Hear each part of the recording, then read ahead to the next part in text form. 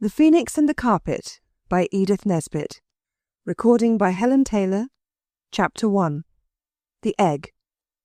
It began with the day when it was almost the 5th of November, and a doubt arose in some breast, Robert's, I fancy, as to the quality of the fireworks laid in for the Guy Fawkes celebration. They were jolly cheap, said whoever it was, and I think it was Robert, and suppose they didn't go off on the night. Those Prosser kids would have something to snigger about then.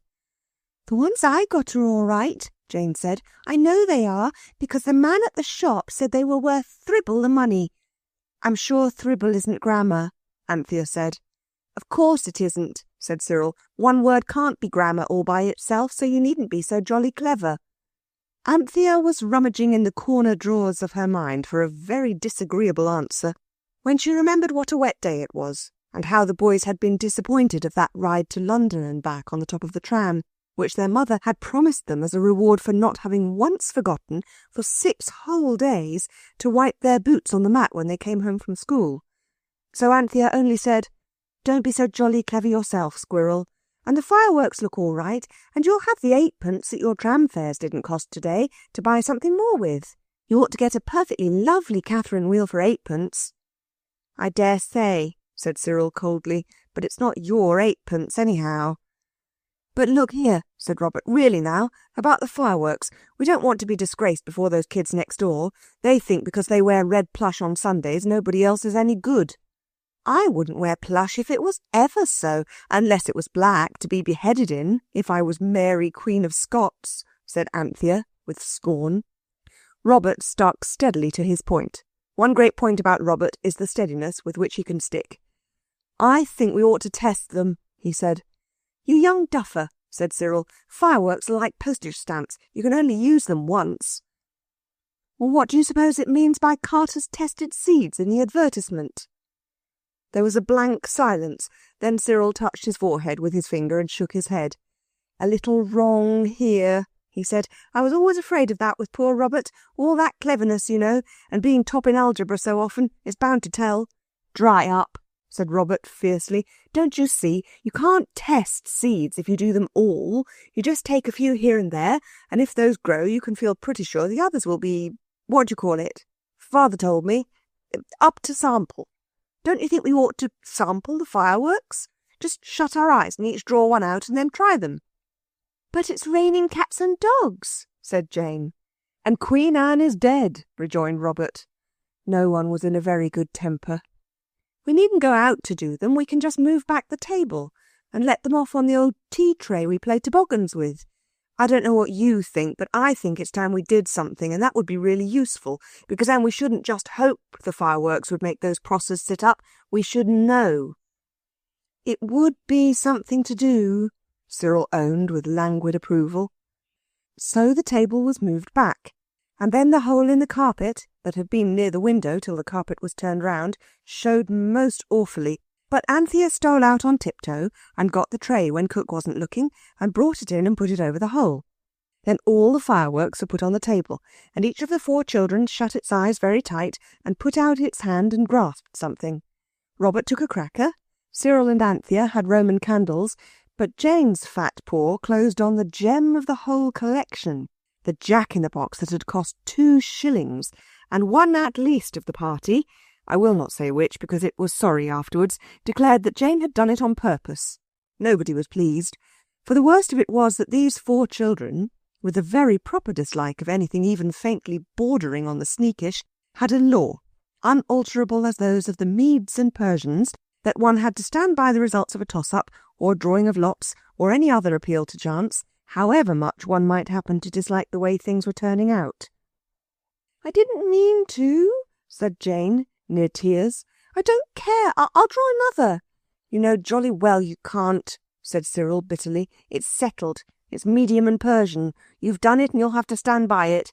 And us too, worse luck. Never mind. You'll have your pocket money before the 5th. Anyway, we'll have the jack-in-the-box last and get the most out of it we can.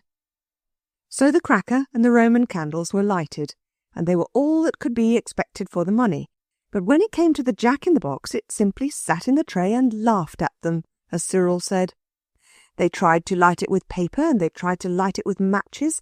They tried to light it with Vesuvian fusees from the pocket of Father's second-best overcoat that was hanging in the hall.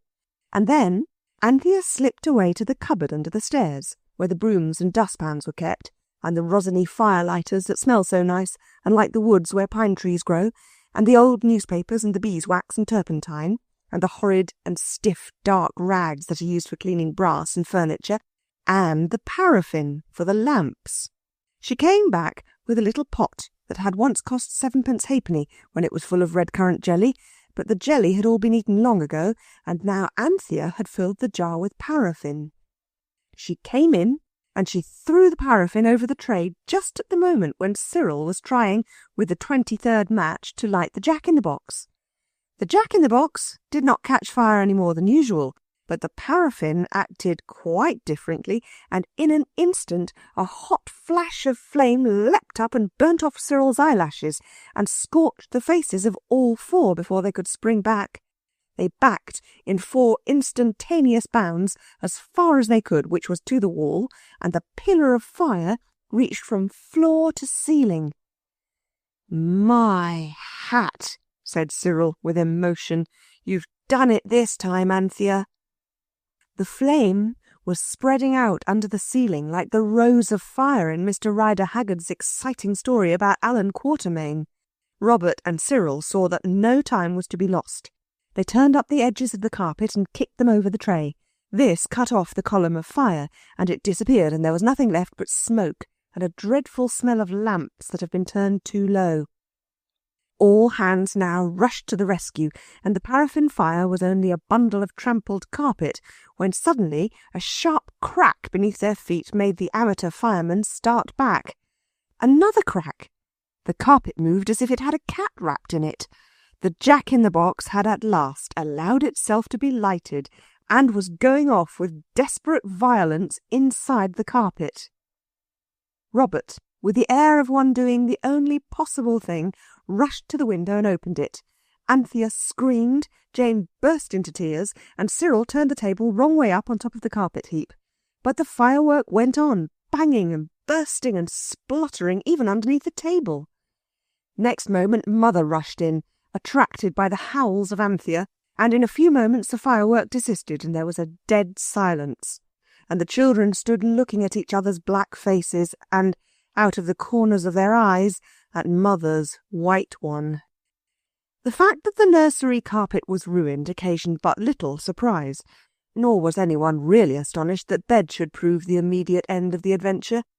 It has been said that all roads lead to Rome. This may be true, but at any rate in early youth I am quite sure that many roads lead to bed, and stop there. Or you do. The rest of the fireworks were confiscated, and Mother was not pleased when Father let them off himself in the back garden, though he said, "Well, how else can you get rid of them, my dear?" You see, Father had forgotten that the children were in disgrace, and that their bedroom windows looked out onto the back garden, so that they all saw the fireworks most beautifully, and admired the skill with which Father handled them. Next day all was forgotten and forgiven. Only the nursery had to be deep cleaned, like spring cleaning, and the ceiling had to be whitewashed. And Mother went out, and just at tea-time next day a man came with a rolled-up carpet, and Father paid him, and Mother said, "If the carpet isn't in good condition, you know, I shall expect you to change it." And the man replied, "There ain't a thread gone on it nowhere, mum. It's a bargain if ever there was one, and I'm more than half sorry I let it go at the price, but we can't resist the ladies, can we, sir?" And he winked at Father and went away. Then the carpet was put down in the nursery, and sure enough, there wasn't a hole in it anywhere. As the last fold was unrolled, something hard and loud-sounding bumped out of it and trundled along the nursery floor. All the children scrambled for it, and Cyril got it. He took it to the gas. It was shaped like an egg, very yellow and shiny, half transparent, and it had an odd sort of light in it that changed as you held it different ways. It was as though it was an egg with a yolk of pale fire that just showed through the stone. "I may keep it, mayn't I, Mother?" Cyril asked. And of course Mother said no. They must take it back to the man who had brought the carpet, because she had only paid for a carpet, and not for a stone egg with a fiery yolk to it. So she told them where the shop was, and it was in the Kentish Town Road, not far from the hotel that's called the Bull and Gate. It was a poky little shop, and a man was arranging furniture outside on the pavement very cunningly, so that the more broken parts should show as little as possible. And directly he saw the children, he knew them again, and he began at once without giving them a chance to speak. "No, you don't," he cried loudly. "I ain't a-going to take back no carpets, so don't you make no bloomin' error. A bargain's a bargain, and the carpet's perfect throughout." "We don't want you to take it back," said Cyril, "but we found something in it." "It must have got into it up at your place, then," said the man, with indignant promptness, "for there ain't nothing in nothing as I sell. It's all as clean as a whistle." "I never said it wasn't clean," said Cyril, "but—" "Oh, if it's moths," said the man, "that's easy cured with borax, but I expect it was only an odd one. I tell you the carpet's good through and through. It hadn't got no moths when it left my hands, not so much as an egg." "But that's just it," interrupted Jane. "There was so much as an egg." The man made a sort of rush at the children and stamped his foot.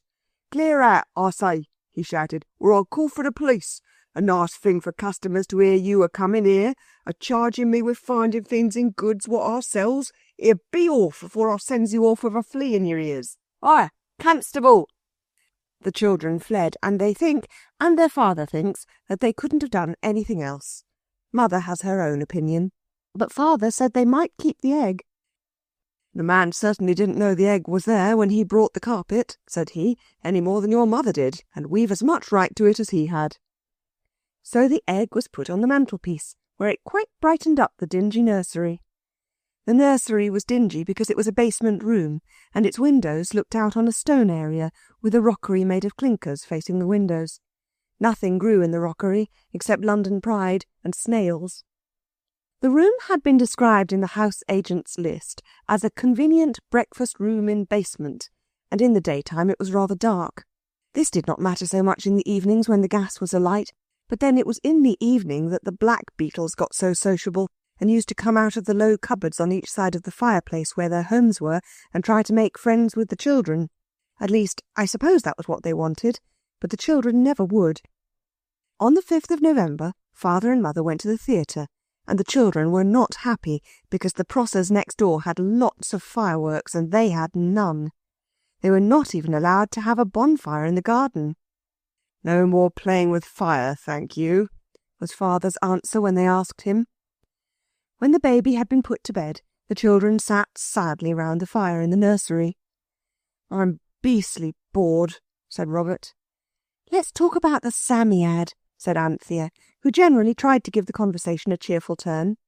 "What's the good of talking?" said Cyril. "What I want is for something to happen. It's awfully stuffy for a chap not to be allowed out in the evenings. There's simply nothing to do when you've got through your Homers." Jane finished the last of her home lessons and shut the book with a bang.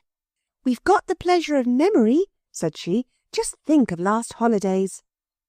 Last holidays, indeed, offered something to think of, for they had been spent in the country, at a white house between a sand pit and a gravel pit, and things had happened.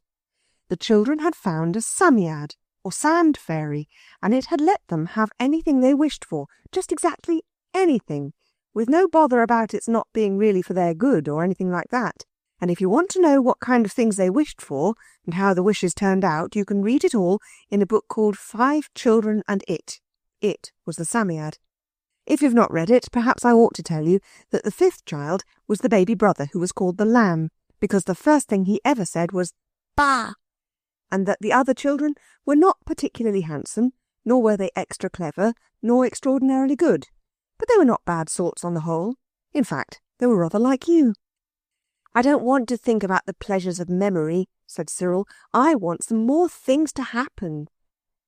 "We're very much luckier than anyone else as it is," said Jane. "Why, no one else ever found a Psammead. We ought to be grateful." "Why shouldn't we go on being, though?" Cyril asked. "Lucky, I mean, not grateful. Why's it all got to stop?" "Perhaps something will happen," said Anthea comfortably. "Do you know, sometimes I think we're the sort of people that things do happen to." "It's like that in history," said Jane. "Some kings are full of interesting things, and others, nothing ever happens to them except their being born and crowned and buried, and sometimes not that." "I think Panther's right," said Cyril. I think we're the sort of people things do happen to. I've a sort of feeling things would happen right enough if we could only give them a shove. It just wants something to start it, that's all." "Oh, I wish they taught magic at school," Jane sighed. "I believe if we could do a little magic, it might make something happen." "I wonder how you begin." Robert looked around the room, but he got no ideas from the faded green curtains or the drab Venetian blinds or the worn brown oilcloth on the floor. Even the new carpet suggested nothing, though its pattern was a very wonderful one, and always seemed as though it were just going to make you think of something. "I could begin right enough," said Anthea. "I've read lots about it, but I believe it's wrong in the Bible." "It's only wrong in the Bible because people wanted to hurt other people. I don't see how things can be wrong unless they hurt somebody, and we don't want to hurt anybody, and what's more, we jolly well couldn't if we tried. Let's get the Ingoldsby Legends. There's a thing about abracadabra there," said Cyril. "We may as well play at magic. Let's be Knights Templars. They were awfully gone on magic. They used to work spells or something with a goat and a goose. Father says so." "Well, that's all right," said Robert unkindly. "You can play the goat right enough, and Jane knows how to be a goose." "I'll get Ingoldsby," said Anthea hastily. "You turn up the hearthrug." So they traced strange figures on the linoleum where the hearthrug had kept it clean. They traced them with chalk that Robert had nicked from the top of the mathematical master's desk at school. You know, of course, that it is stealing to take a new stick of chalk, but it's not wrong to take a broken piece, so long as you only take one. I don't know the reason of this rule, nor who made it. And they chanted all the gloomiest songs they could think of. And, of course, nothing happened. So then Anthea said, "I'm sure a magic fire ought to be made of sweet-smelling wood and have magic gums and essences and things in it." "I don't know any sweet-smelling wood except cedar," said Robert, "but I've got some ends of cedarwood lead pencil." So they burnt the ends of lead pencil, and still nothing happened. "Let's burn some of the eucalyptus oil we have for our colds," said Anthea. And they did. It certainly smelt very strong, and they burned lumps of camphor out of the big chest. It was very bright and made a horrid black smoke which looked very magical, but still nothing happened. Then they got some clean tea-cloths from the dresser drawer in the kitchen and waved them over the magic chalk tracings and sang the hymn of the Moravian nuns at Bethlehem, which is very impressive, and still nothing happened. So they waved more and more wildly, and Robert's tea-cloth caught the golden egg and whisked it off the mantelpiece, and it fell into the fender and rolled under the grate. "Oh, crikey!" said more than one voice, and everyone instantly fell down flat on its front to look under the grate. And there lay the egg, glowing in a nest of hot ashes. "It's not smashed, anyhow," said Robert, and he put his hand under the grate and picked up the egg. But the egg was much hotter than anyone would have believed it could possibly get in such a short time, and Robert had to drop it with a cry of "Bother!" It fell on the top bar of the grate and bounced right into the glowing red-hot heart of the fire. "The tongs!" cried Anthea. But alas, no one could remember where they were. Everyone had forgotten that the tongs had been used to fish up the doll's teapot from the bottom of the water butt, where the lamb had dropped it. So the nursery tongs were resting between the water butt and the dustbin, and Cook refused to lend the kitchen ones. "Never mind," said Robert. "We'll get it out with the poker and the shovel." "Oh, stop!" cried Anthea. "Look at it! Look, look, look! I do believe something is going to happen." For the egg was now red-hot, and inside it something was moving. Next moment there was a soft cracking sound.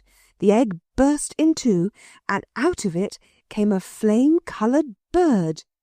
It rested a moment among the flames, and as it rested there the four children could see it growing bigger and bigger under their eyes. Every mouth was agape, every eye agoggle.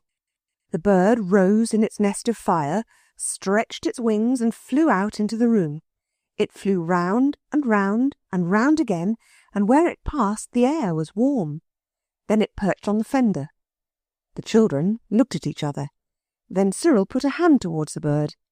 It put its head on one side and looked up at him, as you may have seen a parrot do when it's just going to speak, so that the children were hardly astonished at all when it said, "Be careful, I'm not nearly cool yet." They were not astonished, but they were very, very much interested. They looked at the bird, and it was certainly worth looking at. Its feathers were like gold. It was about as large as a bantam, only its beak was not at all bantam-shaped. "I believe I know what it is," said Robert. "I've seen a picture." He hurried away. A hasty dash and scramble among the papers on father's study table yielded, as the sum books say, the desired result. But when he came back into the room, holding out a paper and crying, "I say, look here," the others all said, "Hush!" And he hushed obediently and instantly, for the bird was speaking. "Which of you," it was saying, "put the egg into the fire?" "He did," said 3 voices, and 3 fingers pointed at Robert. The bird bowed. At least it was more like that than anything else. "I am your grateful debtor," it said, with a high-bred air. The children were all choking with wonder and curiosity, all except Robert. He held the paper in his hand, and he knew. He said so. He said, "I know who you are." And he opened and displayed a printed paper, at the head of which was a little picture of a bird sitting in a nest of flames. "You're the phoenix," said Robert, and the bird was quite pleased. "My fame has lived, then, for 2,000 years, it said. "Allow me to look at my portrait." It looked at the page which Robert, kneeling down, spread out in the fender, and said, "It's not a flattering likeness. And what are these characters?" it asked, pointing to the printed part. "Oh, that's all dullish. It's not much about you, you know," said Cyril, with unconscious politeness, "but you're in lots of books." "With portraits?" asked the phoenix. "Well, no," said Cyril. "In fact, I don't think I ever saw any portrait of you but that one, but I can read you something about yourself if you like." The phoenix nodded, and Cyril went off and fetched volume 10 of the old encyclopedia, and on page 246 he found the following. "Phoenix, in ornithology, a fabulous bird of antiquity." "Antiquity is quite correct," said the phoenix, "but fabulous. Well, do I look it?" Everyone shook its head. Cyril went on, "The ancients speak of this bird as single, or the only one of its kind." "That's right enough," said the phoenix. "They describe it as about the size of an eagle." "Eagles are different sizes," said the phoenix. "It's not at all a good description." All the children were kneeling on the hearthrug to be as near the phoenix as possible. "You'll boil your brains," it said. "Look out, I'm nearly cool now." And with a whir of golden wings it fluttered from the fender to the table. It was so nearly cool that there was only a very faint smell of burning when it had settled itself on the tablecloth. "It's only a very little scorched," said the phoenix apologetically. "It will come out in the wash. Please go on reading." The children gathered round the table. "The size of an eagle," Cyril went on, "its head finely crested with a beautiful plumage, its neck covered with feathers of a gold colour, and the rest of its body purple, only the tail white and the eyes sparkling like stars. They say that it lives about 500 years in the wilderness, and when advanced in age, it builds itself a pile of sweet wood and aromatic gums, fires it with the wafting of its wings, and thus burns itself, and that from its ashes arises a worm, which in time grows up to be a phoenix. Hence the Phoenicians gave—" "Never mind what they gave," said the phoenix, ruffling its golden feathers. "They never gave much, anyway. They always were people who gave nothing for nothing. That book ought to be destroyed. It's most inaccurate. The rest of my body was never purple, and as for my tail, well, I simply ask you, is it white?" It turned round and gravely presented its golden tail to the children. "No, it's not," said everybody. "No, and it never was," said the phoenix. "And that about the worm is just a vulgar insult. The phoenix has an egg like all respectable birds. It makes a pile, that part's all right, and it lays its egg, and it burns itself, and it goes to sleep and wakes up in its egg, and comes out and goes on living again, and so on, for ever and ever. I can't tell you how weary I got of it. Such a restless existence. No repose." "But how did your egg get here?" asked Anthea. "Ah, that's my life secret," said the phoenix. "I couldn't tell it to anyone who wasn't really sympathetic. I've always been the misunderstood bird. You can tell that by what they say about the worm. I might tell you, it went on, looking at Robert with eyes that were indeed starry. You put me on the fire. Robert looked uncomfortable. The rest of us made the fire of sweet-scented woods and gums, though, said Cyril. And it was an accident, my putting you on the fire, said Robert, telling the truth with some difficulty, for he did not know how the phoenix might take it. It took it in the most unexpected manner. Your candid avowal, it said, removes my last scruple. I will tell you my story. And you won't vanish or anything sudden, will you? Asked Anthea anxiously. Why? It asked, puffing out the golden feathers. Do you wish me to stay here? Oh, yes, said everyone with unmistakable sincerity. Why? Asked the phoenix again, looking modestly at the tablecloth. Because, said everyone at once, and then stopped short. Only Jane added, after a pause, You are the most beautiful person we've ever seen. You are a sensible child, said the phoenix, and I will not vanish or anything sudden, and I will tell you my tale. I had resided, as your book says, for many 1,000 years in the wilderness, which is a large, quiet place with very little really good society, and I was becoming weary of the monotony of my existence. But I acquired the habit of laying my egg and burning myself every 500 years, and you know how difficult it is to break yourself of a habit. Yes, said Cyril. Jane used to bite her nails. But I broke myself of it, urged Jane, rather hurt. You know I did.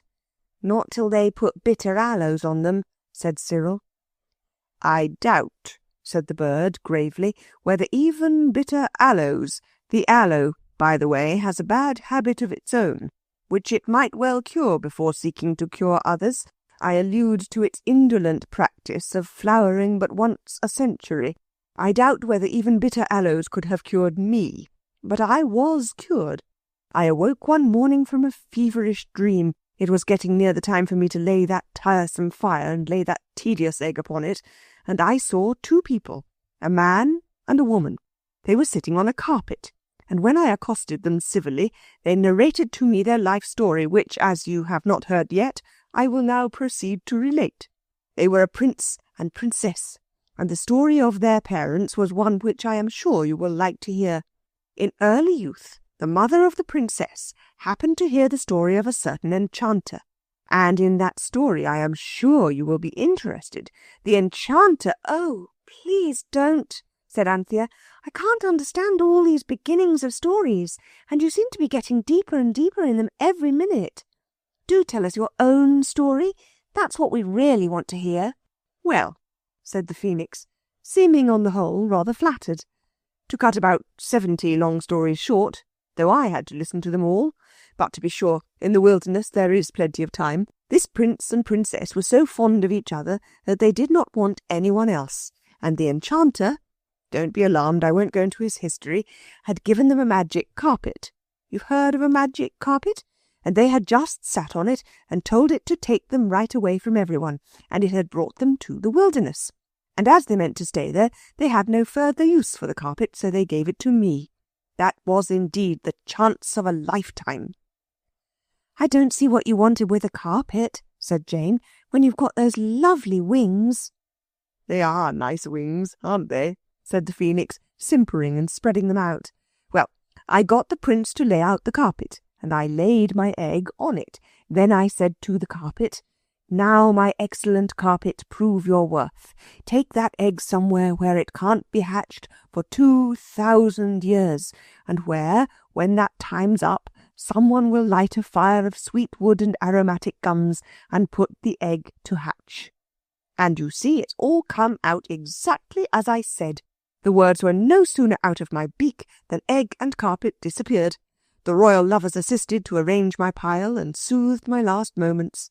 I burnt myself up and knew no more till I awoke on yonder altar. It pointed its claw at the grate.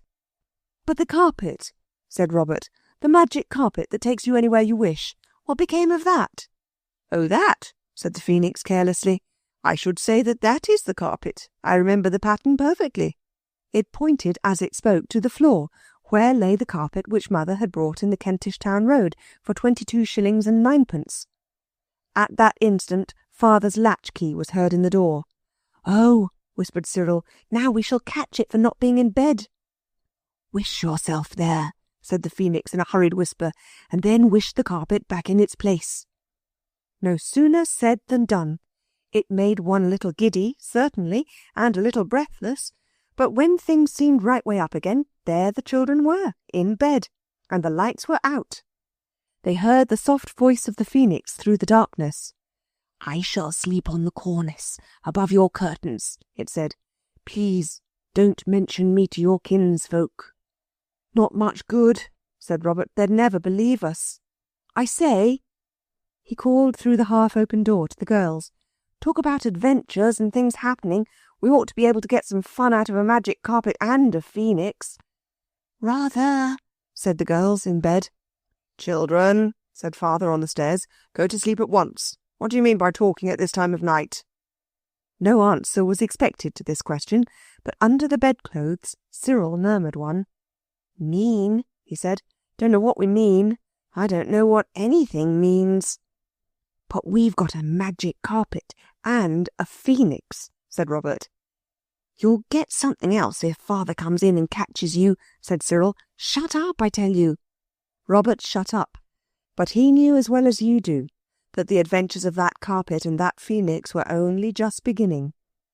Father and Mother had not the least idea of what had happened in their absence. This is often the case, even when there are no magic carpets or phoenixes in the house. The next morning, but I am sure you would rather wait until the next chapter before you hear about that.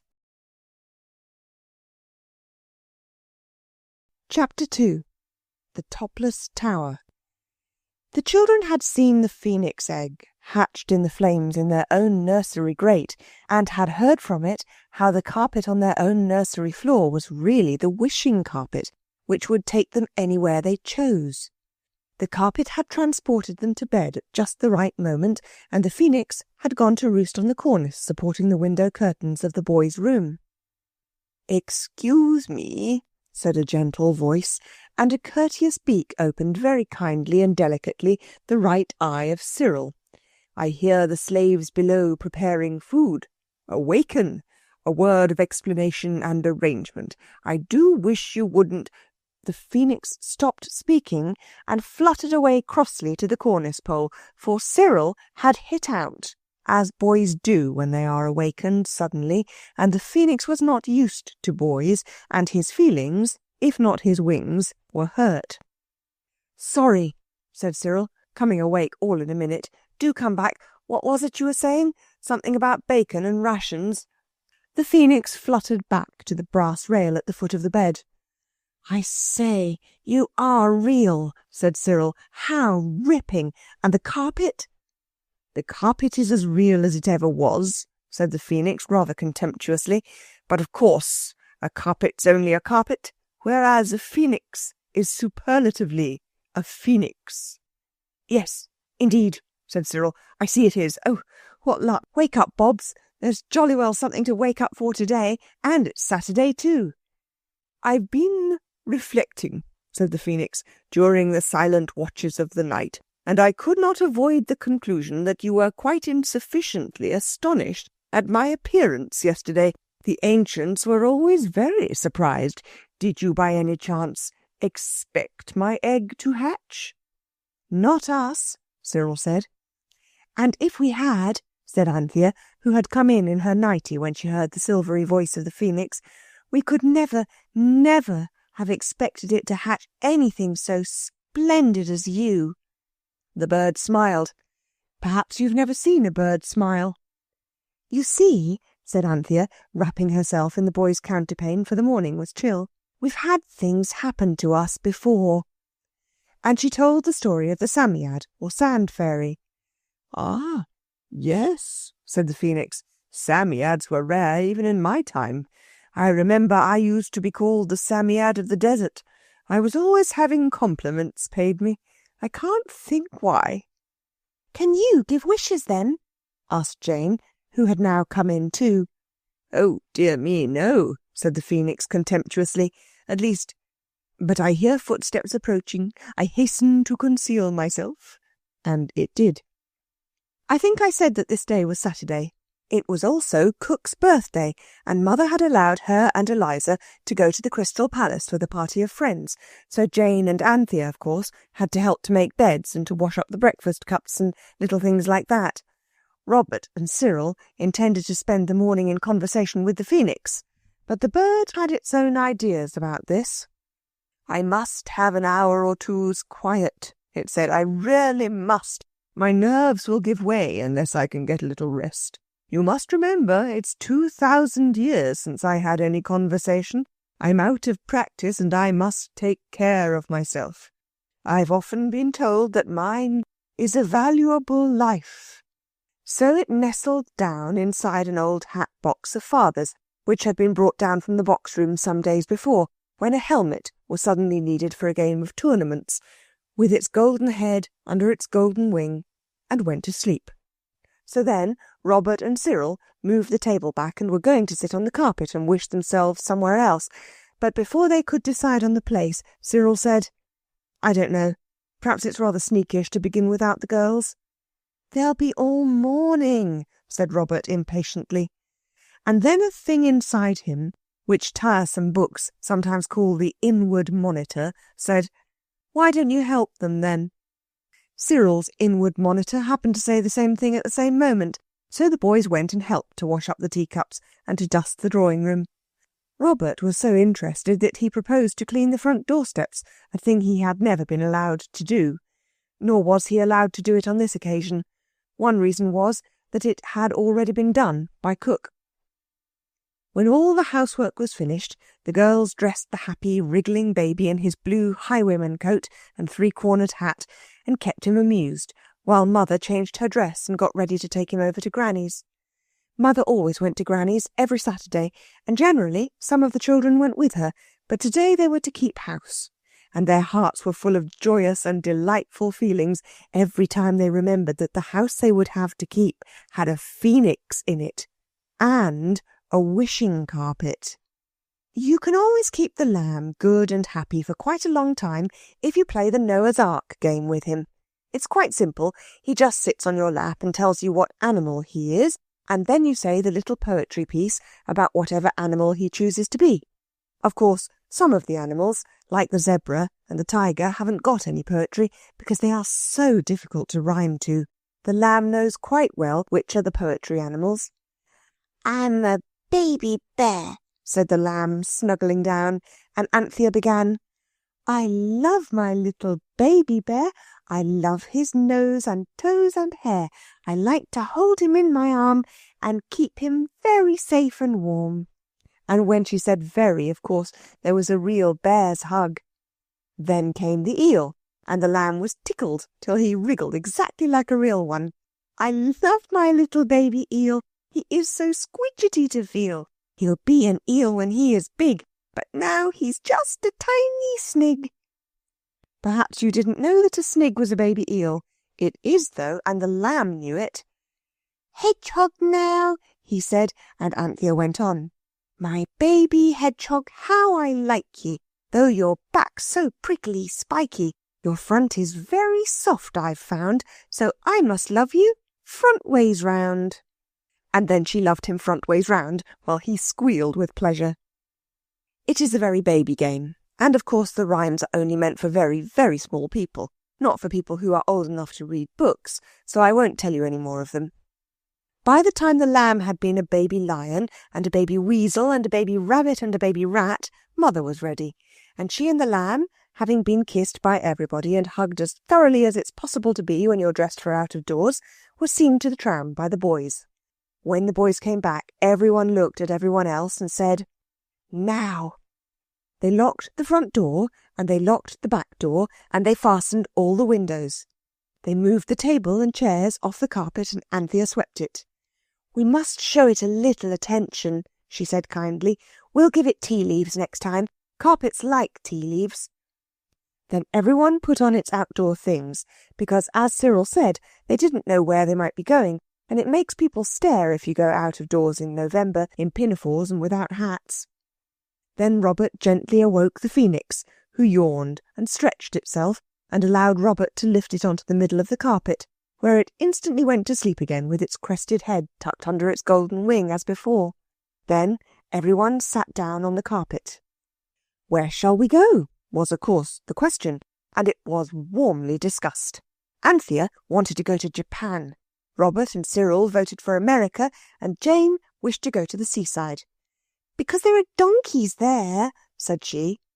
"Not in November, silly," said Cyril, and the discussion got warmer, and still nothing was settled. "I vote we let the phoenix decide," said Robert at last, so they stroked it till it woke. "We want to go somewhere abroad," they said, "and we can't make up our minds where." "Well, let the carpet make up its mind, if it has one," said the phoenix. "Just say you wish to go abroad."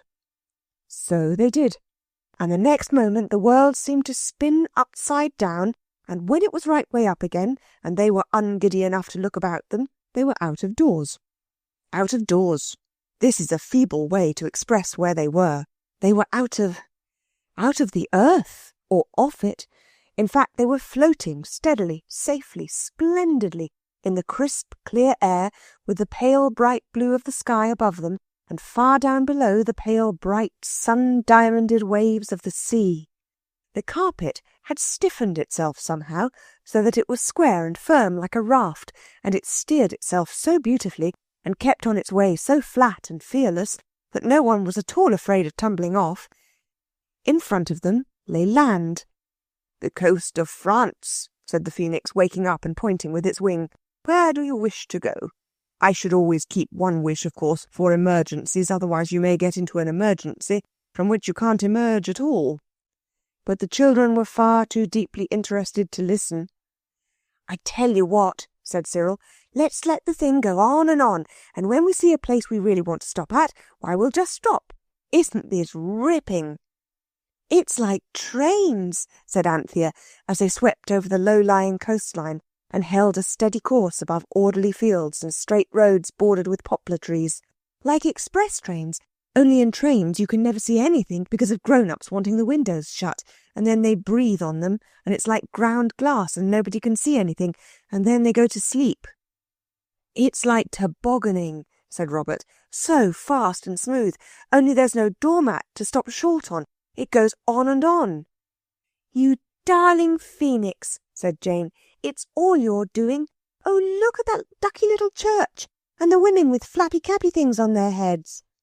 "Don't mention it," said the phoenix with sleepy politeness. "Oh," said Cyril, summing up all the rapture that was in every heart. "Look at it all. Look at it, and think of the Kentish Town Road." Everyone looked and everyone thought, and the glorious, gliding, smooth, steady rush went on, and they looked down on strange and beautiful things, and held their breath and let it go in deep sighs, and said "ah" and "ah," till it was long past dinner-time. It was Jane who suddenly said, "I wish we'd brought that jam tart and cold mutton with us. It would have been jolly to have a picnic in the air." The jam tart and cold mutton were, however, far away, sitting quietly in the larder of the house in Camden Town, which the children were supposed to be keeping. A mouse was at that moment tasting the outside of the raspberry jam part of the tart. She had nibbled a sort of gulf or bay through the pastry edge, to see whether it was the sort of dinner she could ask her little mouse husband to sit down to. She had had a very good dinner herself. It is an ill wind that blows nobody any good. "We'll stop as soon as we see a nice place," said Anthea.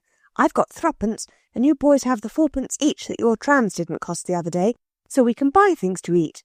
I expect the phoenix can speak French." The carpet was sailing along over rocks and rivers and trees and towns and farms and fields. It reminded everybody of a certain time when all of them had had wings and had flown up to the top of a church tower and had had a feast there of chicken and tongue and new bread and soda water. And this again reminded them how hungry they were.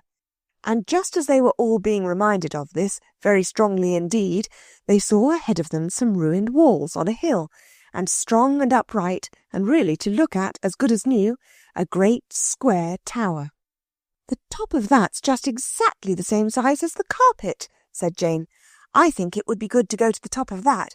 because then none of the natives, would be able to take the carpet away, even if they wanted to, and some of us could go out and get things to eat. Buy them, honestly, not take them out of larder windows.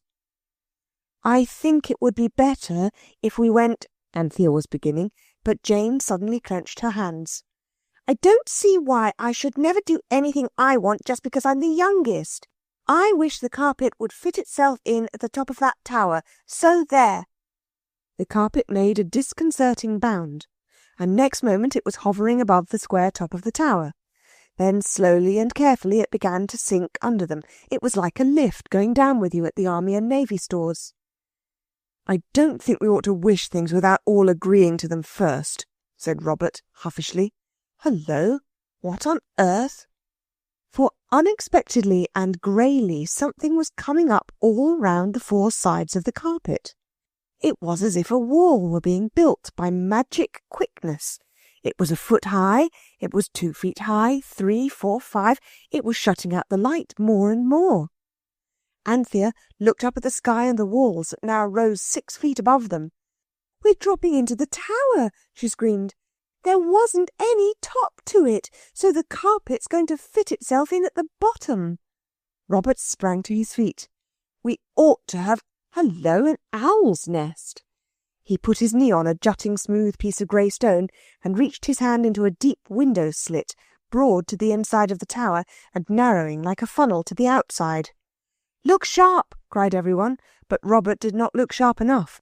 By the time he had drawn his hand out of the owl's nest, there were no eggs there, the carpet had sunk 8 feet below him. Jump, you silly cuckoo, cried Cyril with brotherly anxiety. But Robert couldn't turn round all in a minute into a jumping position. He wriggled and twisted and got onto the broad ledge, and by the time he was ready to jump, the walls of the tower had risen up 30 feet above the others, who were still sinking with the carpet, and Robert found himself in the embrasure of a window, alone, for even the owls were not home that day. The wall was smoothish, there was no climbing up, and as for climbing down, Robert hid his face in his hands and squirmed back and back from the giddy verge until the back part of him was wedged quite tight in the narrowest part of the window slit. He was safe now, of course, but the outside part of his window was like a frame to a picture of part of the other side of the tower. It was very pretty, with moss growing between the stones and little shiny gems, but between him and it there was the width of the tower, and nothing in it but empty air. The situation was terrible. Robert saw in a flash that the carpet was likely to bring them into just the same sort of tight places that they used to get into with the wishes that the Psammead granted them. And the others, imagine their feelings as the carpet sank slowly and steadily to the very bottom of the tower, leaving Robert clinging to the wall. Robert did not even try to imagine their feelings. He had quite enough to do with his own, but you can. As soon as the carpet came to a stop on the ground at the bottom of the inside of the tower, it suddenly lost that raft-like stiffness which had been such a comfort during the journey from Camden Town to the Topless Tower, and spread itself limply over the loose stones and little earthy mounds at the bottom of the tower, just exactly like any ordinary carpet. Also, it shrank suddenly so that it seemed to draw away from under their feet, and they stepped quickly off the edges and stood on the firm ground, while the carpet drew itself till it was its proper size, and no longer fitted exactly into the inside of the tower, but left a quite big space all around it. Then across the carpet they looked at each other, and then every chin was tilted up, and every eye sought vainly to see where poor Robert had got to. Of course they couldn't see him. "I wish we hadn't come," said Jane. "You always do," said Cyril, briefly. "Look here, we can't leave Robert up there. I wish the carpet would fetch him down." The carpet seemed to awake from a dream and pull itself together. It stiffened itself briskly and floated up between the four walls of the tower. The children below craned their heads back and nearly broke their necks in doing it. The carpet rose and rose. It hung poised darkly above them for an anxious moment or two. Then it dropped down again, threw itself on the uneven floor of the tower, and as it did so tumbled Robert out onto the uneven floor of the tower. "Oh, glory!" said Robert. "That was a squeak. You don't know how I felt. I say I've had about enough for a bit. Let's wish ourselves at home again and have a go at that jam tart and mutton. We can go out again afterwards." "Right-o," said everyone, for the adventure had shaken the nerves of all. So they all got onto the carpet again and said, "I wish we were at home." And lo and behold, they were no more at home than before. The carpet never moved. The phoenix had taken the opportunity to go to sleep. Anthea woke it up gently. "Look here," she said. "I'm looking," said the phoenix. "We wished to be at home and we're still here," complained Jane. "No," said the phoenix, looking about it at the high dark walls of the tower. "No, I quite see that." "But we wish to be at home," said Cyril. "No doubt," said the bird politely. "And the carpet hasn't moved an inch," said Robert. "No," said the phoenix, "I see, it hasn't." "But I thought it was a wishing carpet." "So it is," said the phoenix. "Then why?" asked the children all together. "I did tell you, you know," said the phoenix, "only you are so fond of listening to the music of your own voices. It is indeed the most lovely music to each of us, and therefore—" "You did tell us what?" interrupted an exasperated Cyril. "Why, that the carpet only gives you 3 wishes a day. And you've had them." There was a heartfelt silence. "Then how are we going to get home?" said Cyril at last. "I haven't any idea," replied the phoenix kindly. "Can I fly out and get you any little thing?" "How could you carry the money to pay for it?" "It isn't necessary. Birds always take what they want. It is not regarded as stealing except in the case of magpies." The children were glad to find they had been right in supposing this to be the case, on the day when they had wings and had enjoyed somebody else's ripe plums. "Yes, let the phoenix get us something to eat anyway," Robert urged. "If you will be so kind, you mean," corrected Anthea in a whisper. "If it will be so kind, and we can be thinking while it's gone."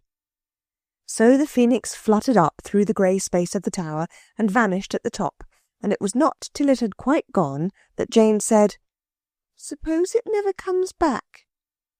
It was not a pleasant thought, and though Anthea at once said, "Of course it will come back. I'm certain it's a bird of its word," a further gloom was cast by the idea, for curiously enough there was no door to the tower, and all the windows were far, far too high to be reached by the most adventurous climber.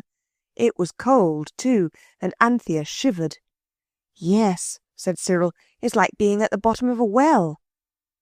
The children waited in a sad and hungry silence, and got little stiff necks with holding their little heads back to look up the inside of the tall grey tower to see if the phoenix was coming. At last it came. It looked very big as it fluttered down between the walls, and as it neared them the children saw that its bigness was caused by a basket of boiled chestnuts, which it carried in one claw. In the other it held a piece of bread, and in its beak was a very large pear. The pear was juicy and as good as a very small drink. When the meal was over, everyone felt better, and the question of how to get home was discussed without any disagreeableness. But no one could think of any way out of the difficulty, or even out of the tower, for the phoenix, though its beak and claws had fortunately been strong enough to carry food for them, was plainly not equal to flying through the air with 4 well-nourished children. "We must stay here, I suppose," said Robert at last, "and shout out every now and then, and someone will hear us and bring ropes and ladders and rescue us like out of mines, and they'll get up a subscription to send us home, like castaways." "Yes, but we shan't be home before Mother is, and then Father'll take away the carpet and say it's dangerous or something," said Cyril. "I do wish we hadn't come," said Jane, and everyone else said shut up, except Anthea, who suddenly awoke the phoenix and said, "Look here, I believe you can help us. Oh, I do wish you would." "I will help you as far as lies in my power," said the phoenix at once. "What is it you want now?" "Why, we want to get home," said everyone. "Oh," said the phoenix. "Ah, yes, home, you said. Meaning?" "Where we live, where we slept last night, where the altar is that your egg was hatched on." "Oh, there," said the phoenix. "Well, I'll do my best." It fluttered onto the carpet and walked up and down for a few minutes in deep thought. Then it drew itself up proudly. "I can help you," it said. "I am almost sure I can help you. Unless I am grossly deceived, I can help you. You won't mind my leaving you for an hour or two?" And without waiting for a reply, it soared up through the dimness of the tower into the brightness above. "Now," said Cyril firmly, "it said an hour or two, but I've read about captives and people shut up in dungeons and catacombs and things awaiting release, and I know each moment is an eternity. Those people always do something to pass the desperate moments. It's no use our trying to tame spiders, because we shan't have time." "I hope not," said Jane doubtfully. "But we ought to scratch our names on the stones or something." "I say, talking of stones," said Robert, "you see that heap of stones against the wall over in that corner? Well, I'm certain there's a hole in the wall there, and I believe it's a door. Yes, look here. The stones are round like an arch in the wall, and there's a hole. It's all black inside." He had walked over to the heap as he spoke and climbed up to it, dislodged the top stone of the heap, and uncovered a little dark space. Next moment everyone was helping to pull down a heap of stones, and very soon everyone threw off its jacket, for it was warm work. "It is a door," said Cyril, wiping his face, "and not a bad thing either if—" He was going to add, "if anything happens to the phoenix," but he didn't for fear of frightening Jane. He was not an unkind boy when he had leisure to think of such things. The arched hole in the wall grew larger and larger. It was very, very black, even compared with the sort of twilight at the bottom of the tower. It grew larger because the children kept pulling off the stones and throwing them down into another heap. The stones must have been there a very long time, for they were covered with moss, and some of them were stuck together by it. So it was fairly hard work, as Robert pointed out. When the hole reached to about halfway between the top of the arch and the tower, Robert and Cyril let themselves down cautiously on the inside and lit matches. How thankful they felt then that they had a sensible father who did not forbid them to carry matches as some boys' fathers do. The father of Robert and Cyril only insisted on the matches being of the kind that strike only on the box. "It's not a door, it's a sort of tunnel," Robert cried to the girls after the first match had flared up, flickered and gone out. "Stand off, we'll push some more stones down." They did, amid deep excitement. And now the stone heap was almost gone, and before them the girls saw the dark archway leading to unknown things. All doubts and fears as to getting home were forgotten in this thrilling moment. It was like Monte Cristo. It was like— "I say," cried Anthea suddenly, "come out. There's always bad air in places that have been shut up. It makes your torches go out and then you die. It's called fire damp, I believe. Come out, I tell you." The urgency of her tone actually brought the boys out, and then everyone took up its jacket and fanned the dark arch with it so as to make the air fresh inside. When Anthea thought the air inside must be freshened by now, Cyril led the way into the arch. The girls followed, and Robert came last, because Jane refused to tail the procession, lest something should come in after her and catch at her from behind. Cyril advanced cautiously, lighting match after match and peering before him. "It's a vaulting roof," he said, "and it's all stone. All right, Panther, don't keep pulling at my jacket. The air must be all right because of the matches, silly, and there are— Look out, there are steps down." "Oh, don't let's go any farther," said Jane, in an agony of reluctance. It's a very painful thing, by the way, to be in. "I'm sure there are snakes or dens of lions or something. Do let's go back and come some other time with candles and bellows for the fire damp." "Let me get in front of you then," said the stern voice of Robert from behind. "This is exactly the place for buried treasure, and I'm going on anyway. You can stay behind if you like." And then, of course, Jane consented to go on. So very slowly and carefully the children went down the steps. There were 17 of them, and at the bottom of the steps were more passages branching 4 ways, and a sort of low arch on the right-hand side made Cyril wonder what it could be, for it was too low to be the beginning of another passage. So he knelt down and lit a match, and stooping very low, he peeped in. "There's something," he said, and reached out his hand. It touched something that felt more like a damp bag of marbles than anything else that Cyril had ever touched.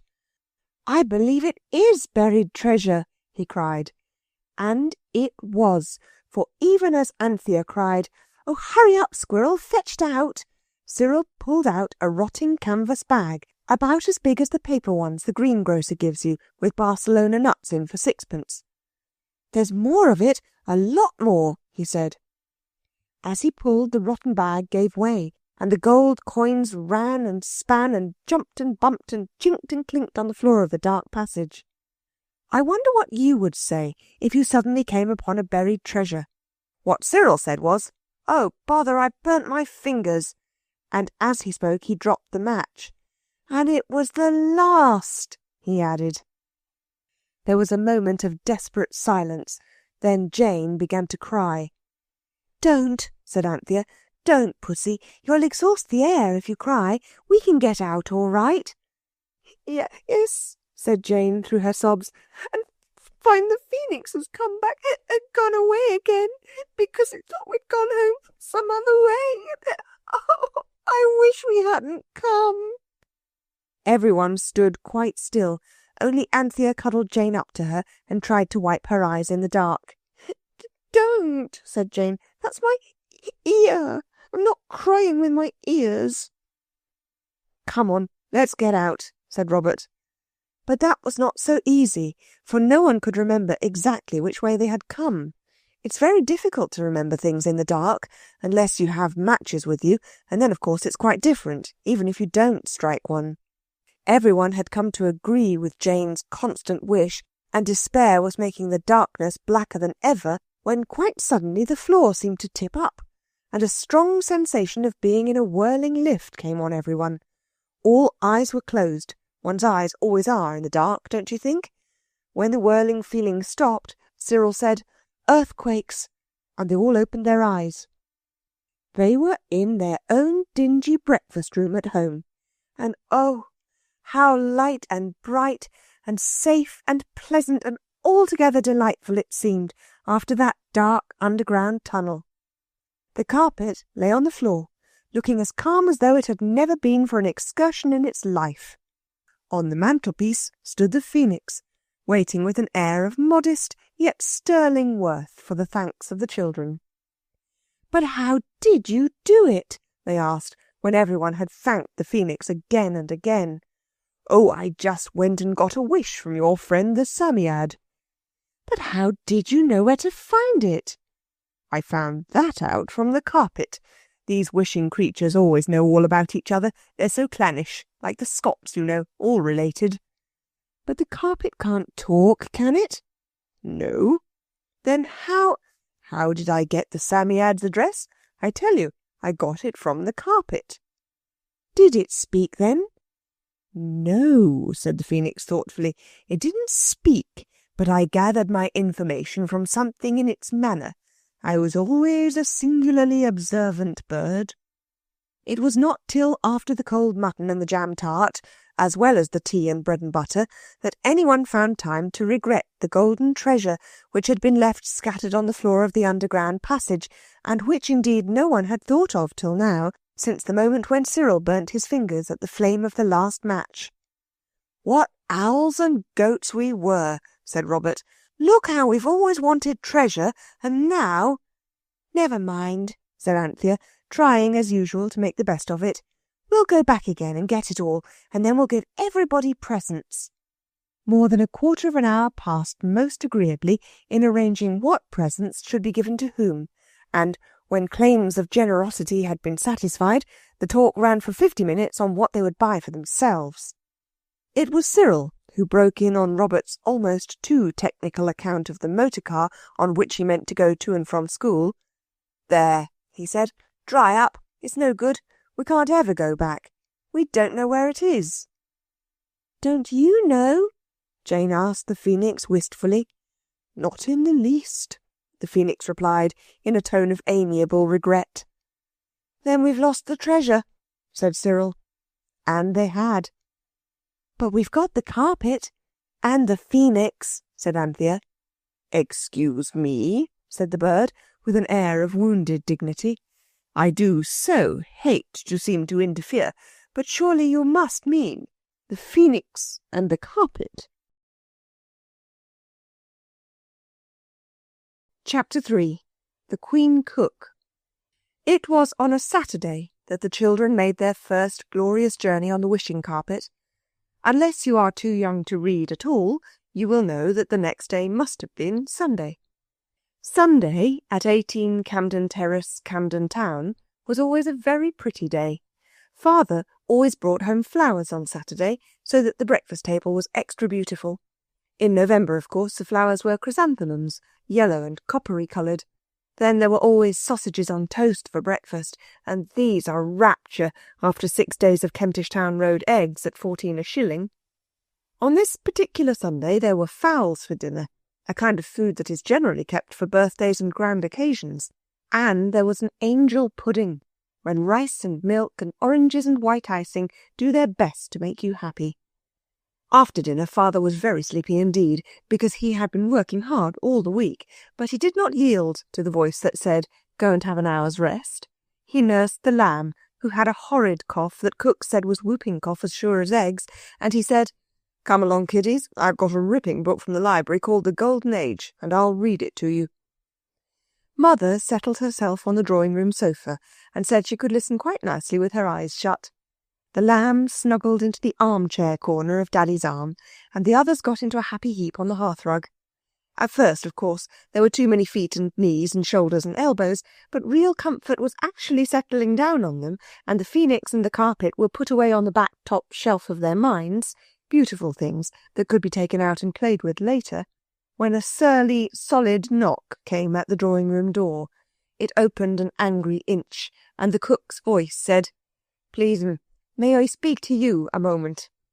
Mother looked at Father with a desperate expression. Then she put her pretty, sparkly Sunday shoes down from the sofa and stood up in them and sighed. "As good fish in the sea," said Father cheerfully, and it was not till much later that the children understood what he meant. Mother went out into the passage which is called the hall, where the umbrella stand is, and the picture of the monarch of the glen in a yellow shining frame, with brown spots on the monarch from the damp in the house before last. And there was Cook, very red and damp in the face, and with a clean apron tied on all crooked over the dirty one that she had dished up those dear delightful chickens in. She stood there, and she seemed to get redder and damper, and she twisted the corner of her apron round her fingers, and she said very shortly and fiercely, "If you please, ma'am, I should wish to leave at my day month." Mother leaned against the hat-stand. The children could see her looking pale through the crack of the door, because she had been very kind to the cook, and had given her a holiday only the day before, and it seemed so very unkind of the cook to want to go like this, and on a Sunday too. "Why, what's the matter?" Mother said. "It's dem children," the cook replied, and somehow the children all felt that they had known it from the first. They did not remember having done anything extra wrong, but it is so frightfully easy to displease a cook. "It's dem children. Then there's that new carpet in their room, covered thick with mud, both sides, beastly yellow mud, and sakes alive knows where they got it, and all that muck to clean up on a Sunday. It's not my place, and it's not my intentions, so I don't deceive you, ma'am, and but for them limbs, which they is if ever there was, it's not a bad place, though I says it, and I wouldn't wish to leave, but—" "I'm very sorry," said Mother gently. "I will speak to the children, and you had better think it over, and if you really wish to go, tell me tomorrow." Next day Mother had a quiet talk with Cook, and Cook said she didn't mind if she stayed on a bit, just to see. But meantime the question of the muddy carpet had been gone into thoroughly by Father and Mother. Jane's candid explanation that the mud had come from the bottom of a foreign tower, where there was buried treasure, was received with such chilling disbelief that the others limited their defence to an expression of sorrow, and of a determination not to do it again. But Father said, and Mother agreed with him, because mothers have to agree with fathers, and not because it was her own idea, that children who coated a carpet on both sides with thick mud, and when they were asked for an explanation could only talk silly nonsense, that meant Jane's truthful statement, were not fit to have a carpet at all, and indeed shouldn't have one for a week.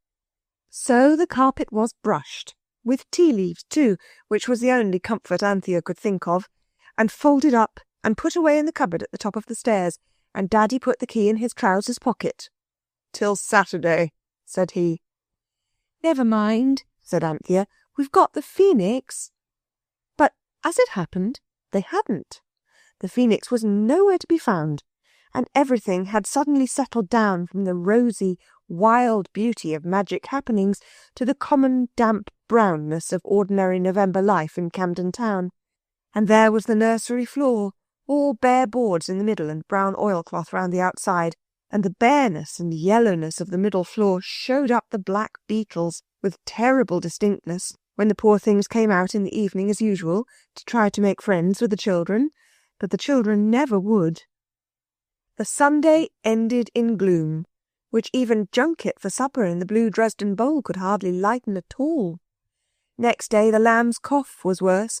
It certainly seemed very whoopy, and the doctor came in his brown carriage. Everyone tried to bear up under the weight of the sorrow which it was to know that the wishing carpet was locked up and the phoenix mislaid. A good deal of time was spent in looking for the phoenix. "It's a bird of its word," said Anthea.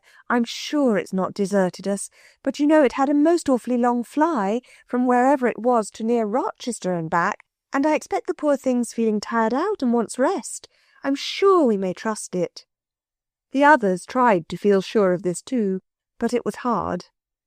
No one could be expected to feel very kindly towards the cook, since it was entirely through her making such a fuss about a little foreign mud that the carpet had been taken away. "She might have told us," said Jane, "and Panther and I would have cleaned it with tea leaves." "She's a cantankerous cat," said Robert. "I shan't say what I think about her," said Anthea primly, "because it would be evil speaking, lying and slandering." "It's not lying to say she's a disagreeable pig and a beastly blue-nosed boswas," said Cyril, who had read the eyes of light and intended to talk like Tony as soon as he could teach Robert to talk like Paul. And all the children, even Anthea, agreed that even if she wasn't a blue-nosed boswas, they wished Cook had never been born. But I ask you to believe that they didn't do all the things on purpose which so annoyed the cook during the following week, though I dare say the things would not have happened if the cook had been a favourite. This is a mystery. Explain it if you can. The things that happened were as follows. Sunday, discovery of foreign mud on both sides of the carpet. Monday, licorice put on to boil with aniseed balls in a saucepan. Anthea did this because she thought it would be good for the lamb's cough. The whole thing forgotten, and bottom of saucepan burned out. It was the little saucepan lined with white that was kept for the baby's milk. Tuesday, a dead mouse found in pantry. Fish slice taken to dig grave with. By regrettable accident, fish slice broken. Defence, the cook oughtn't to keep dead mice in pantries. Wednesday, chopped suet left on kitchen table. Robert added chopped soap, but he says he thought the suet was soap too. Thursday, broke the kitchen window by falling against it during a perfectly fair game of bandits in the area. Friday, stopped up grating of kitchen sink with putty and filled sink with water to make a lake to sail paper boats in. Went away and left the tap running. Kitchen hearthrug and cook's shoes ruined. On Saturday, the carpet was restored. There had been plenty of time during the week to decide where it should be asked to go when they did get it back. Mother had gone over to Granny's, and she had not taken the lamb because he had a bad cough, which cook repeatedly said was whooping cough as sure as eggs is eggs. "But we'll take him out, a ducky darling," said Anthea. "We'll take him somewhere where you can't have whooping cough. Don't be so silly, Robert. If he does talk about it, no one will take any notice. He's always talking about things he's never seen." So they dressed the lamb and themselves in out-of-doors clothes, and the lamb chuckled and laughed and coughed again, poor dear, and all the chairs and tables were moved off the carpet by the boys, while Jane nursed the lamb, and Anthea rushed through the house in one last wild hunt for the missing phoenix. "It's no use waiting for it," she said, reappearing breathless in the breakfast-room, "but I know it hasn't deserted us. It's a bird of its word." "Quite so," said the gentle voice of the phoenix from beneath the table. Everyone fell on its knees and looked up, and there was the phoenix, perched on a crossbar of wood that ran across under the table and had once supported a drawer. in the happy days before the drawer had been used as a boat, and its bottom unfortunately trodden out by Raggit's really reliable school boots on the feet of Robert. "I've been here all the time," said the phoenix, yawning politely behind its claw. "If you wanted me, you should have recited the Ode of Invocation. It's 7,000 lines long and written in very pure and beautiful Greek." "Couldn't you tell it us in English?" asked Anthea. "It's rather long, isn't it?" said Jane, jumping the lamb on her knee. "Couldn't you make a short English version like Tate and Brady?" "Oh, come along, do," said Robert, holding out his hand. "Come along, good old phoenix." "Good old beautiful phoenix," it corrected shyly. "Good old beautiful phoenix, then. Come along, said Robert impatiently, with his hand still held out. The phoenix fluttered at once onto his wrist. "This amiable youth," it said to the others, "has miraculously been able to put the whole meaning of the 7,000 lines of Greek invocation into one English hexameter. A little misplaced, some of the words, but oh, come along, good old beautiful phoenix. Not perfect, I admit, but not bad for a boy of his age." "Well, now then," said Robert, stepping back onto the carpet with the golden phoenix on his wrist. "You look like the king's falconer," said Jane, sitting down on the carpet with the baby on her lap. Robert tried to go on looking like it. Cyril and Anthea stood on the carpet. "We shall have to get back before dinner," said Cyril, "or cook will blow the gaff." "She hasn't sneaked since Sunday," said Anthea. Robert was beginning, when the door burst open and the cook, fierce and furious, came in like a whirlwind and stood on the corner of the carpet with a broken basin in one hand and a threat in the other, which was clenched. "Look here," she cried, "my only basin, and what the powers am I to make the beefsteak and kidney pudding in that your ma ordered for your dinners? You don't deserve no dinners, so you don't." "I'm awfully sorry, cook," said Anthea gently. "It was my fault, and I forgot to tell you about it. It got broken when we were telling our fortunes, with melted lead, you know, and I meant to tell you." "Meant to tell me," replied the cook. She was red with anger, and I really don't wonder her. "Meant to tell. Well, I mean to tell too. I've held my tongue this week through, because the missus, she said to me quiet like, we mustn't expect old heads on young shoulders. But now I shan't hold it no longer. There was the soap you put in her pudding, and me and Eliza never so much as breathed it to your ma, though well we might, and the saucepan, and the fish slice, and my gracious cats alive, what have you got that blessed child dressed up in his outdoors for?" "We aren't going to take him out," said Anthea, "at least—" She stopped short, for though they weren't going to take him out in the Kentish Town Road, they certainly intended to take him elsewhere. But not at all where cook meant when she said out. This confused the truthful Anthea. "Out," said the cook. "That I'll take care you don't." And she snatched the lamb from the lap of Jane, while Anthea and Robert caught her by the skirts and apron. "Look here," said Cyril, in stern desperation. "Will you go away and make your pudding in a pie dish, or a flower pot, or a hot water can, or something?" "Not me," said the cook briefly, "and leave this precious poppet for you to give his death a cold to." "I warn you," said Cyril solemnly, "beware ere yet it be too late." "Late yourself, the little popsy wopsy," said the cook with angry tenderness.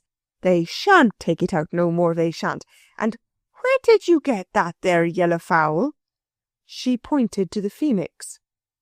Even Anthea saw that unless the cook lost her situation, the loss would be theirs. "I wish," she said suddenly, "we were on a sunny southern shore where there can't be any whooping cough."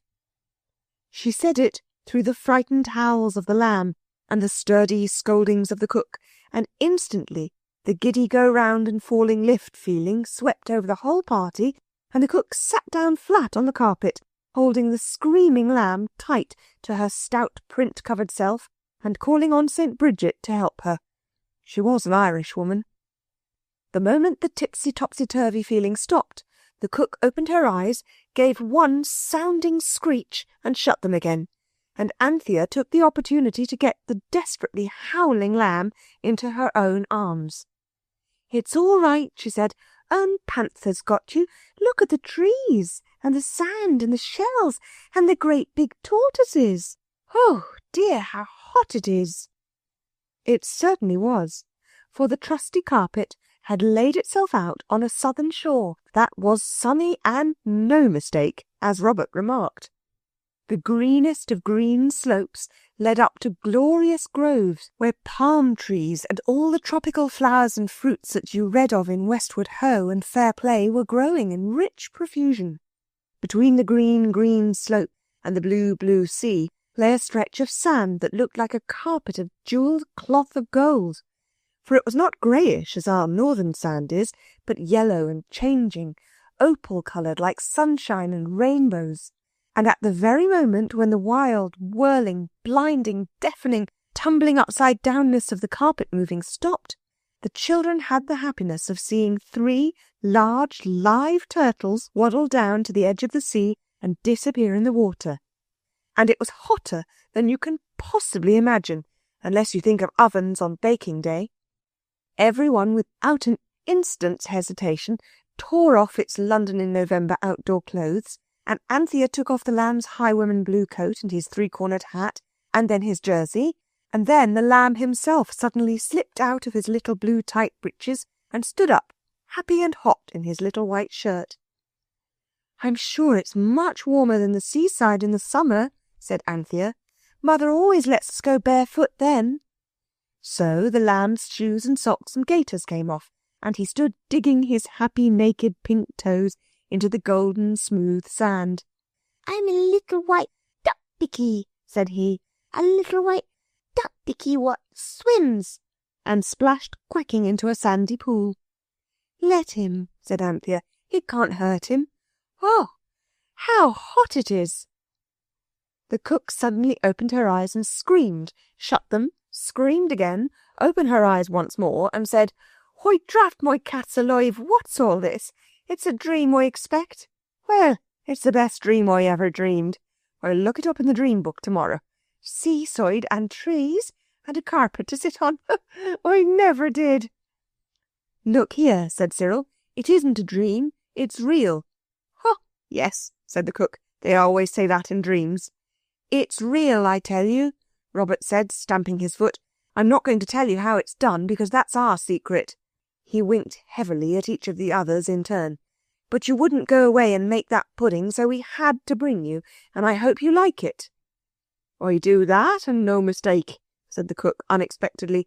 "And it being a dream, it don't matter what I say, and I will say, if it's my last word, that of all the aggravating little varmints—" "Calm yourself, my good woman," said the phoenix.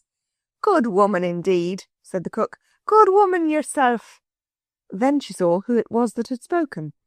"Well, if I ever," said she, "this is something like a dream. Yellow fowls a-talking and all. I've heard of such, but I never did think to see the day."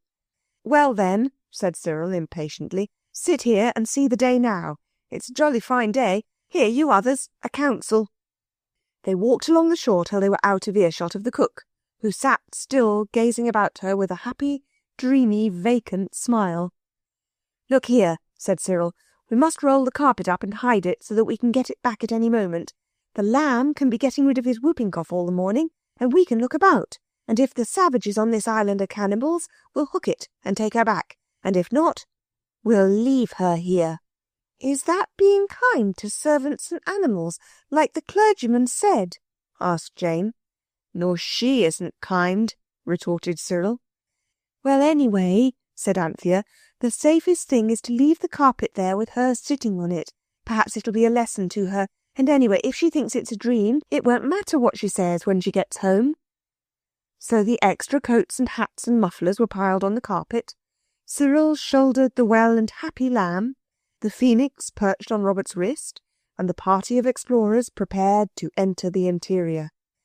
The grassy slope was smooth, but under the trees there were tangled creepers with bright, strange-shaped flowers, and it was not easy to walk. "We ought to have an explorer's axe," said Robert. "I shall ask Father to give me one for Christmas." There were curtains of creepers with scented blossoms hanging from the trees, and brilliant birds darted about quite close to their faces. "Now, tell me honestly," said the Phoenix, "are there any birds here handsomer than I am? Don't be afraid of hurting my feelings. I am a modest bird, I hope." "Not one of them," said Robert with conviction, "is a patch upon you." "I was never a vain bird," said the Phoenix, "but I own that you confirm my own impression. I will take a flight." It circled in the air for a moment, and returning to Robert's wrist, went on, "There is a path to the left." And there was. So now the children went on through the wood more quickly and comfortably, the girls picking flowers, and the lamb inviting the pretty dickies to observe that he himself was a little white, real water-wet duck. And all this time he hadn't whooping coughed once. The path turned and twisted, and, always threading their way amid a tangle of flowers, the children suddenly passed a corner and found themselves in a forest clearing where there were a lot of pointed huts. The huts, as they knew at once, of savages. The boldest heart beat more quickly. Suppose they were cannibals. It was a long way back to the carpet. "Hadn't we better go back?" said Jane. "Go now," she said, and her voice trembled a little. "Suppose they eat us?" "Nonsense, Pussy," said Cyril firmly. "Look, there's a goat tied up. That shows they don't eat people." "Let's go on and say that we're missionaries," Robert suggested. "I shouldn't advise that," said the Phoenix very earnestly. "Why not?" "Well, for one thing, it isn't true," replied the golden bird. It was while they stood hesitating on the edge of the clearing that a tall man suddenly came out of one of the huts. He had hardly any clothes, and his body all over was a dark and beautiful coppery colour, just like the chrysanthemums Father had brought home on Saturday. In his hand he held a spear. The whites of his eyes and the white of his teeth were the only light things about him, except that where the sun shone on his shiny brown body, it looked white too. If you will look carefully at the next shiny savage you meet with next to nothing on, you will see at once, if the sun happens to be shining at the time, that I am right about this. The savage looked at the children. Concealment was impossible. He uttered a shout that was more like "Ooh, goggery bugwug" than anything else the children had ever heard, and at once brown coppery people leapt out of every hut and swarmed like ants about the clearing. There was no time for discussion, and no one wanted to discuss anything anyhow. Whether these coppery people were cannibals or not now seemed to matter very little. Without an instant's hesitation, the 4 children turned and ran back along the forest path. The only pause was Anthea's. She stood back to let Cyril pass because he was carrying the lamb, who screamed with delight.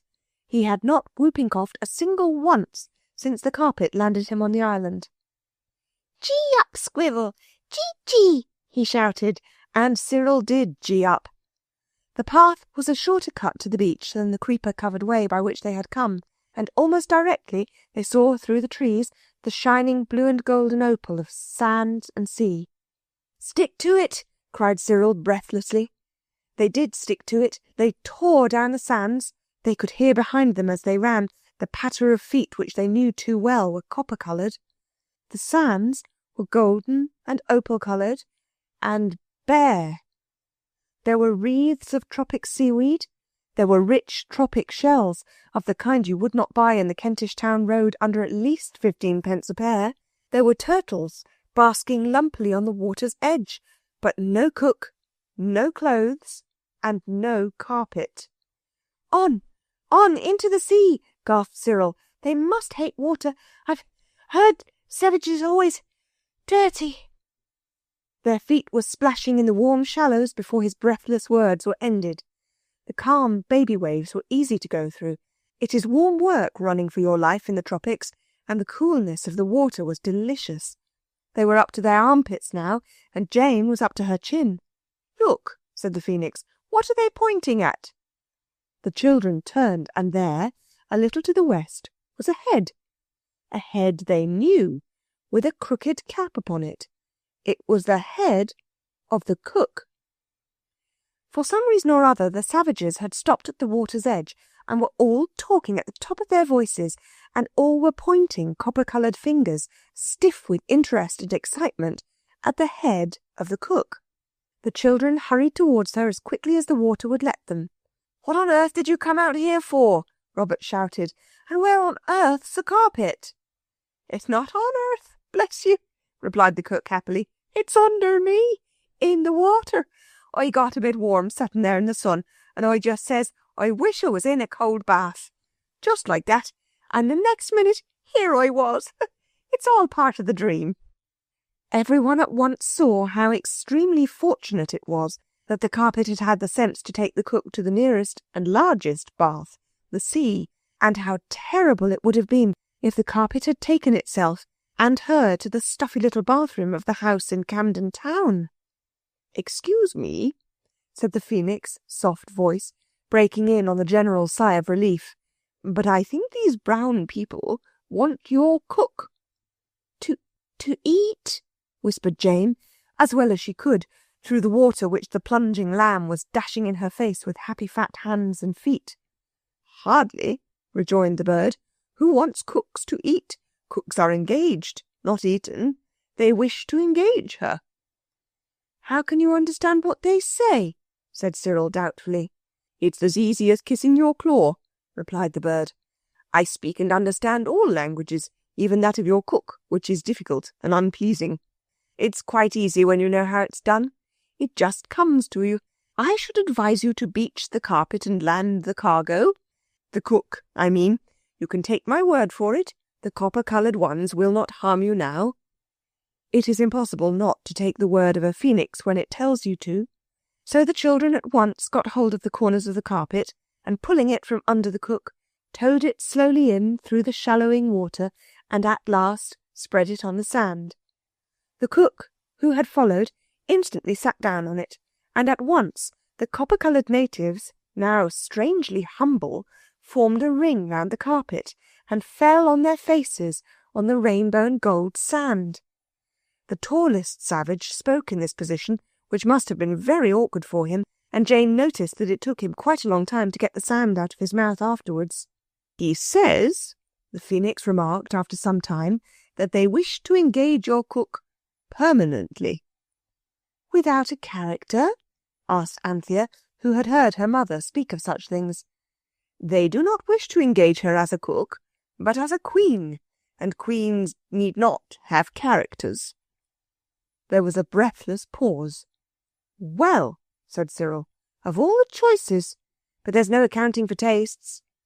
Everyone laughed at the idea of the cook's being engaged as queen. They could not help it. "I do not advise laughter," warned the phoenix, ruffling out his golden feathers, which were extremely wet. "And it's not their own choice. It seems that there is an ancient prophecy of this copper-coloured tribe that a great queen should some day arise out of the sea with a white crown on her head, and, well, you see, there's the crown." It pointed its claw at the cook's cap, and a very dirty cap it was, because it was the end of the week.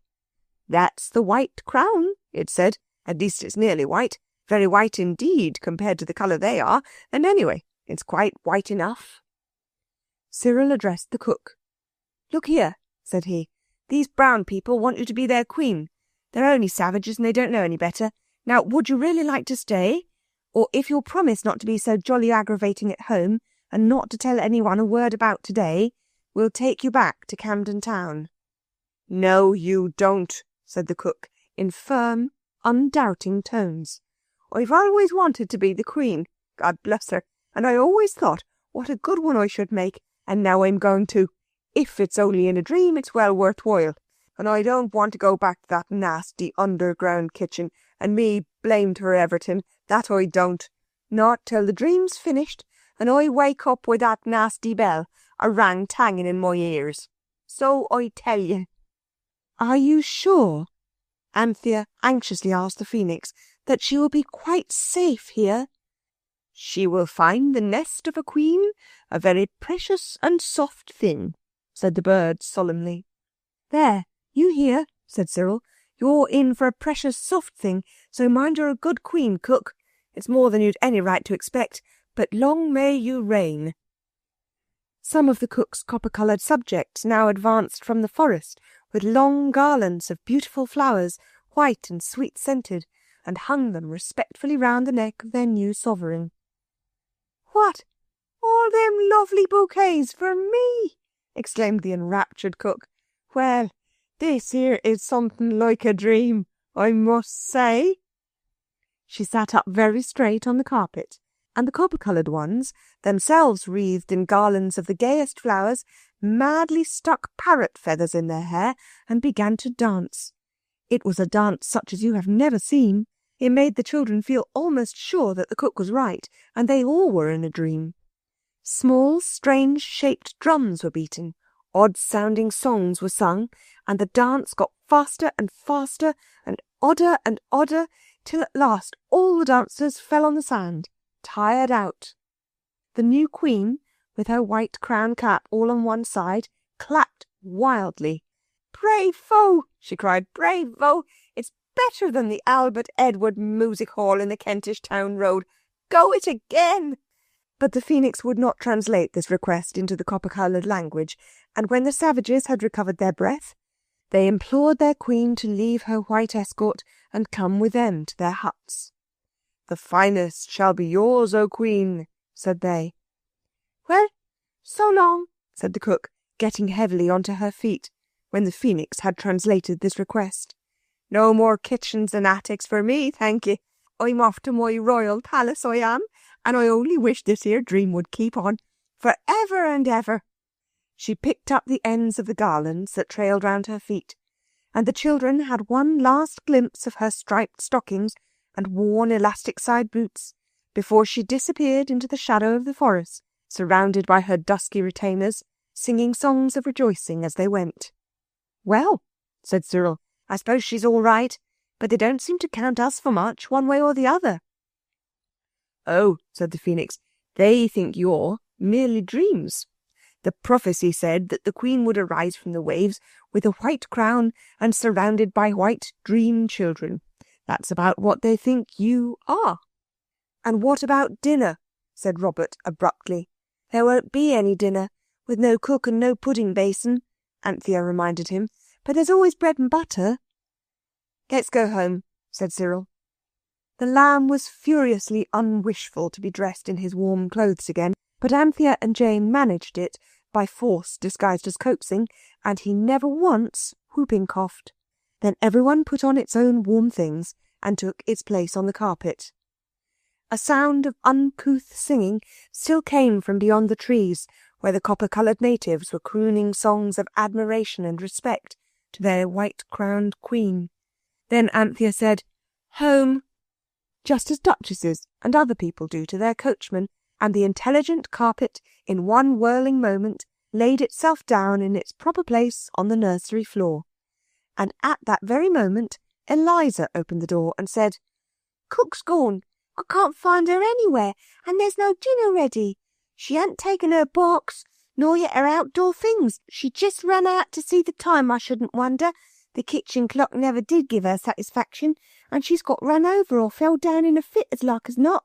You'll have to put up with the cold bacon for your dinners, and what on earth you've got your outdoor things on for, I don't know. And then I'll slip out and see if they know anything about her at the police station." But nobody ever knew anything about the cook any more, except the children, and later, one other person.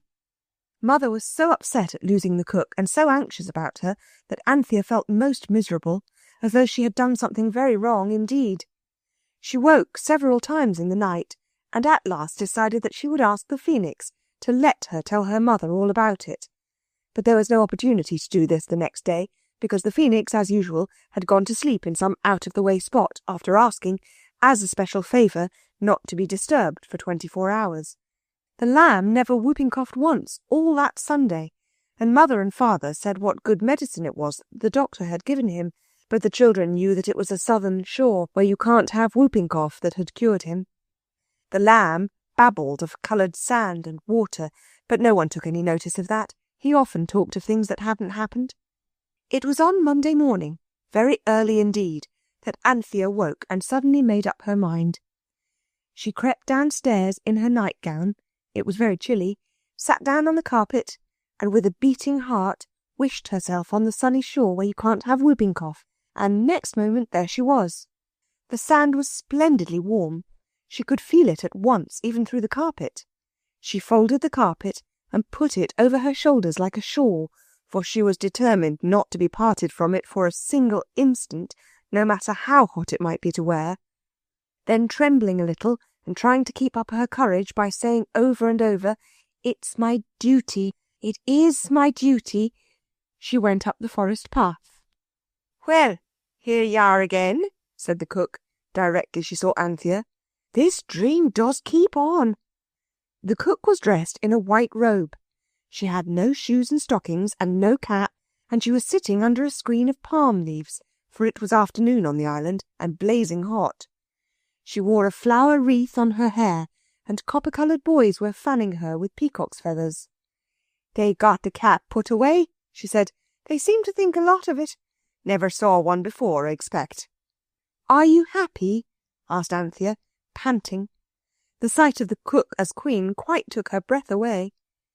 "I believe you, my dear," said the cook heartily. "Nothing to do unless you want to, but I'm getting rested now. Tomorrow I'm going to start cleaning out my hut, if the dream keeps on, and I shall teach them cooking. They burns everything to a cinder now, unless they eats it raw." "But can you talk to them?" "Lord love a duck, yes," the happy cook queen replied. "It's quite easy to pick up. I always thought I should be quick at foreign languages. I taught him to understand dinner, and I want a drink, and you leave me be already." "Then you don't want anything?" Anthea asked, earnestly and anxiously. "Not me, miss, except if you'd only go away. I'm afraid of me waking up, with that bell a-going, if you keep on stopping here talking to me. Long as this here dream keeps up, I'm as happy as a queen." "Goodbye, then," said Anthea gaily, for her conscience was clear now. She hurried into the wood, threw herself on the ground, and said, "Home," and there she was, rolled in the carpet on the nursery floor. "She's all right, anyhow," said Anthea, and went back to bed. "I'm glad somebody's pleased, but Mother will never believe me when I tell her." The story is indeed a little difficult to believe. Still, you might try. Chapter 4. Two Bazaars. Mother was really a great dear. She was pretty, and she was loving, and most frightfully good when you were ill, and always kind, and almost always just. That is, she was just when she understood things, but of course she did not always understand things. No one understands everything, and mothers are not angels, though a good many of them come pretty near it. The children knew that Mother always wanted to do what was best for them, even if she was not clever enough to know exactly what was the best. That was why all of them, but much more particularly Anthea, felt rather uncomfortable at keeping the great secret from her of the wishing carpet and the phoenix. And Anthea, whose inside mind was made so that she was able to be much more uncomfortable than the others, had decided that she must tell her mother the truth, however little likely it was that her mother would believe it. "Then I shall have done what's right," said she to the phoenix, "and if she doesn't believe me it won't be my fault, will it?" "Not in the least," said the golden bird, "and she won't, so you're quite safe." Anthea chose a time when she was doing her home lessons. They were algebra and Latin, German, English and Euclid, and she asked her mother whether she might come and do them in the drawing-room. "So as to be quiet," she said to her mother, and to herself she said, "And that's not the real reason. I hope I shan't grow up a liar." Mother said, "Of course, dearie," and Anthea started swimming through a sea of X's and Y's and Z's. Mother was sitting at the mahogany bureau, writing letters. "Mother, dear," said Anthea. "Yes, Love-a-duck," said Mother. "About Cook," said Anthea. "I know where she is." "Do you, dear?" said Mother. "Well, I wouldn't take her back after the way she has behaved." "It's not her fault," said Anthea. "May I tell you about it from the beginning?" Mother laid down her pen, and her nice face had a resigned expression. "As you know, A resigned expression always makes you want not to tell anybody anything. "It's like this," said Anthea in a hurry. "That egg, you know, that came in the carpet, we put it in the fire, and it hatched into the phoenix, and the carpet was a wishing carpet, and—" "A very nice game, darling," said Mother, taking up her pen. "Now do be quiet. I've got lots of letters to write. I'm going to Bournemouth tomorrow with a lamb, and there's that bazaar." Anthea went back to XYZ, and Mother's pen scratched busily. "But, Mother," said Anthea, when Mother put down the pen to lick an envelope, "the carpet takes us wherever we like, and—" "I wish it would take you where you could get a few nice Eastern things for my bazaar," said Mother. "I promised them, and I've no time to go to Liberty's now." "It shall," said Anthea. "But, Mother—" "Well, dear," said Mother, a little impatiently, for she had taken up her pen again. "The carpet took us to a place where you couldn't have whooping cough, and the lamb hasn't whooped since, and we took Cook because she was so tiresome, and then she would stay and be Queen of the Savages. They thought her cap was a crown, and—" "Darling one," said Mother, "you know I love to hear the things you make up, but I am most awfully busy." "But it's true," said Anthea desperately. "You shouldn't say that, my sweet," said Mother gently, and then Anthea knew it was hopeless. "Are you going away for long?" asked Anthea. "I've got a cold," said Mother, "and Daddy's anxious about it, and the lamb's cough." "He hasn't coughed since Saturday," the lamb's eldest sister interrupted. "I wish I could think so," Mother replied. "And Daddy's got to go to Scotland. I do hope you'll be good children." "We will," said Anthea fervently. "When's the bazaar?" "On Saturday," said Mother, "at the schools. Oh, don't talk any more, there's a treasure. My head's going round, and I've forgotten how to spell whooping cough." Mother and the lamb went away, and Father went away, and there was a new cook, who looked so like a frightened rabbit that no one had the heart to do anything to frighten her any more than seemed natural to her. The phoenix begged to be excused. It said it wanted a week's rest, and asked that it might not be disturbed, and it hid its golden gleaming self, and nobody could find it. So that when Wednesday afternoon brought an unexpected holiday, and everyone decided to go somewhere on the carpet, the journey had to be undertaken without the phoenix. They were debarred from any carpet excursions in the evening by a sudden promise to Mother, exacted in the agitation of parting, that they would not be out after 6 at night except on Saturday, when they were to go to the bazaar, and were pledged to put on their best clothes, to wash themselves to the uttermost, and to clean their nails, not with scissors, which are scratchy and bad, but with flat sharpened ends of wooden matches, which do no harm to anyone's nails. "Let's go and see the lamb," said Jane. But everyone was agreed that if they suddenly appeared in Bournemouth it would frighten Mother out of her wits, if not into a fit. So they sat on the carpet and thought and thought and thought, till they almost began to squint. "Look here," said Cyril, "I know. Please, carpet, take us somewhere where we can see the lamb and Mother, and no one can see us." "Except the lamb," said Jane quickly. And the next moment they found themselves recovering from the upside-down movement, and there they were sitting on the carpet, and the carpet was laid out over another thick, soft carpet of brown pine needles. There were green pine trees overhead, and a swift, clear little stream was running as fast as ever it could between steep banks, and there, sitting on the pine needle carpet, was Mother, without her hat, and the sun was shining brightly, although it was November, and there was the lamb, as jolly, and not whooping at all. "The carpet's deceived us," said Robert gloomily. "Mother will see us directly she turns her head." But the faithful carpet had not deceived them. Mother turned her dear head and looked straight at them, and did not see them. "We're invisible," Cyril whispered. "What awful larks!" But to the girls it was not larks at all. It was horrible to have Mother looking straight at them, and her face keeping the same, just as though they weren't there. "I don't like it," said Jane. "Mother never looked at us like that before, just as if she didn't love us, as if we were somebody else's children, and not very nice ones either, as if she didn't care whether she saw us or not." "It is horrid," said Anthea, almost in tears. But at this moment the lamb saw them, and plunged towards the carpet, shrieking, "Panty! Oh, Panty Ann, Pussy Ann, Squiggle and Bots! Oh, oh!" Anthea caught him and kissed him, and so did Jane. They could not help it. He looked such a darling, with his blue three-cornered hat all on one side, and his precious face all dirty, quite in the old familiar way. "I love you, Panty, I love you, and you, cried the lamb. It was a delicious moment. Even the boys thumped their baby brother joyously on the back.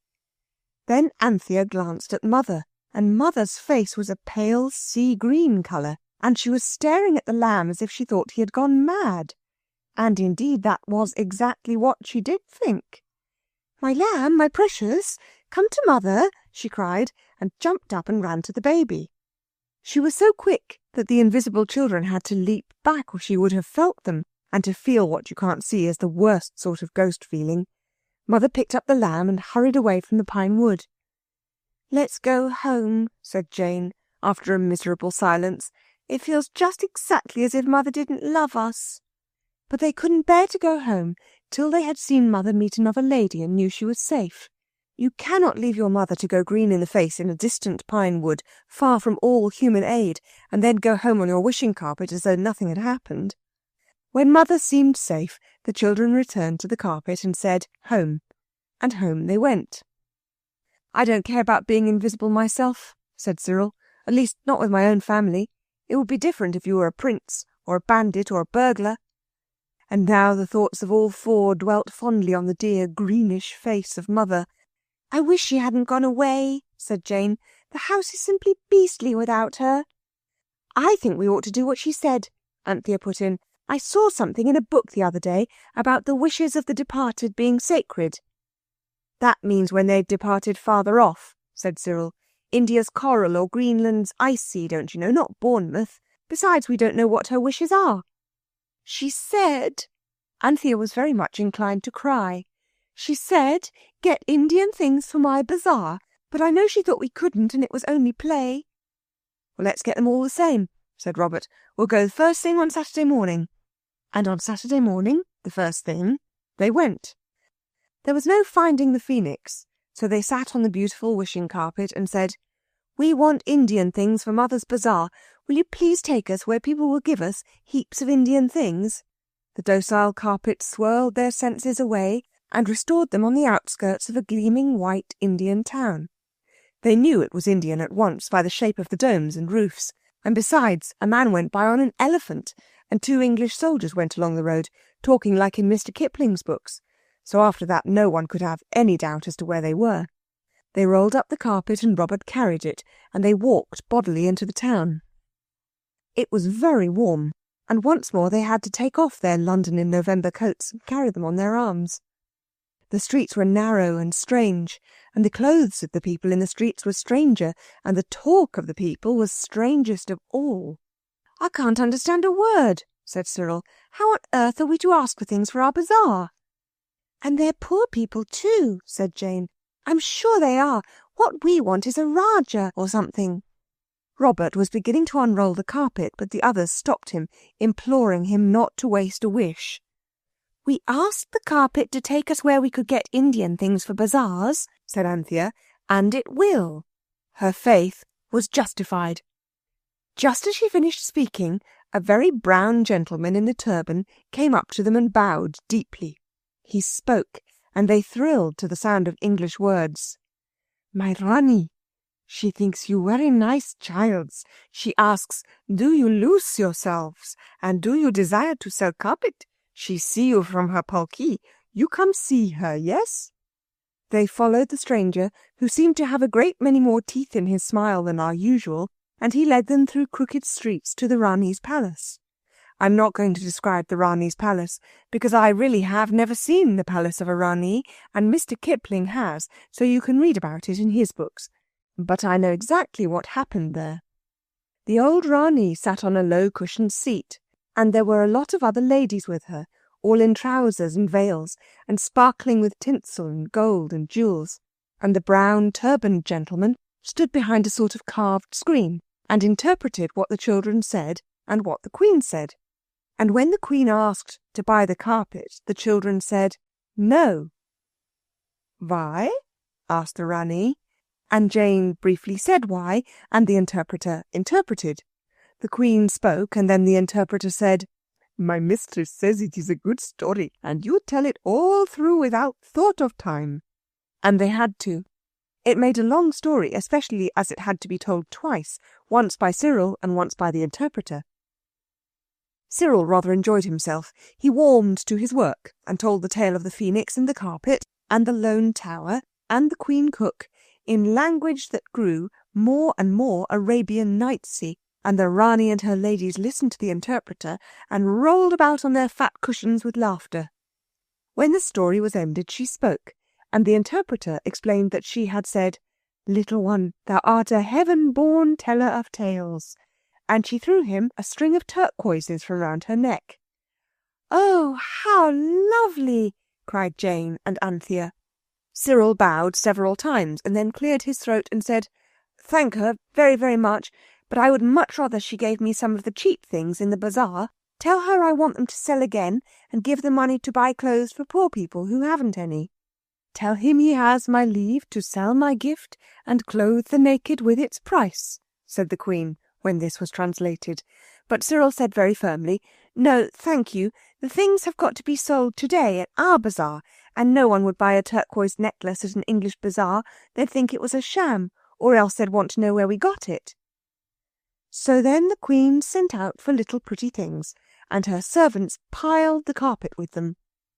"I must needs lend you an elephant to carry them away," she said, laughing. But Anthea said, "If the Queen will lend us a comb and let us wash our hands and faces, she shall see a magic thing. We and the carpet and all these brass trays and pots and carved things and stuffs and things will just vanish away like smoke."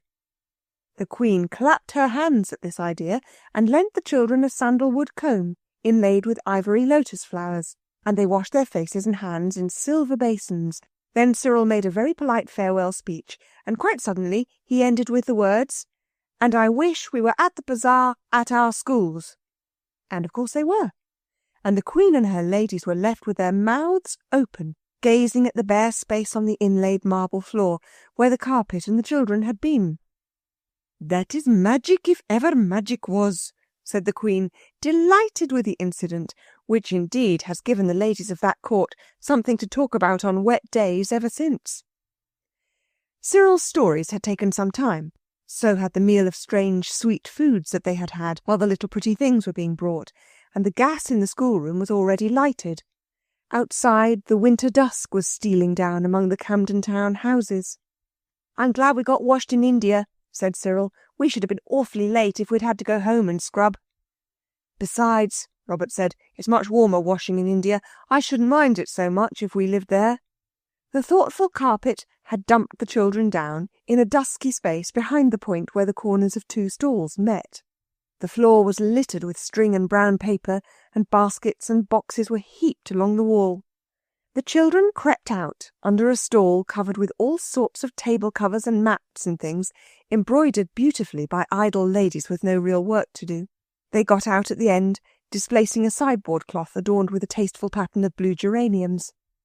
The girls got out unobserved, so did Cyril, but Robert, as he cautiously emerged, was actually walked on by Mrs. Biddle, who kept the stall. Her large, solid foot stood firmly on the small, solid hand of Robert, and who can blame Robert if he did yell a little? A crowd instantly collected. Yells are very unusual at bazaars, and everyone was intensely interested. It was several seconds before the three free children could make Mrs. Biddle understand that what she was walking on was not a schoolroom floor, or even, as she presently supposed, a dropped pincushion, but the living hand of a suffering child. When she became aware that she really had hurt him, she grew very angry indeed. When people have hurt other people by accident, the one who does the hurting is always much the angriest. I wonder why. "I'm very sorry, I'm sure," said Mrs. Biddle, but she spoke more in anger than in sorrow. "Come out! Whatever do you mean by creeping about under the stalls like earwigs?" "We were looking at the things in the corner." "Such nasty prying ways," said Mrs. Biddle, "will never make you successful in life. There's nothing there but packing and dust." "Oh, isn't there?" said Jane. "That's all you know." "Little girl, don't be rude," said Mrs. Biddle, flushing violet. She doesn't mean to be, but there are some nice things there all the same, said Cyril, who suddenly felt how impossible it was to inform the listening crowd that all the treasures piled on the carpet were Mother's contributions to the bazaar. No one would believe it, and if they did, and wrote to thank Mother, she would think... Well, goodness only knew what she would think. The other 3 children felt the same. I should like to see them, said a very nice lady, whose friends had disappointed her, and who hoped that these might be belated contributions to her poorly furnished stall. She looked inquiringly at Robert, who said, "With pleasure, don't mention it," and dived back under Mrs. Biddle's stall. "I wonder you encourage such behaviour," said Mrs. Biddle. "I always speak my mind, as you know, Miss Peasmarsh, and I must say I am surprised." She turned to the crowd. "There's no entertainment here," she said sternly. "A very naughty little boy has accidentally hurt himself, but only slightly. Will you please disperse? It will only encourage him in naughtiness if he finds himself the centre of attraction." The crowd slowly dispersed. Anthea, speechless with fury, heard a nice curate say, "Poor little beggar," and loved the curate at once and forever. Then Robert wriggled out from under the stall with some Benares brass and some inlaid sandalwood boxes. "Liberty!" cried Miss Peasmarsh. "Then Charles has not forgotten after all." "Excuse me," said Mrs. Biddle with fierce politeness. "These objects are deposited behind my stall. Some unknown donor who does good by stealth, and would blush if he could hear you claim the things. Of course they are for me." "My stall touches yours at the corner," said poor Miss Peasmarsh timidly, "and my cousin did promise—" The children sidled away from the unequal contest and mingled with the crowd. Their feelings were too deep for words, till at last Robert said, "That stiff-starched pig! And after all our trouble, I'm hoarse with gassing to that trousered lady in India." "The pig lady's very, very nasty," said Jane. It was Anthea who said, in a hurried undertone, "She isn't very nice, and Miss Peasmarsh is pretty and nice too. Who's got a pencil?" It was a long crawl, under 3 stalls, but Anthea did it. A large piece of pale blue paper lay among the rubbish in the corner. She folded it to a square and wrote upon it, licking the pencil at every word to make it mark quite blackly. "All these Indian things are for pretty, nice Miss Peasmarsh's stall." She thought of adding, "There is nothing for Mrs. Biddle," but she saw that this might lead to suspicion, so she wrote hastily, "From an unknown donna," and crept back among the boards and trestles to join the others, so that when Mrs. Biddle appealed to the bazaar committee, and the corner of the stall was lifted and shifted so that stout clergymen and heavy ladies could get to the corner without creeping under stalls, the blue paper was discovered, and all the splendid, shining Indian things were given over to Miss Peasmarsh, and she sold them all, and got £35 for them. "I don't understand about that blue paper," said Mrs. Biddle. "It looks to me like the work of a lunatic, and saying you are nice and pretty. It's not the work of a sane person." Anthea and Jane begged Miss Peasmarsh to let them help her to sell the things, because it was their brother who had announced the good news that the things had come. Miss Peasmarsh was very willing, for now her stall that had been so neglected was surrounded by people who wanted to buy, and she was glad to be helped. The children noted that Mrs. Biddle had not more to do in the way of selling than she could manage quite well. I hope they were not glad, for you should forgive your enemies, even if they walk on your hands and then say it's all your naughty fault, but I'm afraid they were not so sorry as they ought to have been. It took some time to arrange the things on the stall. The carpet was spread over it, and the dark colours showed up the brass and silver and ivory things. It was a happy and busy afternoon, and when Miss Peasmarsh and the girls had sold every single one of the little pretty things from the Indian bazaar, far, far away, Anthea and Jane went off with the boys to fish in the fish pond, and dive into the bran pie, and hear the cardboard band, and the phonograph, and the chorus of singing birds that was done behind a screen with glass tubes and glasses of water. They had a beautiful tea suddenly presented to them by the nice curate, and Miss Peasmarsh joined them before they had had more than 3 cakes each. It was a merry party, and the curate was extremely pleasant to everyone. even to Miss Peasmarsh, as Jane said afterwards. "We ought to get back to the stall," said Anthea, when no one could possibly eat any more, and the curate was talking in a low voice to Miss Peasmarsh about after Easter. "There's nothing to go back for," said Miss Peasmarsh gaily. "Thanks to you dear children, we've sold everything." "There's the carpet," said Cyril. "Oh," said Miss Peasmarsh radiantly, "don't bother about the carpet. I've sold even that. Mrs. Biddle gave me 10 shillings for it. She said it would do for her servant's bedroom." "Why," said Jane, "her servants don't even have carpets. We had cook from her and she told us so."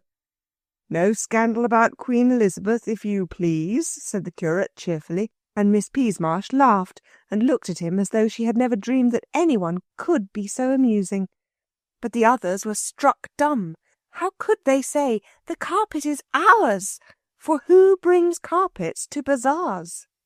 The children were now thoroughly wretched, but I am glad to say that their wretchedness did not make them forget their manners, as it does sometimes even with grown-up people who ought to know ever so much better. They said, "Thank you very much for the jolly tea," and "Thanks for being so jolly," and "Thanks awfully for giving us such a jolly time," for the curate had stood fish ponds and bran pies and phonographs and the chorus of singing birds, and had stood them like a man. The girls hugged Miss Peasmarsh, and as they went away they heard the curate say, "Jolly little kids, yes, but what about... You will let it be directly after Easter? Ah, do say you will." And Jane ran back and said, before Anthea could drag her away, "What are you going to do after Easter?" Miss Peasmarsh smiled and looked very pretty indeed, and the curate said, "I hope I'm going to take a trip to the Fortunate Islands."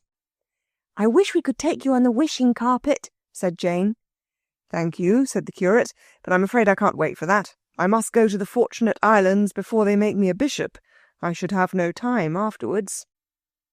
"I always thought I should marry a bishop," said Jane. "His aprons would come in so useful. Wouldn't you like to marry a bishop, Miss Peasmarsh?" It was then that they dragged her away.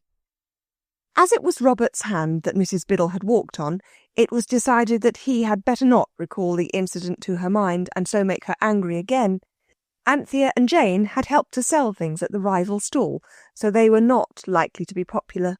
A hasty council of 4 decided that Mrs. Biddle would hate Cyril less than she would hate the others, so the others mingled with the crowd, and it was he who said to her, "Mrs. Biddle, we meant to have that carpet. Would you sell it to us? We would give you—" "Certainly not," said Mrs. Biddle. "Go away, little boy." There was that in her tone which showed Cyril all too plainly the hopelessness of persuasion. He found the others and said, "It's no use. She's like a lioness robbed of its puppies. We must watch where it goes, and, Anthea, I don't care what you say. It's our own carpet. It wouldn't be burglary. It would be a sort of forlorn hope rescue party, heroic and daring and dashing and not wrong at all." The children still wandered among the gay crowd, but there was no pleasure there for them any more. The chorus of singing birds sounded just like glass tubes being blown through water, and the phonograph simply made a horrid noise so that you could hardly hear yourself speak. And the people were buying things they couldn't possibly want, and it all seemed very stupid. And Mrs. Biddle had brought the wishing carpet for 10 shillings, and the whole of life was very grey and sad and dusty, and smelt of slight gas escapes, and hot people, and cake and crumbs, and all the children were very tired indeed. They found a corner, within sight of the carpet, and there they waited miserably till it was far beyond their proper bedtime, and when it was 10 the people who had bought things went away, but the people who had been selling stayed to count up their money. "And to jaw about it," said Robert. "I'll never go to another bazaar as long as I live. My hand is swollen as big as a pudding. I expect the nails in her horrible boots were poisoned." Just then someone who seemed to have a right to interfere said, "Everything's over now, you'd better go home." So they went, and then they waited on the pavement underneath the gas lamp, where ragged children had been standing all the evening to listen to the band, and their feet slipped about in the greasy mud till Mrs. Biddle came out and was driven away in a cab, with the many things she hadn't sold and the few things she had bought, among others, the carpet. The other stall-holders left their things at the school till Monday morning, but Mrs. Biddle was afraid someone would steal some of them, so she took them in a cab. The children, now too desperate to care for mud or appearances, hung on behind the cab till it reached Mrs. Biddle's house. When she and the carpet had gone in and the door was shut, Anthea said, "Don't let's burgle, do daring and dashing rescue acts, till we've given her a chance. Let's ring and ask to see her." The others hated to do this, but at last they agreed, on condition that Anthea would not make any silly fuss about the burglary afterwards, if it really had to come to that. So they knocked and rang, and a scared-looking parlour-maid opened the front door. While they were asking for Mrs. Biddle, they saw her. She was in the dining-room, and she had already pushed back the table and spread out the carpet to see how it looked on the floor. "I knew she didn't want it for her servant's bedroom," Jane muttered. Anthea walked straight past the uncomfortable parlour-maid, and the others followed her. Mrs. Biddle had her back to them, and was smoothing down the carpet with the same boot that had trampled on the hand of Robert, so that they were all in the room, and Cyril, with great presence of mind, had shut the room door before she saw them. "Who is it, Jane?" she asked in a sour voice, and then, turning suddenly, she saw who it was. Once more her face grew violet, a deep, dark violet. "You wicked, daring little things!" she cried. "How dare you come here? At this time of night, too. Be off, or I'll send for the police." "Don't be angry," said Anthea soothingly. "We only wanted to ask you to let us have the carpet. We have quite 12 shillings between us, and—" "How dare you!" cried Mrs. Biddle, and her voice shook with angriness. "You do look horrid," said Jane suddenly. Mrs. Biddle actually stamped that booted foot of hers. "You rude, bare-faced child," she said. Anthea almost shook Jane, but Jane pushed forward in spite of her. "It really is our nursery carpet," she said. "You ask anyone if it isn't." "Let's wish ourselves home," said Cyril in a whisper. "No go," Robert whispered back. "She'd be there too, and raving mad as likely as not. Horrid thing, I hate her." "I wish Mrs. Biddle was in an angelic good temper," cried Anthea suddenly. "It's worth trying," she said to herself. Mrs. Biddle's face grew from purple to violet, and from violet to mauve, and from mauve to pink. Then she smiled quite a jolly smile. "Why, so I am," she said. "What a funny idea! Why shouldn't I be in a good temper, my dears?" Once more the carpet had done its work, and not on Mrs. Biddle alone. The children felt suddenly good and happy. "You're a jolly good sort," said Cyril. "I see that now.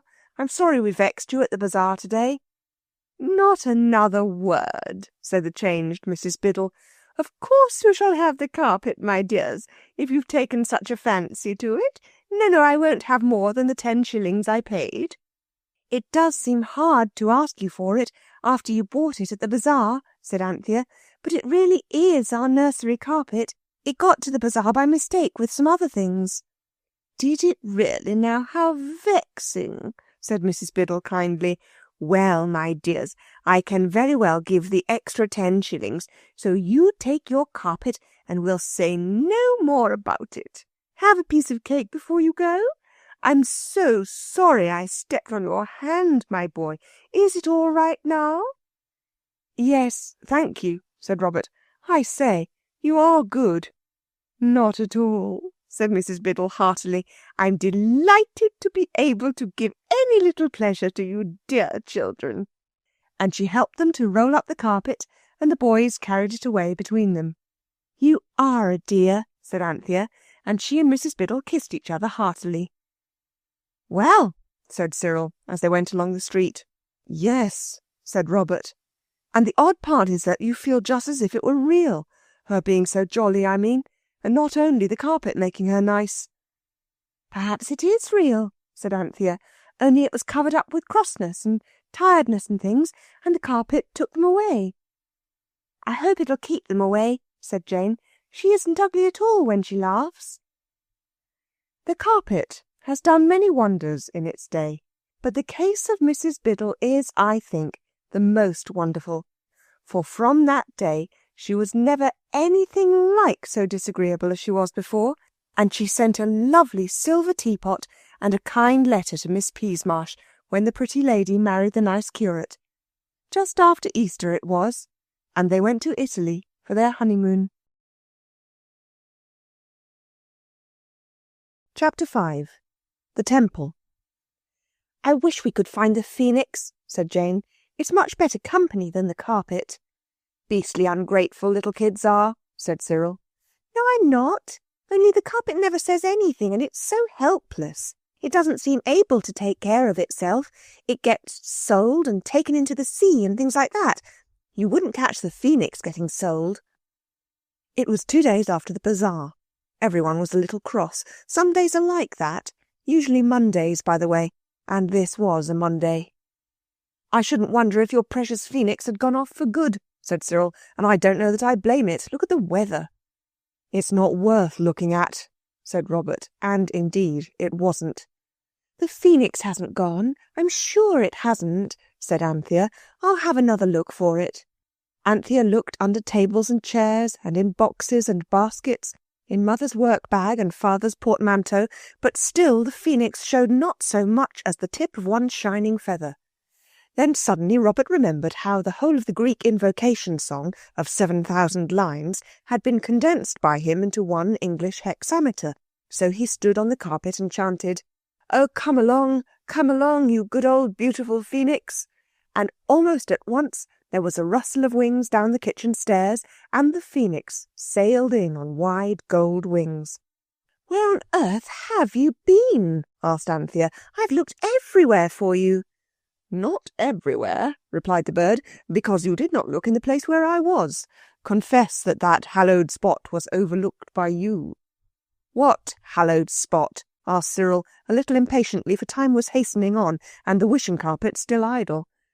"The spot," said the phoenix, "which I hallowed by my golden presence was the lutron." "The what?" "The bath, the place of washing." "I'm sure you weren't," said Jane. "I looked there 3 times and moved all the towels." "I was concealed," said the phoenix, "on the summit of a metal column, enchanted, I should judge, for it felt warm to my golden toes, as though the glorious sun of the desert shone ever upon it." "Oh, you mean the cylinder," said Cyril. "It has rather a comforting feel in this weather. And now, where shall we go?" And then, of course, the usual discussion broke out as to where they should go and what they should do. And naturally, everyone wanted to do something that the others did not care about. "I'm the eldest," Cyril remarked. "Let's go to the North Pole." "This weather? Likely," Robert rejoined. "Let's go to the equator." "I think the diamond mines of Golconda would be nice," said Anthea. "Don't you agree, Jane?" "No, I don't," retorted Jane. "I don't agree with you. I don't agree with anybody." The phoenix raised a warning claw. "If you cannot agree among yourselves, I fear I shall have to leave you," it said. "Well, where shall we go? You decide," said all. "If I were you," said the bird thoughtfully, "I should give the carpet a rest. Besides, you'll lose the use of your legs if you go everywhere by carpet. Can't you take me out and explain your ugly city to me?" "We will if it clears up," said Robert without enthusiasm. "Just look at the rain. And why should we give the carpet a rest?" "Are you greedy and grasping and heartless and selfish?" asked the bird sharply. "No," said Robert with indignation. "Well then," said the phoenix, "and as to the rain, well, I am not fond of rain myself. If the sun knew I was here, he's very fond of shining on me because I look so bright and golden. He always said I repay a little attention. Haven't you some form of words suitable for use in wet weather?" "There's rain, rain, go away," said Anthea, "but it never does go." "Perhaps you don't say the invocation properly," said the bird. "Rain, rain, go away, come again another day, little baby wants to play," said Anthea. "That's quite wrong, and if you say it in that sort of dull way, I can quite understand the rain not taking any notice. You should open the window and shout as loud as you can. Rain, rain, go away. Come again another day. Now we want the sun, and so, pretty rain, be kind and go." You should always speak politely to people when you want them to do things, and especially when it's going away that you want them to do. And today you might add, 'Shine, great sun, the lovely Phoenix is here and wants to be shone on, splendid sun, by thee.'" "That's poetry," said Cyril decidedly. "It's like it," said the more cautious Robert. "I was obliged to put in lovely," said the Phoenix modestly, "to make the line long enough." "There are plenty of nasty words just that length," said Jane, but everyone else said, "Hush." And then they opened the window and shouted the 7 lines as loud as they could, and the Phoenix said all the words with them, except lovely, and when they came to that it looked down and coughed bashfully. The rain hesitated a moment and then went away. "There's true politeness," said the Phoenix. And the next moment it was perched on the window ledge, opening and shutting its radiant wings and flapping out its golden feathers in such a flood of glorious sunshine as you sometimes have at sunset in autumn time. People said afterwards that there had not been such sunshine in December for years and years and years. "And now," said the bird, "we will go out into the city, and you shall take me to see one of my temples." "Your temples?" "I gather from the carpet that I have many temples in this land." "I don't see how you can find anything out from it," said Jane. "It never speaks." "All the same, you can pick up things from a carpet," said the bird. "I've seen you do it, and I have picked up several pieces of information in this way. That papyrus on which you showed me my picture, I understand that it bears on it the name of the street in your city in which my finest temple stands, with my image graved in stone and in metal over against its portal." "You mean the fire insurance office," said Robert. "It's not really a temple, and they don't—" "Excuse me," said the Phoenix coldly. "You are wholly misinformed. It is a temple, and they do." "Don't let's waste the sunshine," said Anthea. "We might argue as we go along to save time." So the Phoenix consented to make itself a nest in the breast of Robert's Norfolk jacket, and they all went out into the splendid sunshine. The best way to the Temple of the Phoenix seemed to be to take the tram, and on the top of it the children talked, while the Phoenix now and then put out a wary beak, cocked a cautious eye, and contradicted what the children were saying. It was a delicious ride, and the children felt how lucky they were to have had the money to pay for it. They went with the tram as far as it went, and when it did not go any farther, they stopped too, and got off. The tram stops at the end of the Gray's Inn Road, and it was Cyril who thought that one might as well find a short cut to the Phoenix office through the little streets and courts that lie tightly packed between Fetter Lane and Ludgate Circus. Of course, he was quite mistaken, as Robert told him at the time, and afterwards Robert did not forbear to remind his brother how he had said so. The streets there were small and stuffy and ugly, and crowded with printers' boys and binders' girls coming out from work, and these stared so hard at the pretty red coats and caps of the sisters that they wished they had gone some other way. And the printers and binders made very personal remarks, advising Jane to get her hair cut and inquiring where Anthea had brought that hat. Jane and Anthea scorned to reply, and Cyril and Robert found that they were hardly a match for the rough crowd. They could think of nothing nasty enough to say. They turned a corner sharply, and then Anthea pulled Jane into an archway and then inside a door. Cyril and Robert quickly followed, and the jeering crowd passed by without seeing them. Anthea drew a long breath. "How awful," she said. "I didn't know there were such people except in books." "It's a bit thick, but it's partly you girls' fault coming out in those flashy coats." "We thought we ought to when we were going out with the Phoenix," said Jane, and the bird said, "Quite right too," and incautiously put out his head to give her a wink of encouragement. And at that same instant a dirty hand reached through the grim balustrade of the staircase beside them and clutched the Phoenix, and a hoarse voice said, "I say, Herb, blowed if this ain't our Poll Parrot what we lost. Thank you very much, Lydie, for bringing him home to roost." The four turned swiftly. 2 large and ragged boys were crouched amid the dark shadows of the stairs. They were much larger than Robert and Cyril, and one of them had snatched the Phoenix away and was holding it high above their heads. "Give me that bird," said Cyril sternly. "It's ours."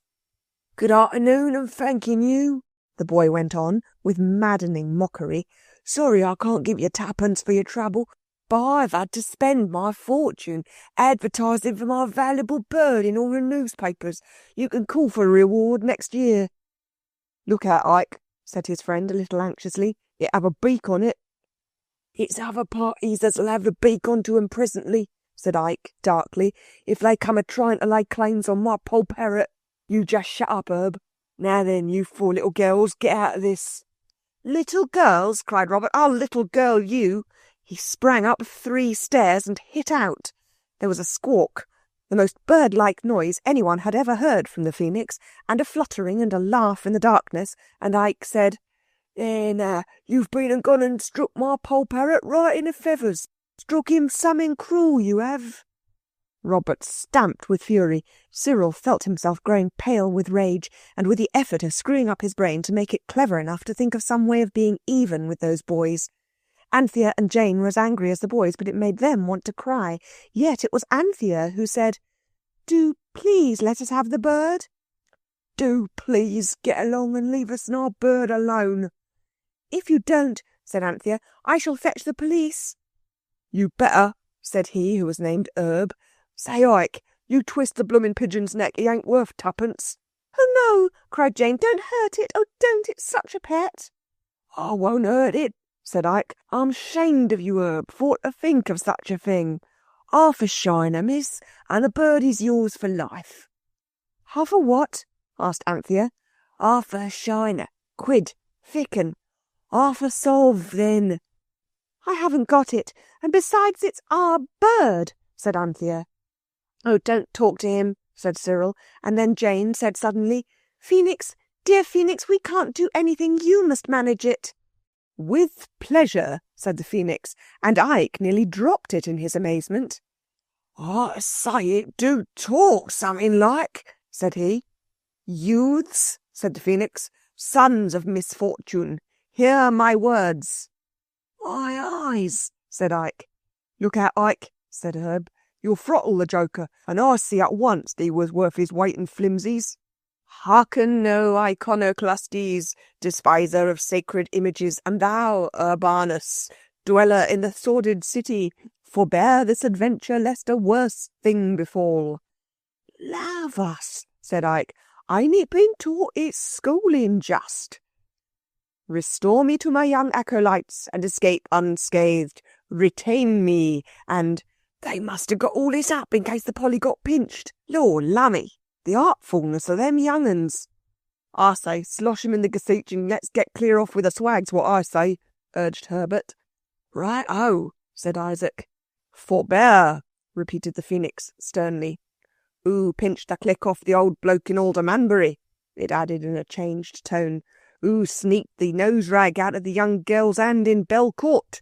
Who—" "Stow it," said Ike. "You, let go of me. Bash him off, Herb. He'll have your blooming eyes out of me head." There were howls, a scuffle, a flutter. Ike and Herb fled up the stairs, and the phoenix swept out through the doorway. The children followed, and the phoenix settled on Robert, like a butterfly on a rose, as Anthea said afterwards, and wriggled into the breast of his Norfolk jacket, like an eel into mud, as Cyril later said. "Why ever didn't you burn him? You could have, couldn't you?" asked Robert, when the hurried flight through the narrow courts had ended in the safe wideness of Farringdon Street. "I could have, of course," said the bird, "but I didn't think it would be dignified to allow myself to get warm about a little thing like that. The fates, after all, have not been illiberal to me. I have a good many friends among the London sparrows, and I have a beak and claws." These happenings had somewhat shaken the adventurous temper of the children, and the phoenix had to exert its golden self to hearten them up. Presently the children came to a great house in Lombard Street, and there, on each side of the door, was the image of the phoenix carved in stone, and set forth on shining brass were the words, "Phoenix Fire Office." "One moment," said the bird. "Fire? For altars, I suppose?" "I don't know," said Robert. He was beginning to feel shy, and that always made him rather cross. "Oh, yes, you do," Cyril contradicted. "When people's houses are burnt down, the phoenix gives them new houses. Father told me, I asked him." "The house, then, like the phoenix, rises from its ashes. Well have my priests dealt with the sons of men." "The sons of men pay, you know," said Anthea, but it's only a little every year. That is to maintain my priests, said the bird, who in the hour of affliction heal sorrows and rebuild houses. Lead on. Inquire for the high priest. I will not break upon them too suddenly in all my glory. Noble and honour-deserving are they, who make as naught the evil deeds of the lame-footed and unpleasing Hephaestus. I don't know what you're talking about, and I wish you wouldn't muddle us with new names. Fire just happens. Nobody does it, not as a deed, you know, Cyril explained. If they did, the phoenix wouldn't help them, because it's a crime to set fire to things. Arsenic or something they call it, because it's as bad as poisoning people. The phoenix wouldn't help them. Father told me it wouldn't. My priests do well, said the phoenix. Lead on. I don't know what to say, said Cyril, and the others said the same. Ask for the high priest, said the phoenix. Say that you have a secret to unfold that concerns my worship, and he will lead you to the innermost sanctuary. So the children went in, all four of them, though they didn't like it, and stood in a large and beautiful hall adorned with Dalton tiles, like a large and beautiful bath with no water in it, and stately pillars supporting the roof. An unpleasing representation of the phoenix in brown pottery disfigured one wall. There were counters and desks of mahogany and brass, and clerks bent over the desks and walked behind the counters. There was a great clock over an inner doorway. Inquire for the high priest, whispered the phoenix. An attentive clerk in decent black, who controlled his mouth but not his eyebrows, now came towards them.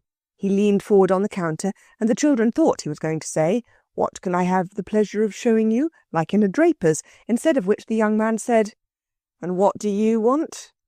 "We want to see the high priest." "Get along with you," said the young man. An elder man, also decent in black coat, advanced. "Perhaps it's Mr. Blank. Not for worlds would I give the name. He's a Masonic high priest, you know." A porter was sent away to look for Mr. Asterisk. I cannot give his name, and the children were left there to look on and be looked on by all the gentlemen at the mahogany desks. Anthea and Jane thought that they looked kind. The boys thought that they stared, and that was like their cheek. The porter returned with the news that Mr. ... I dare not reveal his name, was out, but that Mr.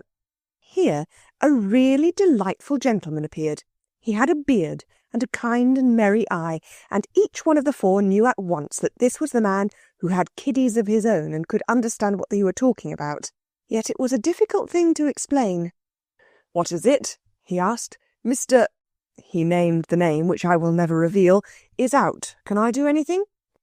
"Inner sanctuary," murmured the phoenix. "I beg your pardon?" said the nice gentleman, who thought that it was Robert who had spoken. "We have something to tell you," said Cyril, "but—" He glanced at the porter, who was lingering much nearer than he need have done. "This is a very public place." The nice gentleman laughed. "Come upstairs, then," he said, and led the way up a wide and beautiful staircase. Anthea says the stairs were of white marble, but I'm not sure. On the corner post of the stairs at the top was a beautiful image of the phoenix in dark metal, and on the wall at each side was a flat sort of image of it. The nice gentleman led them into a room where the chairs and even the tables were covered with reddish leather. He looked at the children inquiringly. "Don't be frightened," he said. "Tell me exactly what you want." "May I shut the door?" asked Cyril. The gentleman looked surprised, but he shut the door. "Now," said Cyril firmly, "I know you'll be awfully surprised, and you'll think it's not true and we are lunatics, but we aren't, and it is. Robert's got something inside his Norfolk. That's Robert. He's my young brother. Now don't be upset and have a fit or anything, sir. Of course I know when you called your shop the Phoenix you never thought there was one, but there is, and Robert's got it buttoned up against his chest." "If it's an old curio in the form of a phoenix, I dare say the board," said the nice gentleman, as Robert began to fumble with his buttons. "It's old enough," said Anthea, "going by what it says, but—" "My goodness gracious," said the gentleman, as the phoenix, with one last wriggle that melted into a flutter, got out of its nest in the breast of Robert and stood up on the leather-covered table. "What an extraordinarily fine bird," he went on. "I don't think I ever saw one just like it." "I should think not," said the phoenix with pardonable pride, and the gentleman jumped. "Oh, it's been taught to speak. Some sort of parrot, perhaps?" "I am," said the bird simply. the head of your house, and I have come to my temple to receive your homage. I am no parrot." Its beak curved scornfully. "I am the one and only phoenix, and I demand the homage of my high priest." "In the absence of our manager," the gentleman began, exactly as though he were addressing a valued customer, "in the absence of our manager, I might perhaps be able—" "What am I saying?" He turned pale and passed his hand across his brow. "My dears," he said, "the weather is unusually warm for this time of year, and I don't quite feel myself. Do you know, for a moment, I really thought that remarkable bird of yours had spoken, and said it was a phoenix, and what's more, that I'd believed it." "So it did, sir," said Cyril, "and so did you. It really— Allow me." A bell was rung. The porter appeared. "Mackenzie," said the gentleman, "you see that golden bird?" "Yes, sir." The other breathed a sigh of relief. "It is real, then?" "Yes, sir, of course, sir." "I'll take it in your hands, sir," said the porter sympathetically, and reached out his hand to the phoenix, who shrank back on toes curved with agitated indignation.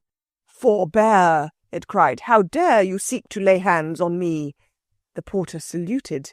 "Beg pardon, sir," he said. "I thought you was a bird." "I am a bird. The bird. The phoenix." "Course you are, sir," said the porter. "I'll see that the first minute, directly I got my breath, sir." "That will do," said the gentleman. "Ask Mr. Wilson and Mr. Sterry to step up here for a moment, please." Mr. Sterry and Mr. Wilson were in their turn overcome by amazement, quickly followed by conviction. To the surprise of the children, everyone in the office took the phoenix at its word, and after the first shock of surprise, it seemed to be perfectly natural to everyone that the phoenix should be alive, and that passing through London, it should call at its temple. "We ought to have some sort of ceremony," said the nicest gentleman anxiously. "There isn't time to summon the directors and shareholders. We might do that tomorrow, perhaps. Yes, the boardroom would be best. I shouldn't like it to feel we haven't done everything in our power to show our appreciation of its condescension in looking in on us in this friendly way." The children could hardly believe their ears, for they had never thought that anyone but themselves would believe in the phoenix. And yet everyone did. All the men in the office were brought in by twos and threes, and the moment the phoenix opened its beak, it convinced the cleverest of them, as well as those who were not so clever. Cyril wondered how the story would look in the papers next day. He seemed to see the posters in the streets. "Phoenix Fire Office, the Phoenix at its temple, meeting to welcome it, delight of the manager and everybody." "Excuse our leaving you a moment," said the nice gentleman, and he went away with the others, and through the half-closed door the children could hear the sound of many boots on stairs, the hum of excited voices explaining, suggesting, arguing, the thumpy drag of heavy furniture being moved about. The phoenix strutted up and down the leather-covered table, looking over its shoulder at its pretty back. "You see what a convincing manner I have," it said proudly. And now a new gentleman came in and said, bowing low, "Everything is prepared. We have done our best at so short a notice. The meeting, the ceremony, will be in the boardroom. Will the Honourable Phoenix walk? It is only a few steps, or would it like some sort of conveyance?" "My Robert will bear me to the boardroom, if that be the unlovely name of my temple's inmost court," replied the bird. So they all followed the gentleman. There was a big table in the boardroom, but it had been pushed right up under the long windows at one side, and chairs were arranged in rows across the room, like those you have at schools when there's a magic lantern on Our Eastern Empire or on The Way We Do in the Navy. The doors were of carved wood, very beautiful, with a carved phoenix above. Anthea noticed that the chairs in the front rows were of the kind that her mother so loved to ask the price of in old furniture shops and never could buy, because the price was always nearly £20 each. On the mantelpiece were some heavy bronze candlesticks and a clock, and on top of the clock was another image of the phoenix. "Remove that effigy," said the phoenix to the gentlemen who were there, and it was hastily taken down. Then the phoenix fluttered to the middle of the mantelpiece and stood there, looking more golden than ever. Then everyone in the house and the office came in, from the cashier to the woman who cooked the clerks' dinners in the beautiful kitchen at the top of the house, and everyone bowed to the phoenix and then sat down in a chair. "Gentlemen," said the nicest gentleman, "we have met here today." The phoenix was turning its golden beak from side to side. "I don't notice any incense," it said, with an injured sniff. A hurried consultation ended in plates being fetched from the kitchen. Brown sugar, sealing wax and tobacco were placed on these, and something from a square bottle was poured all over it. Then a match was applied. It was the only incense that was handy in the phoenix office, and it certainly burned very briskly and smoked a great deal. "We have met here today," said the gentleman again, "on an occasion unparalleled in the annals of this office. Our respected phoenix—" "Head of the house," said the phoenix in a hollow voice. "I was coming to that. Our respected phoenix, the head of this ancient house, has at length done us the honour to come amongst us. I think I may say, gentlemen, that we are not insensible to this honour, and that we welcome with no uncertain voice one whom we have so long desired to see in our midst." Several of the younger clerks thought of saying, "Hear, hear," but they feared it might seem disrespectful to the bird. "I will not take up your time," the speaker went on, "by recapitulating the advantages to be derived from a proper use of our system of fire insurance. I know, and you know, gentlemen, that our aim has ever been to be worthy of that eminent bird whose name we bear, and who now adorns our mantelpiece with his presence. 3 cheers, gentlemen, for the winged head of the house." The cheers rose, deafening. When they had died away, the phoenix was asked to say a few words. It expressed in graceful phrases the pleasure it felt in finding itself at last in its own temple. "And," it went on, "you must not think me wanting in appreciation of your very hearty and cordial reception when I ask that an ode may be recited, or a choric song sung. It is what I have always been accustomed to." The 4 children, dumb witnesses of this wonderful scene, glanced a little nervously across the foam of white faces above the sea of black coats. It seemed to them that the phoenix was really asking a little too much. "Time presses," said the phoenix, "and the original ode of invocation is long as well as being Greek, and besides it's no use invoking me when here I am. But is there not a song in your own tongue for a great day such as this?" Absently the manager began to sing, and one by one the rest joined. "Absolute security, no liability, all kinds of property insured against fire. Terms most favourable, expenses reasonable, moderate rates for annual insurance." "That one is not my favourite," interrupted the phoenix, "and I think you've forgotten part of it." The manager hastily began another. "O golden phoenix, fairest bird, the whole great world has often heard of all the splendid things we do. Great phoenix, just to honour you." "That's better," said the bird, and everyone sang. "Class 1 for private dwelling house, for household goods and shops allows, provided these are built of brick, or stone and tiled and slated thick." "Try another verse," said the phoenix, "further on." And again arose the voices of all the clerks and employees and managers and secretaries and cooks. "In Scotland our insurance yields the price of burnt-up stacks in fields." "Skip that verse," said the phoenix. "Thatched dwellings with their whole contents, we deal with also with their rents. O glorious phoenix, look and see that these are dealt with in class 3. The glories of your temple throng, too thick to go in any song, and we attend, O good and wise, to days of grace and merchandise. When people's homes are burnt away, they never have a cent to pay, if they have done as all should do, O Phoenix, and have honoured you. So let us raise our voice and sing the praises of the Phoenix King. In classes 1 and 2 and 3, oh, trust to him, for kind is he. I'm sure you're very kind, said the Phoenix. And now we must be going, and thank you very much for a very pleasant time. May you all prosper as you deserve to do, for I am sure a nicer, pleasanter spoken lot of temple attendants I have never met and never wish to meet. I wish you all good day. It fluttered to the wrist of Robert and drew the 4 children from the room. The whole of the office staff followed down the wide stairs and filed into their accustomed places, and the 2 most important officials stood on the steps bowing till Robert had buttoned the golden bird into his Norfolk bosom, and it and he and the 3 other children were lost in the crowd.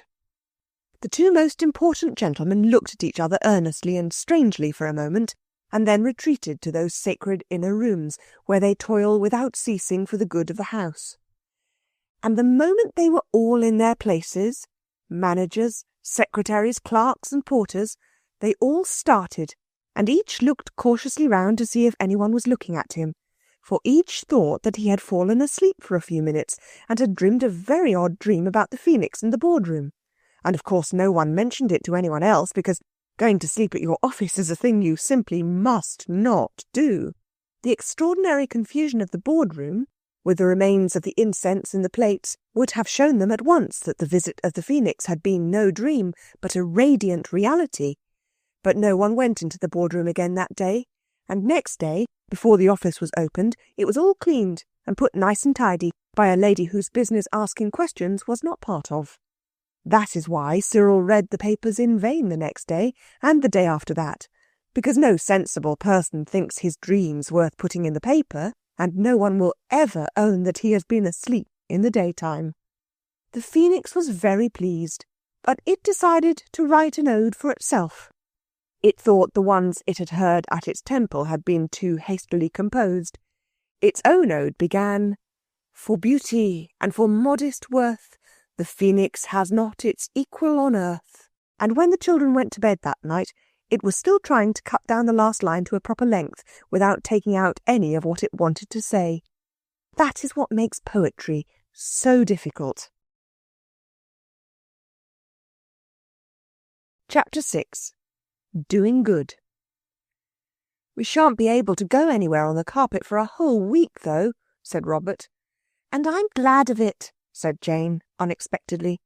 "Glad?" said Cyril. "Glad?" It was breakfast time, and Mother's letter, telling them how they were all going for Christmas to their aunts at Lyndhurst, and how Father and Mother would meet them there, having been read by everyone, lay on the table, drinking hot bacon fat with one corner and eating marmalade with the other. "Yes, glad," said Jane. "I don't want any more things to happen just now. I feel like you do when you've been to 3 parties in a week, like we did at Granny's once, and extras in between, toys and chocks and things like that. I want everything to be just real, and no fancy things happening at all." "I don't like being obliged to keep things from Mother," said Anthea. "I don't know why, but it makes me feel selfish and mean." "If we could only get the mater to believe it, we might take her to the jolliest places," said Cyril thoughtfully. "As it is, we've just got to be selfish and mean, if it is that, but I don't feel it is."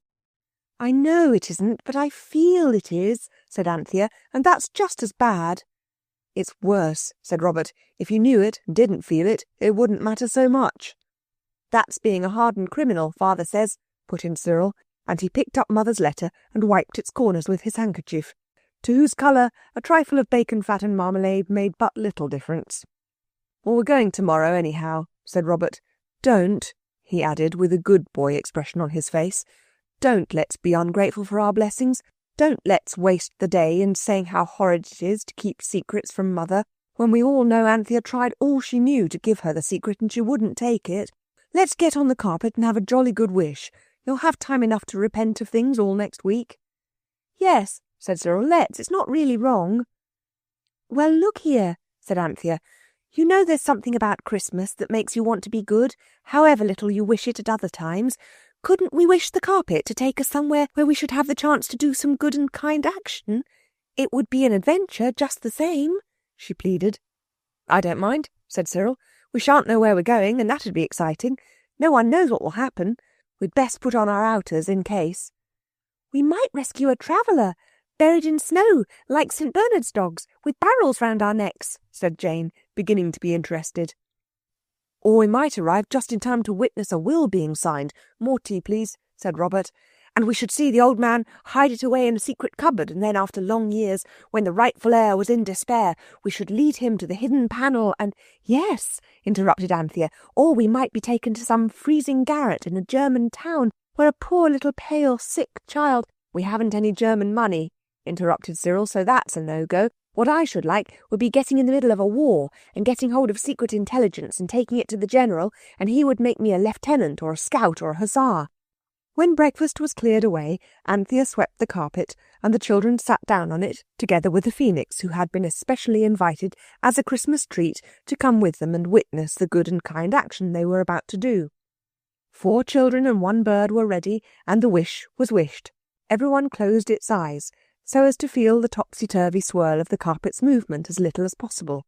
When the eyes were opened again, the children found themselves on the carpet, and the carpet was in its proper place, on the floor of their own nursery at Camden Town. "I say," said Cyril, "here's a go." "Do you think it's worn out? The wishing part of it, I mean?" Robert anxiously asked the phoenix. "It's not that, but, well, what did you wish?" "Oh, I see what it means," said Robert with deep disgust. "It's like the end of a fairy story in a Sunday magazine. How perfectly beastly. You mean it means we can do good and kind actions where we are? I see. I suppose it wants us to carry coals for the cook or make clothes for the bare heathens. Well, I simply won't. And the last day and everything. Look here." Cyril spoke loudly and firmly. "We want to go somewhere really interesting, where we have a chance of doing something good and kind. We don't want to do it here, but somewhere else, see? Now then." The obedient carpet started instantly, and the 4 children and 1 bird fell in a heap together, and as they fell were plunged in perfect darkness. "Are you all there?" said Anthea breathlessly through the black dark. Everyone owned that it was there. "Where are we? Oh, how shivery and wet it is. Ugh! Oh, I've put my hand in a puddle." "Has anyone got any matches?" said Anthea hopelessly. She felt sure that no one would have any. It was then that Robert, with a radiant smile of triumph that was quite wasted in the darkness, where of course no one could see anything, drew out of his pocket a box of matches, struck a match and lighted a candle. 2 candles, and everyone with its mouth open blinked at the sudden light. "Well done, Bobs," said his sisters, and even Cyril's natural brotherly feelings could not check his admiration of Robert's foresight. "I've always carried them about, ever since that Lone Tower day," said Robert with modest pride. "I knew we should want them one day. I kept the secret well, didn't I?" "Oh, yes," said Cyril with fine scorn. "I found them the Saturday after, when I was feeling in your Norfolks for the knife you borrowed off me. But I thought you'd only sneak them for Chinese lanterns or reading in bed by." "Bobs," said Anthea suddenly, "do you know where we are? This is the underground passage. And look there, there's the money and the money bags and everything." By this time the 10 eyes had got used to the light of the candles, and no one could help seeing that Anthea spoke the truth. "It seems an odd place to do good and kind acts in, though," said Jane. "There's no one to do them to." "Don't you be too sure," said Cyril. "Just round the next turning we might find a prisoner who's languished here for years and years, and we could take him out on our carpet and restore him to his sorrowing friends." "Of course we could," said Robert, standing up and holding the candle above his head to see farther off. "Or we might find the bones of a poor prisoner and take them to his friends to be buried properly. That's always a kind action in books, though I never could see what bones matter." "I wish you wouldn't," said Jane. "I know exactly where we shall find the bones, too," Robert went on. "You see that dark arch just along the passage? Well, just inside there—" "If you don't stop going on like that," said Jane firmly, "I shall scream, and then I'll faint. So now then." "And I will too," said Anthea. Robert was not pleased at being checked in his flight of fancy. "You girls will never be great writers," he said bitterly. "They just love to think of things in dungeons and chains and knobbly bare human bones and—" Jane had opened her mouth to scream, but before she could decide how you began when you wanted to faint, the golden voice of the phoenix spoke through the gloom. "Peace," it said. There are no bones here, except the small but useful sets that you have inside you. And you did not invite me to come out with you to hear you talk about bones, but to see you do some good and kind action." "We can't do it here," said Robert sulkily. "No," rejoined the bird. "The only thing that we can do here, it seems, is to try to frighten our little sisters." "He didn't really, and I'm not so very little," said Jane, rather ungratefully. Robert was silent. It was Cyril who suggested that perhaps they had better take the money and go. "That wouldn't be a kind act except to ourselves, and it wouldn't be good whatever way you look at it," said Anthea, "to take money that's not ours."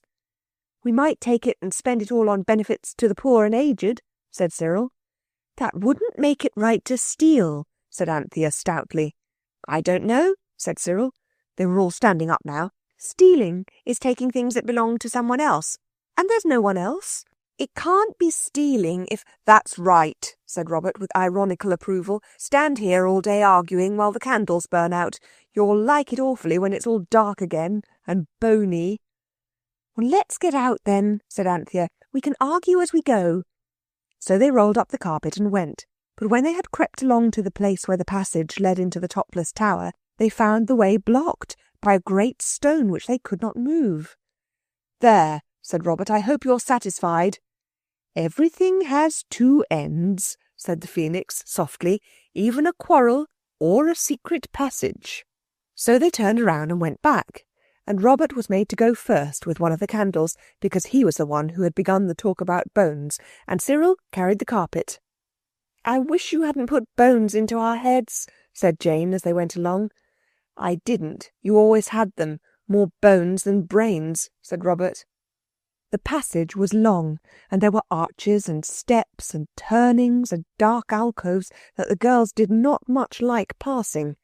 The passage ended up in a flight of steps. Robert went up them.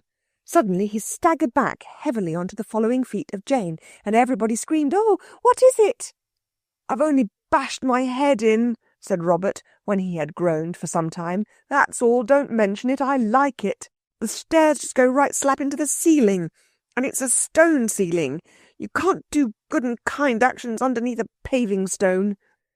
"Stairs aren't meant to lead just to paving stones as a general rule," said the Phoenix. "Put your shoulder to the wheel." "There isn't any wheel," said the injured Robert, still rubbing his head. But Cyril had pushed past him to the top stair and was already shoving his hardest against the stone above. Of course it did not give in the least. "If it's a trap door," said Cyril, and he stopped shoving and began to feel about with his hands. "Yes, there's a bolt. I can't move it." By a happy chance, Cyril had in his pocket the oil can of his father's bicycle. He put the carpet down at the foot of the stairs, and he lay on his back with his head on the top step and his feet straggling down among his young relations, and he oiled the bolt till the drops of rust and oil fell on his face. One even went into his mouth, open, as he panted with the exertion of keeping up with his unnatural position. Then he tried again, but still the bolt would not move. So now he tied his handkerchief, the one with the bacon fat and marmalade on it, to the bolt, and Robert's handkerchief to that, in a reef knot, which cannot come undone however much you pull, and indeed gets tighter and tighter the more you pull it. This must not be confused with the granny knot, which comes undone if you look at it. And then he and Robert pulled, and the girls put their arms round their brothers and pulled too, and suddenly the bolt gave way with a rusty scrunch, and they all rolled together to the bottom of the stairs, all but the Phoenix, which had taken to its wings when the pulling began. Nobody was hurt much, because the rolled-up carpet broke their fall, and now indeed the shoulders of the boys were used to some purpose, for the stone allowed them to heave it up. They felt it give. Dust fell freely on them. "Now then," cried Robert, forgetting his head and his temper, "push all together. 1, 2, 3. The stone was heaved up. It swung up on a creaking, unwilling hinge, and showed a growing oblong of dazzling daylight, and it fell back with a bang against something that kept it upright. Everyone climbed out.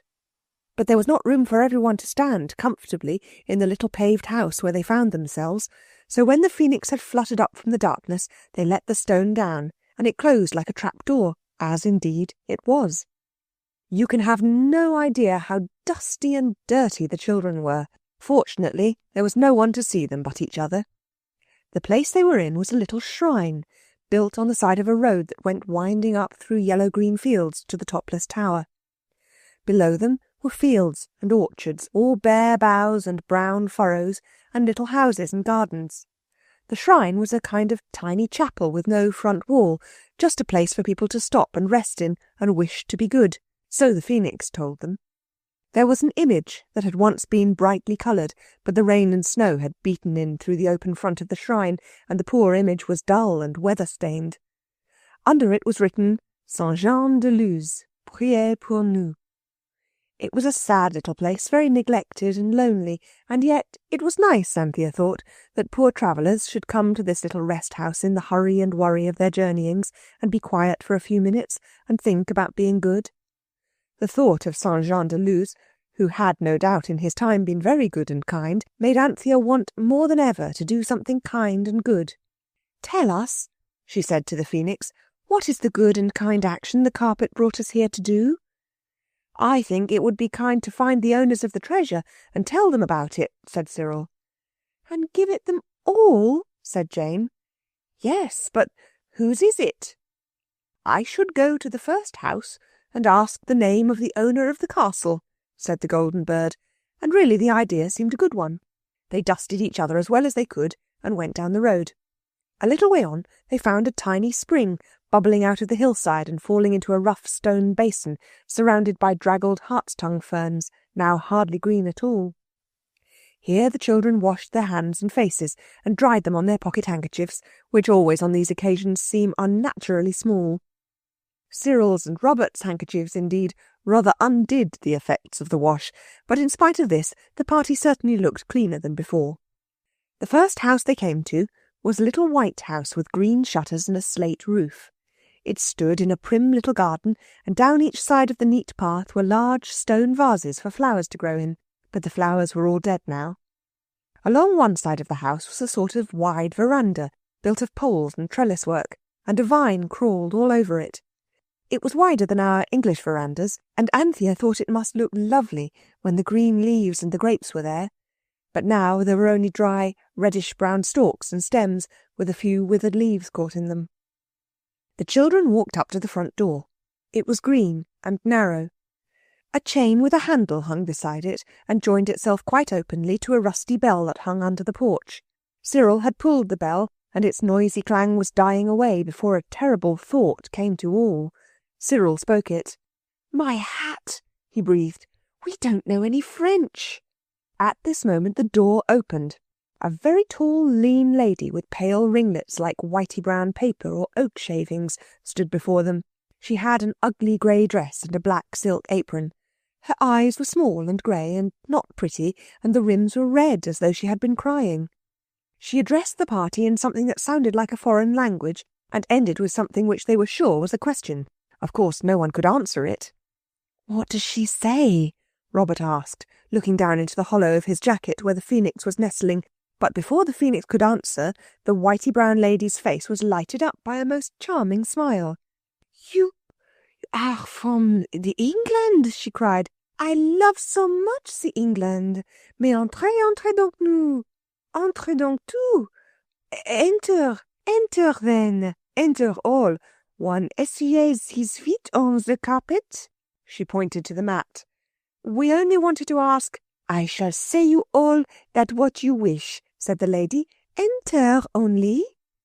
So they all went in, wiping their feet on a very clean mat and putting the carpet in a safe corner of the veranda.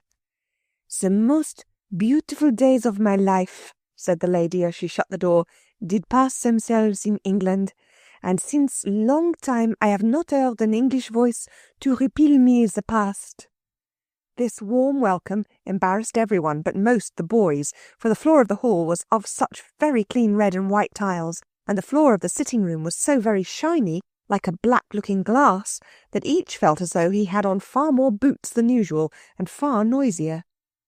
There was a wood fire, very small and very bright, on the hearth, neat little logs laid on brass fire-dogs. Some portraits of powdered ladies and gentlemen hung in oval frames on the pale walls. There were silver candlesticks on the mantelpiece, and there were chairs and a table very slim and polite with slender legs. The room was extremely bare, but with a bright foreign bareness that was very cheerful in an odd way of its own. At the end of the polished table, a very un-English little boy sat on a footstool in a high-backed, uncomfortable-looking chair. He wore black velvet and the kind of collar, all frills and lacy, that Robert would rather have died than wear. But then the little French boy was much younger than Robert. "Oh, how pretty!" said everyone, but no one meant the little French boy with the velvety short knickerbockers and the velvety short hair. What everyone admired was a little Christmas tree, very green, and standing in a very red little flower pot, and hung round with very bright little things made of tinsel and coloured paper. There were tiny candles on the tree, but they were not lighted yet. "But yes, is it not that it is genteel?" said the lady. "Sit down, you then, and let us see." The children sat down in a row on the stiff chairs against the wall, and the lady lighted a long, slim red taper at the wood flame, and then she drew the curtains and lit the little candles, and when they were all lighted, the little French boy suddenly shouted, "Bravo, ma tante! Oh, que c'est gentil!" And the English children shouted, "Hooray!" Then there was a struggle in the breast of Robert, and out fluttered the phoenix, spread his gold wings, flew to the top of the Christmas tree, and perched there. "Oh, catch it then!" cried the lady. "It will itself burn, your gentil parakeet." "It won't," said Robert. "Thank you." And the little French boy clapped his clean and tidy hands, but the lady was so anxious that the phoenix fluttered down and walked up and down on the shiny walnut-wood table. "Is it that it talks?" asked the lady, and the phoenix replied in excellent French. It said, "Parfaitement, madame." "Oh, ce pretty parakeet," said the lady. "Can it say still of other things?" And the phoenix replied, this time in English, "Why are you sad so near Christmas time?" The children looked at it with one gasp of horror and surprise, for the youngest of them knew that it is far from manners to notice that strangers have been crying, and much worse to ask them the reason of their tears.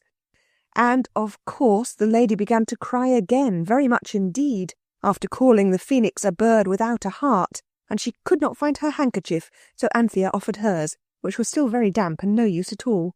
She also hugged the lady, and this seemed to be of more use than the handkerchief, so that presently the lady stopped crying and found her own handkerchief and dried her eyes, and called Anthea a cherished angel. "I'm sorry we came just when you were so sad," said Anthea, "but we really only wanted to ask you whose castle that is on the hill." "Oh, my little angel," said the poor lady, sniffing. "Today and for hundreds of years the castle is to us, to our family. Tomorrow it must that I sell it to some strangers, and my little Henri, who ignores all, he will not have never the lands paternal. But what will you? His father, my brother, Monsieur le Marquis, has spent much of money, and it must, despite the sentiments of familiar respect that I admit, that my sainted father, he also—" "How would you feel if you found a lot of money, hundreds and thousands of gold pieces?" asked Cyril. The lady smiled sadly. "Ah, one has already recounted to you the legend," she said. "It is true that one says that it is long time, oh, but long time, one of our ancestors has hid a treasure of gold, and of gold, and of gold, enough to enrich my little Henri for the life. But all that, my children, it is but the accounts of fays." "She means fairy stories," whispered the phoenix to Robert. "Tell her what you have found." So Robert told, while Anthea and Jane hugged the lady for fear she should faint for joy, like people in books, and they hugged her with the earnest, joyous hugs of unselfish delight. "It's no use explaining how we got in," said Robert, when he had told of finding the treasure, "because you'd find it a little difficult to understand, and much more difficult to believe, but we can show you where the gold is, and help you to fetch it away." The lady looked doubtfully at Robert as she absently returned the hugs of the girls. "No, he's not making it up," said Anthea. "It's true, true, true, and we are so glad." "You would not be capable to torment an old woman," she said, "and it is not possible that it be a dream." "It really is true," said Cyril, "and I congratulate you very much." His tone of studied politeness seemed to convince more than the raptures of the others. "If I do not dream," she said, "Henri, come to Manon, and you shall come all with me to Monsieur le Curate, is it not?" Manon was a wrinkled old woman with a red and yellow handkerchief twisted round her head. She took Henri, who was already sleepy with the excitement of his Christmas tree and his visitors, and when the lady had put on a stiff black cape and a wonderful black silk bonnet and a pair of black wooden clogs over her black cashmere house boots, the whole party went down the road to a little white house, very like the one they had left, where an old priest with a good face welcomed them with a politeness so great that it hid his astonishment. The lady, with her French waving hands and her shrugging French shoulders and her trembling French speech, told the story, and now the priest, who knew no English, shrugged his shoulders and waved his hands and spoke also in French. "He thinks," whispered the Phoenix, "that her troubles have turned her brain. What a pity you know no French." "I do know a lot of French," whispered Robert indignantly, "but it's all about the pencil of the gardener's son and the penknife of the baker's niece. Nothing that anyone ever wants to say." "If I speak," the bird whispered, "he'll think he's mad too." "Tell me what to say." "Say, c'est vrai, monsieur. Venez donc voir," said the Phoenix, and then Robert earned the undying respect of everybody by suddenly saying very loudly and distinctly, "C'est vrai, monsieur. Venez donc voir." The priest was disappointed when he found that Robert's French began and ended with these useful words, but at any rate he saw that if the lady was mad she was not the only one, and he put on a big beavery hat and got a candle and matches and a spade, and they all went up the hill to the wayside shrine of St. John of Luz. "Now," said Robert, "I will go first and show you where it is." So they prized the stone up with the corner of the spade, and Robert did go first, and they all followed and found the golden treasure exactly as they had left it, and everyone was flushed with the joy of performing such a wonderfully kind action. Then the lady and the priest clasped hands and wept for joy, as French people do, and knelt down and touched the money and talked very fast and both together, and the lady embraced all the children 3 times each and called them little garden angels. And then she and the priest shook each other by both hands again and talked and talked and talked faster and more Frenchy than you would have believed possible, and the children were struck dumb with joy and pleasure. "Get away now," said the Phoenix softly, breaking in on the radiant dream. So the children crept away and out through the little shrine, and the lady and the priest were so tearfully, talkatively happy that they never noticed that the guardian angels had gone.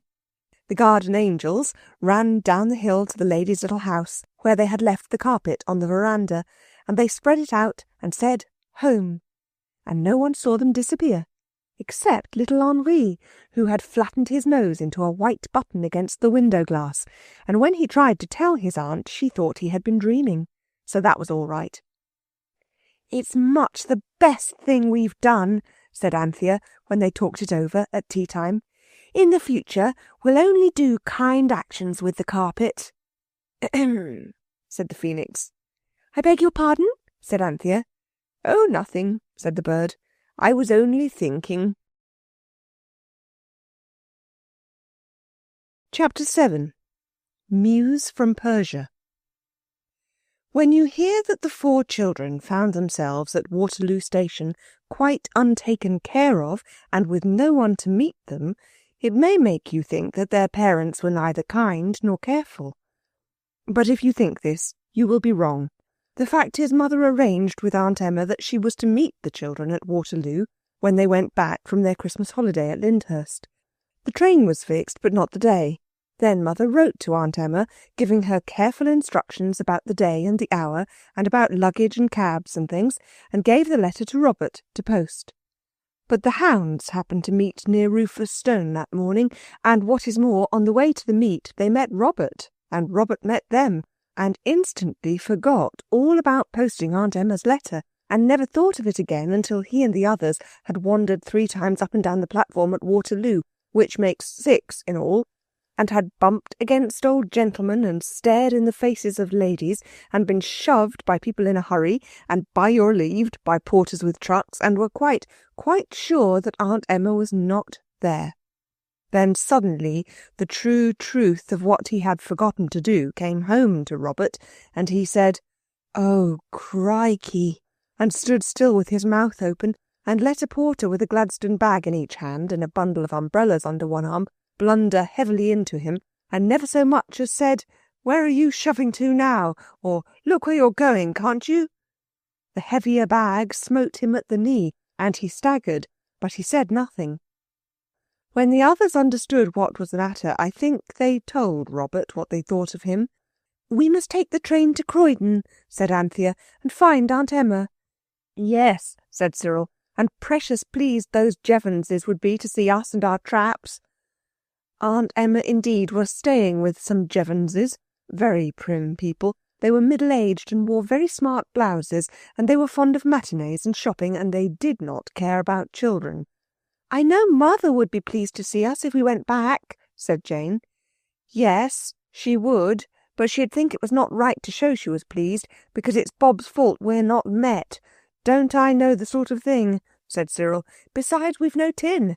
No, we've got enough for a growler amongst us, but not enough for tickets to the New Forest. We must just go home.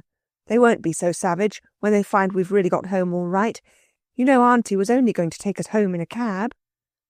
"I believe we ought to go to Croydon," Anthea insisted. "Aunt Emma would be out to a dead cert," said Robert. "Those Jevonses go to the theatre every afternoon, I believe. Besides, there's the Phoenix at home, and the carpet. I votes we call a four-wheeled cabman."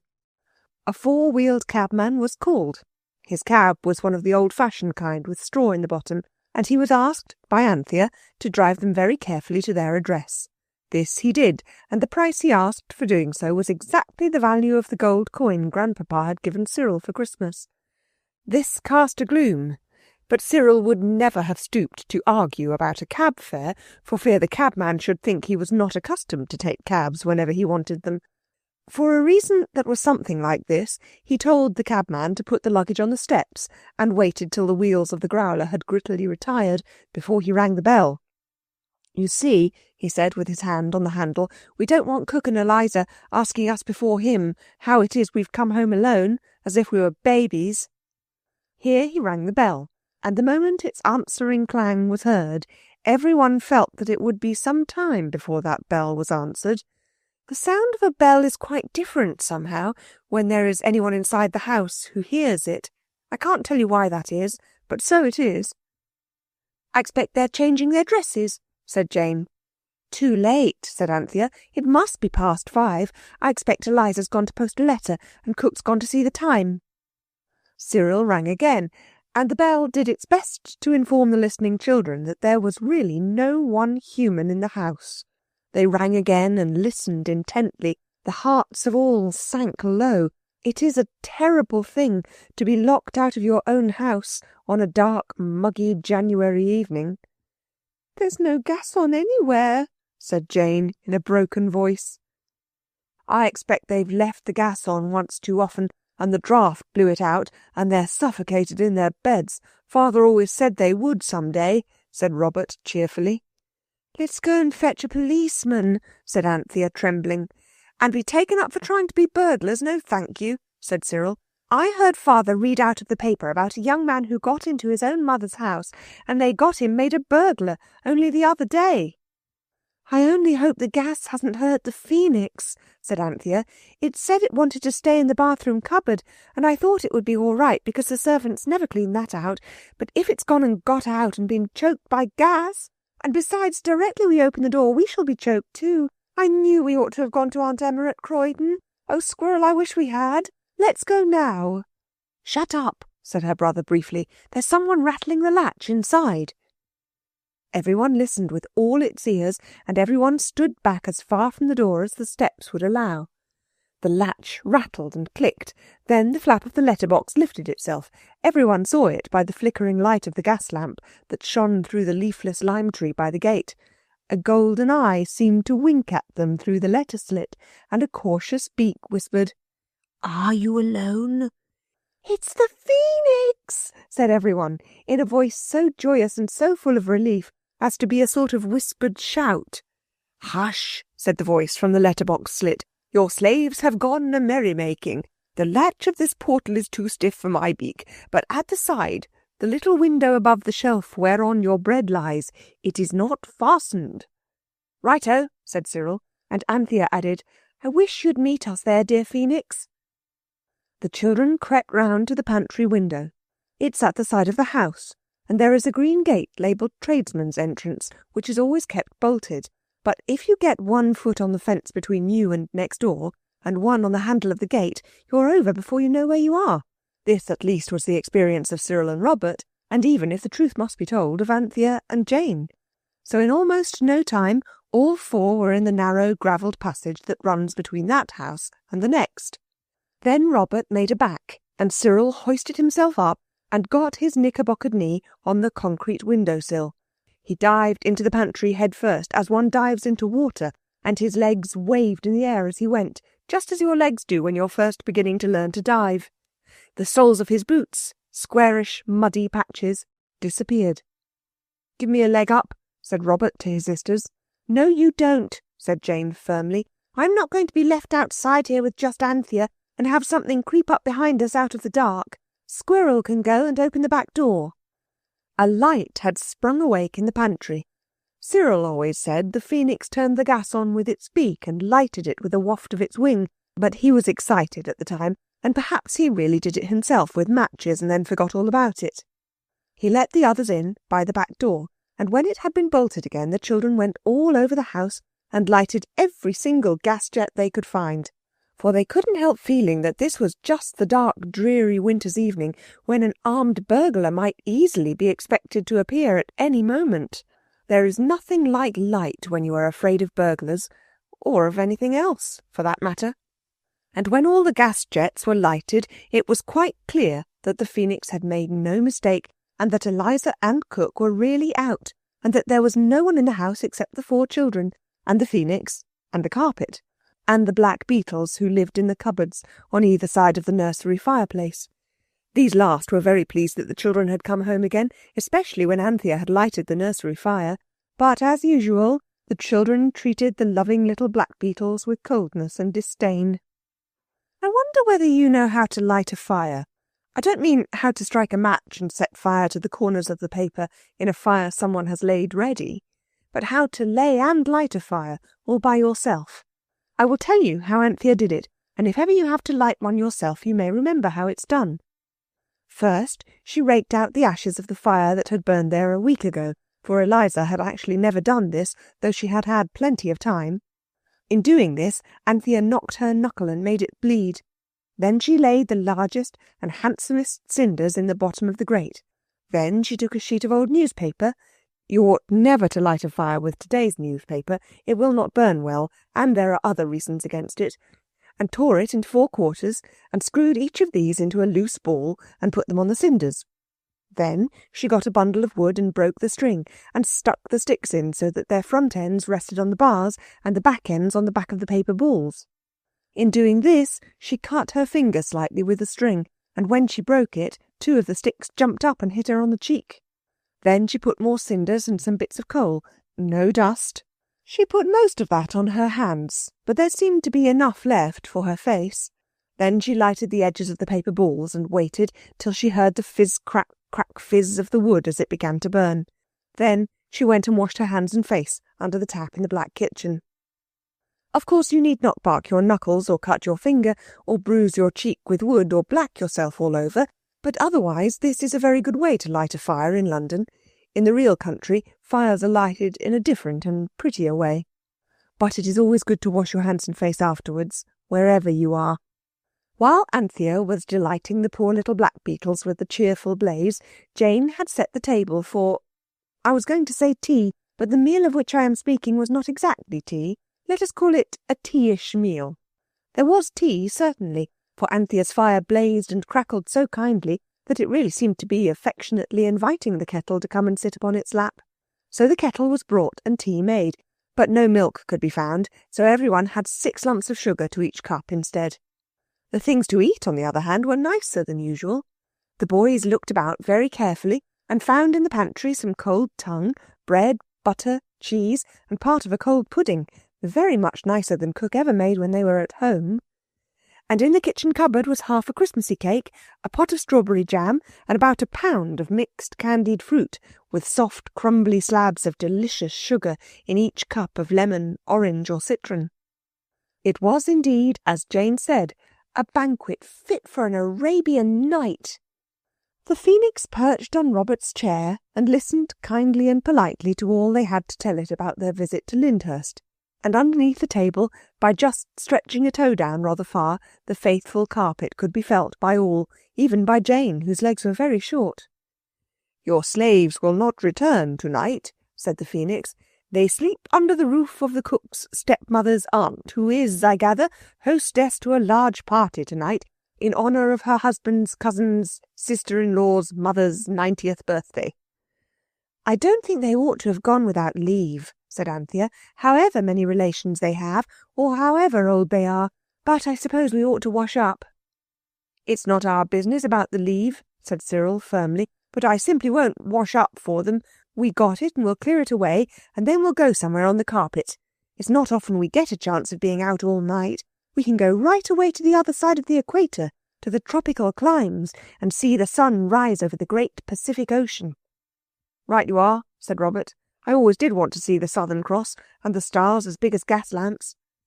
"Don't go," said Anthea, very earnestly, "because I couldn't. I'm sure Mother wouldn't like us to leave the house, and I should hate to be left here alone." "I'd stay with you," said Jane loyally. "I knew you would," said Anthea gratefully, "but even with you I'd much rather not." "Well," said Cyril, trying to be kind and amiable, "I don't want you to do anything you think's wrong, but—" He was silent. This silence said many things. "I don't see," Robert was beginning, when Anthea interrupted. "I'm quite sure. Sometimes you just think a thing's wrong, and sometimes you know, and this is a no time." The phoenix turned kind golden eyes on her and opened a friendly beak to say, "When it is, as you say, a no time, there is no more to be said, and your noble brothers would never leave you." "Of course not," said Cyril rather quickly, and Robert said so too. "I myself," the phoenix went on, "am willing to help in any way possible. I will go personally, either by carpet or on the wing, and fetch you anything you can think of to amuse you during the evening. In order to waste no time, I could go while you wash up. Why," it went on in a musing voice, "does one wash up teacups and wash down the stairs?" "You couldn't wash stairs up, you know," said Anthea, "unless you began at the bottom and went up feet first as you washed. I wish Cook would try that for a change." "I don't," said Cyril briefly. "I should hate the look of her elastic-side boots sticking up." "This is mere trifling," said the phoenix. "Come, decide what I shall fetch for you. I can get anything you like." But, of course, they couldn't decide. Many things were suggested. A rocking horse, jewelled chessmen, an elephant, a bicycle, a motor car, books with pictures, musical instruments, and many other things. But a musical instrument is agreeable only to the player, unless he has learned to play it really well. Books are not sociable. Bicycles cannot be ridden without going out of doors, and the same is true of motor cars and elephants. Only 2 people can play chess at once with one set of chessmen, and anyway, it's very much too much like lessons for a game, and only one can ride on a rocking horse. Suddenly, in the midst of the discussion, the phoenix spread its wings and fluttered to the floor, and from there it spoke. "I gather," it said, "from the carpet, that it wants you to let it go to its old home where it was born and brought up, and it will return within the hour, laden with a number of the most beautiful and delightful products of its native land." "What is its native land?" "I didn't gather. But since you can't agree and time is passing and the tea things are not washed down, washed up—" "I votes we do," said Robert. "It'll stop all this jaw, anyway, and it's not bad to have surprises. Perhaps it's a Turkey carpet, and it might bring us Turkish delight." "Or a Turkish patrol," said Cyril. "Or a Turkish bath," said Anthea. "Or a Turkish towel," said Jane. Nonsense, Robert urged. It said beautiful and delightful, and towels and baths aren't that, however good they may be for you. Let it go. I suppose it won't give us the slip, he added, pushing back his chair and standing up. Hush, said the Phoenix. How can you? Don't trample on its feelings just because it's only a carpet. But how can it do it, unless one of us is on it to do the wishing? Asked Robert. He spoke with a rising hope that it might be necessary for one to go, and why not Robert? But the Phoenix quickly threw cold water on his newborn dream. Why, you just write your wish on a paper and pin it on the carpet. So a leaf was torn from Anthea's arithmetic book, and on it Cyril wrote in large round hand the following: We wish you to go to your dear native home and bring back the most beautiful and delightful productions of it you can, and not to be gone long, please. Signed Cyril, Robert, Anthea, Jane. Then the paper was laid on the carpet. Writing down, please, said the Phoenix. The carpet can't read a paper whose back is turned to it any more than you can. It was pinned fast, and the table and chairs having been moved, the carpet simply and suddenly vanished, rather like a patch of water on a hearth under a fierce fire. The edges got smaller and smaller, and then it disappeared from sight. It may take it some time to collect the beautiful and delightful things, said the Phoenix. I should wash down. So they did. There was plenty of hot water left in the kettle, and everyone helped, even the Phoenix, who took up cups by their handles with its clever claws and dipped them in the hot water, and then stood them on the table ready for Anthea to dry them. But the bird was rather slow because, as it said, though it was not above any sort of honest work, messing about with dishwater was not exactly what it had been brought up to. Everything was nicely washed up and dried and put in its proper place, and the dishcloth washed and hung on the edge of the copper to dry, and the tea-cloth was hung on the line that goes across the scullery. If you are a duchess's child, or a king's, or a person of high social position's child, you will perhaps not know the difference between a dishcloth and a tea-cloth, but in that case your nurse has been better instructed than you, and she will tell you all about it. And just as 8 hands and 1 pair of claws were being dried on the roller towel behind the scullery door, there came a strange sound from the other side of the kitchen wall, the side where the nursery was. It was a very strange sound indeed, most odd, and unlike any other sounds the children had ever heard. At least, they had heard sounds as much like it as a toy engine's whistle is like a steam siren's. "The carpet's come back," said Robert, and the others felt that he was right. "But what has it brought with it?" asked Jane. "It sounds like Leviathan, that great beast." "It couldn't have been made in India and have brought elephants. Even baby ones would be rather awful in that room," said Cyril. "I vote we take it in turns to squint through the keyhole." They did, in the order of their ages. The Phoenix, being the eldest by some thousands of years, was entitled to the first peep, but "Excuse me," it said, ruffling its golden feathers and sneezing softly. "Looking through keyholes always gives me a cold in my golden eyes." So Cyril looked. "I see something grey moving," said he. "It's a zoological garden of some sort, I bet," said Robert, when he had taken his turn, and the soft rustling, bustling, ruffling, scuffling, shuffling, fluffing noises went on inside. "I can't see anything," said Anthea. "My eye tickles so." Then Jane's turn came, and she put her eye to the keyhole. "It's a giant kitty cat," she said, "and it's asleep all over the floor." "Giant cats are tigers. Father said so." "No, he didn't. He said tigers were giant cats. It's not at all the same thing." "It's no use sending the carpet to fetch precious things for you if you're afraid to look at them when they come," said the Phoenix sensibly, and Cyril, being the eldest, said, "Come on," and turned the handle. The gas had been left full on after tea, and everything in the room could be plainly seen by the 10 eyes at the door. At least, not everything, for though the carpet was there, it was invisible, because it was completely covered by the 199 beautiful objects which it had brought from its birthplace. "My hat," Cyril remarked. "I never thought about its being a Persian carpet." Yet it was now plain that it was so, for the beautiful objects which it had brought back were cats. Persian cats, grey Persian cats, and there were, as I have said, 199 of them, and they were sitting on the carpet as close as they could get to each other. But the moment the children entered the room, the cats rose and stretched and spread and overflowed from the carpet to the floor, and in an instant the floor was a sea of moving, mewing pussishness, and the children with one accord climbed to the table and gathered up their legs, and the people next door knocked on the wall, and indeed no wonder, for the Mews were Persian and piercing. "This is pretty poor sport," said Cyril. "What's the matter with the bounders?" "I imagine that they are hungry," said the Phoenix. "If you were to feed them—" "We haven't anything to feed them with," said Anthea in despair, and she stroked the nearest Persian back. "Oh, pussies, do be quiet. We can't hear ourselves think." She had to shout this entreaty, for the Mews were growing deafening, and it would take pounds and pounds worth of cat's meat. "Let's ask the carpet to take them away," said Robert, but the girls said no. "They're so soft and pussy," said Jane.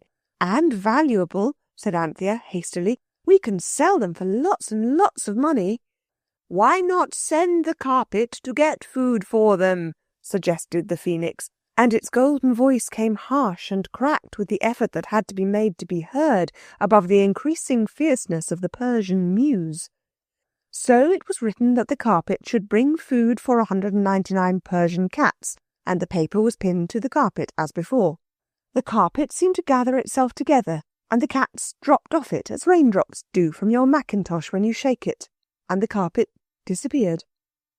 Unless you have had 199 well-grown Persian cats in one small room, all hungry and all saying so in unmistakable mews, you can form but a poor idea of the noise that now deafened the children and the Phoenix. The cats did not seem to have been at all properly brought up. They seemed to have no idea of its being a mistake in manners to ask for meals in a strange house, let alone to howl for them.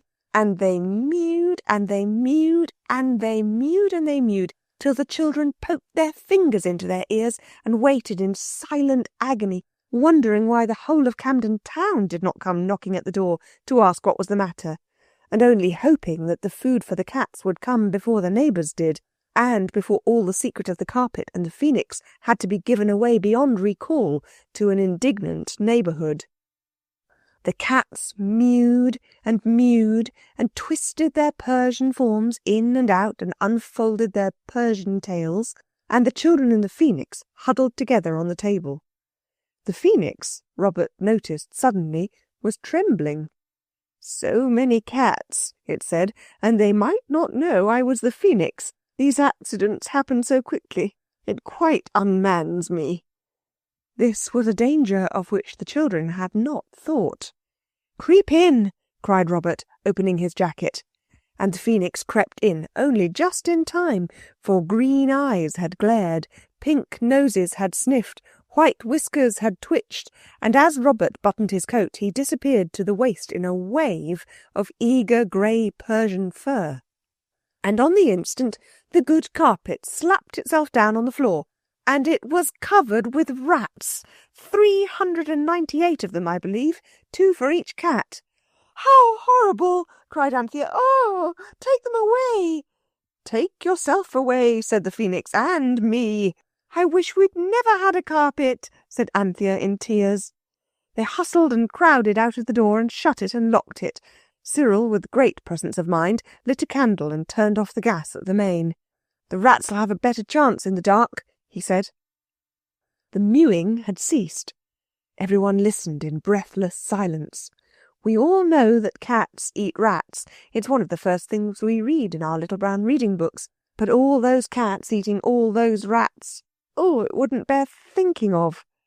Suddenly Robert sniffed, in the silence of the dark kitchen, where the only candle was burning all on one side because of the draught. "What a funny scent," he said. And as he spoke, a lantern flashed its light through the window of the kitchen, a face peered in, and a voice said, "What's all this row about?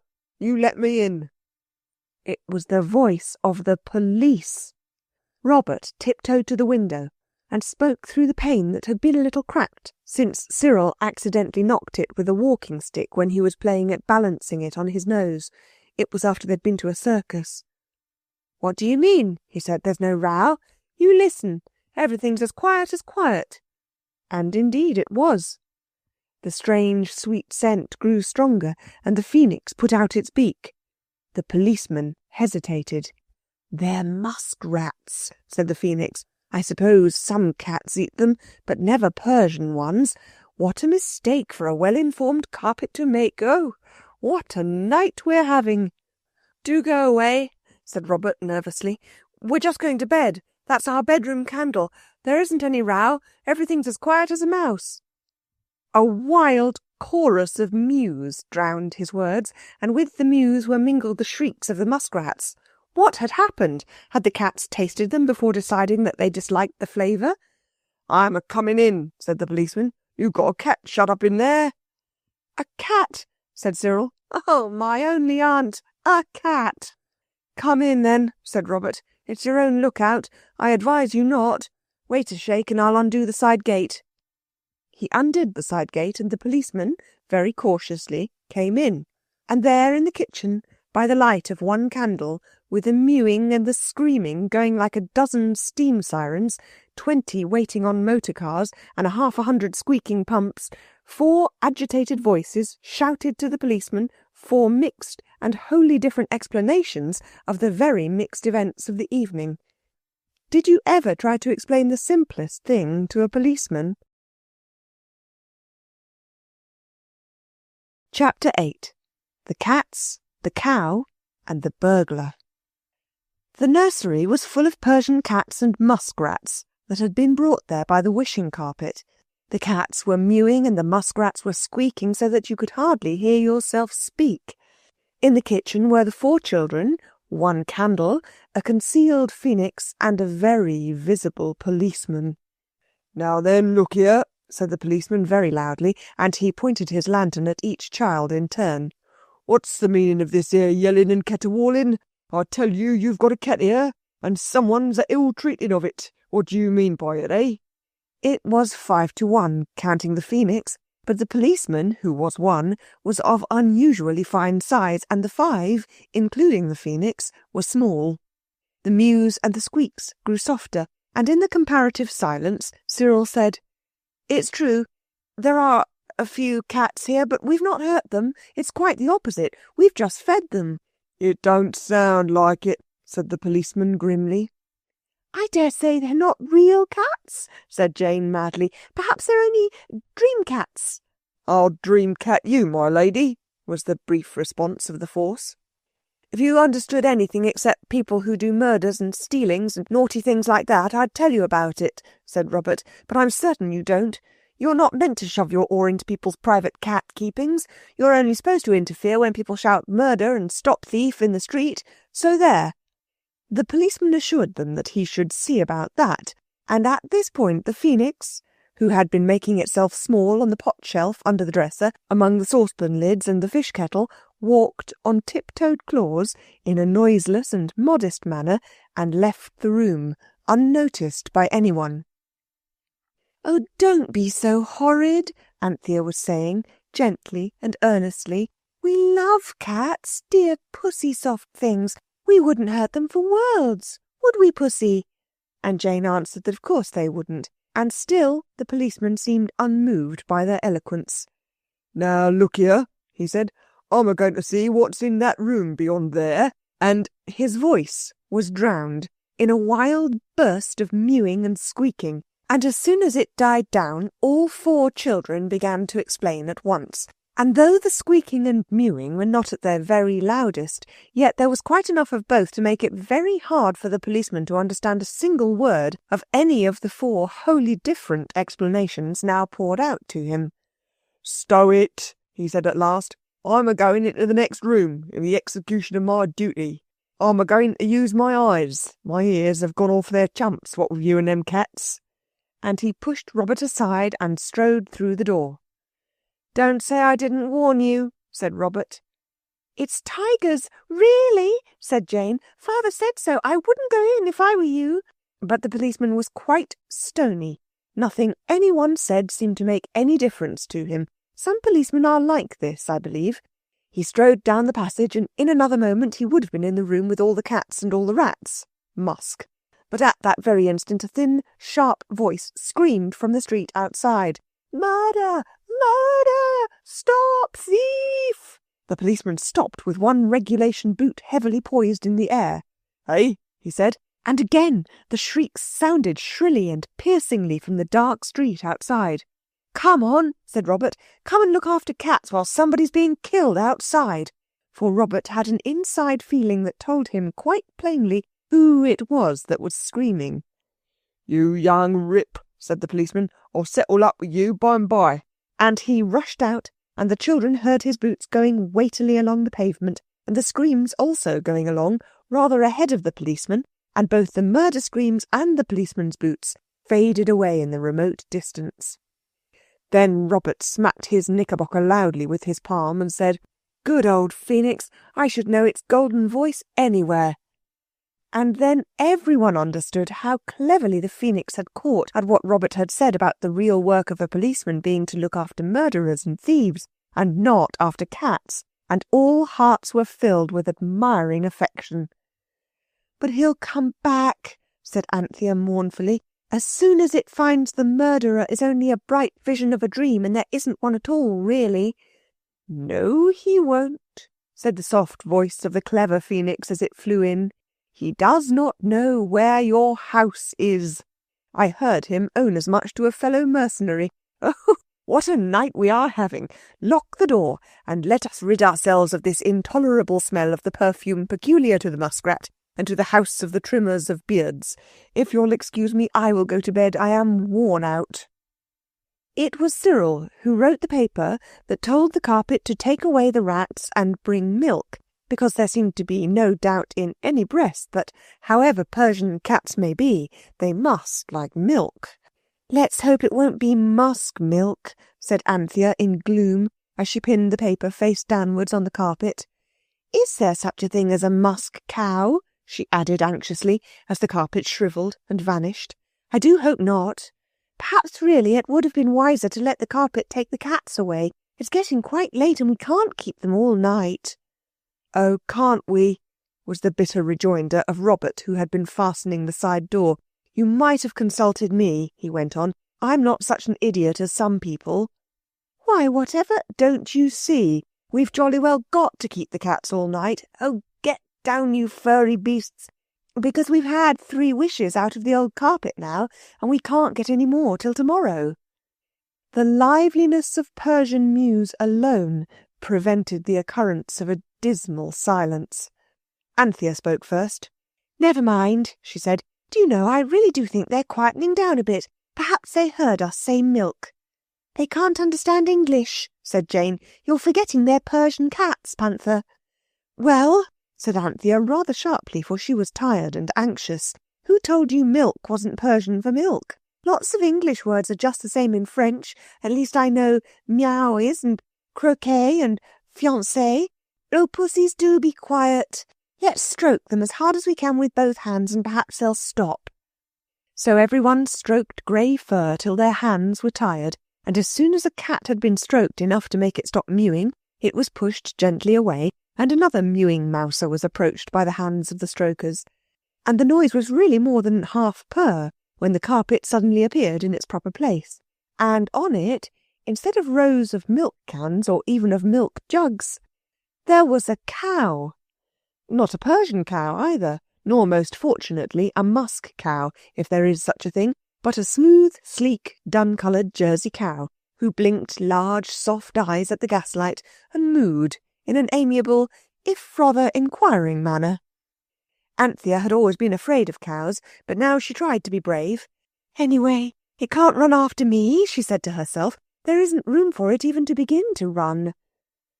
The cow was perfectly placid. She behaved like a strayed duchess, till someone brought a saucer for the milk, and someone else tried to milk the cow into it. Milking is very difficult. You may think it is easy, but it is not. All the children were by this time strung up to a pitch of heroism that would have been impossible to them in their ordinary condition. Robert and Cyril held the cow by the horns, and Jane, when she was quite sure that their end of the cow was quite secure, consented to stand by, ready to hold the cow by the tail should occasion arise. Anthea, holding the saucer, now advanced towards the cow. She remembered to have heard that cows, when milked by strangers, are susceptible to the soothing influence of the human voice.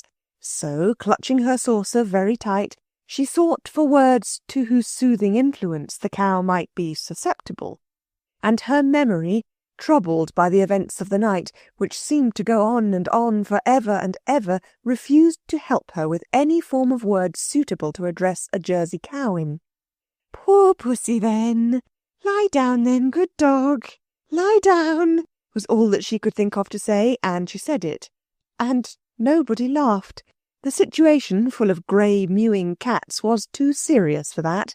Then Anthea, with a beating heart, tried to milk the cow. Next moment the cow had knocked the saucer out of her hand and trampled on it with one foot, while with the other three she had walked on a foot each of Robert, Cyril and Jane. Jane burst into tears. "Oh, how much too horrid everything is!" she cried. "Come away. Let's go to bed and leave the horrid cats with the hateful cow. Perhaps somebody will eat somebody else and serve them right." They did not go to bed, but they had a shivering council in the drawing-room, which smelt of soot, and indeed a heap of this lay in the fender. There had been no fire in the room since Mother went away, and all the chairs and tables were in the wrong places, and the chrysanthemums were dead, and the water in the pot nearly dried up. Anthea wrapped the embroidered woolly sofa blanket round Jane and herself, while Robert and Cyril had a struggle, silent and brief but fierce, for the larger share of the fur hearthrug.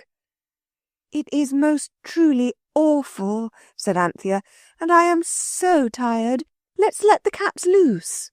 "And the cow, perhaps," said Cyril. "The police would find us at once. The cow would stand at the gate and moo to come in, and so would the cats. No, I see quite well what we've got to do. We must put them in baskets and leave them on people's doorsteps like orphan foundlings." "We've got 3 baskets, counting Mother's work one," said Jane, brightening. "And there are nearly 200 cats," said Anthea, "besides the cow, and it would have to be a different-sized basket for her, and then I don't know how you'd carry it, and you'd never find a doorstep big enough to put it on, except the church one, and—" "Oh, well," said Cyril, "if you simply make difficulties—" "I'm with you," said Robert. "Don't fuss about the cow, Panther. He's simply got to stay the night, and I'm sure I've read that the cow is a remunerating creature, and that means it will sit still and think for hours. The carpet can take it away in the morning, and as for the baskets, we'll do them up in dusters or pillowcases or bath towels. Come on, Squirrel. You girls can be out of it if you like." His tone was full of contempt, but Jane and Anthea were too tired and desperate to care.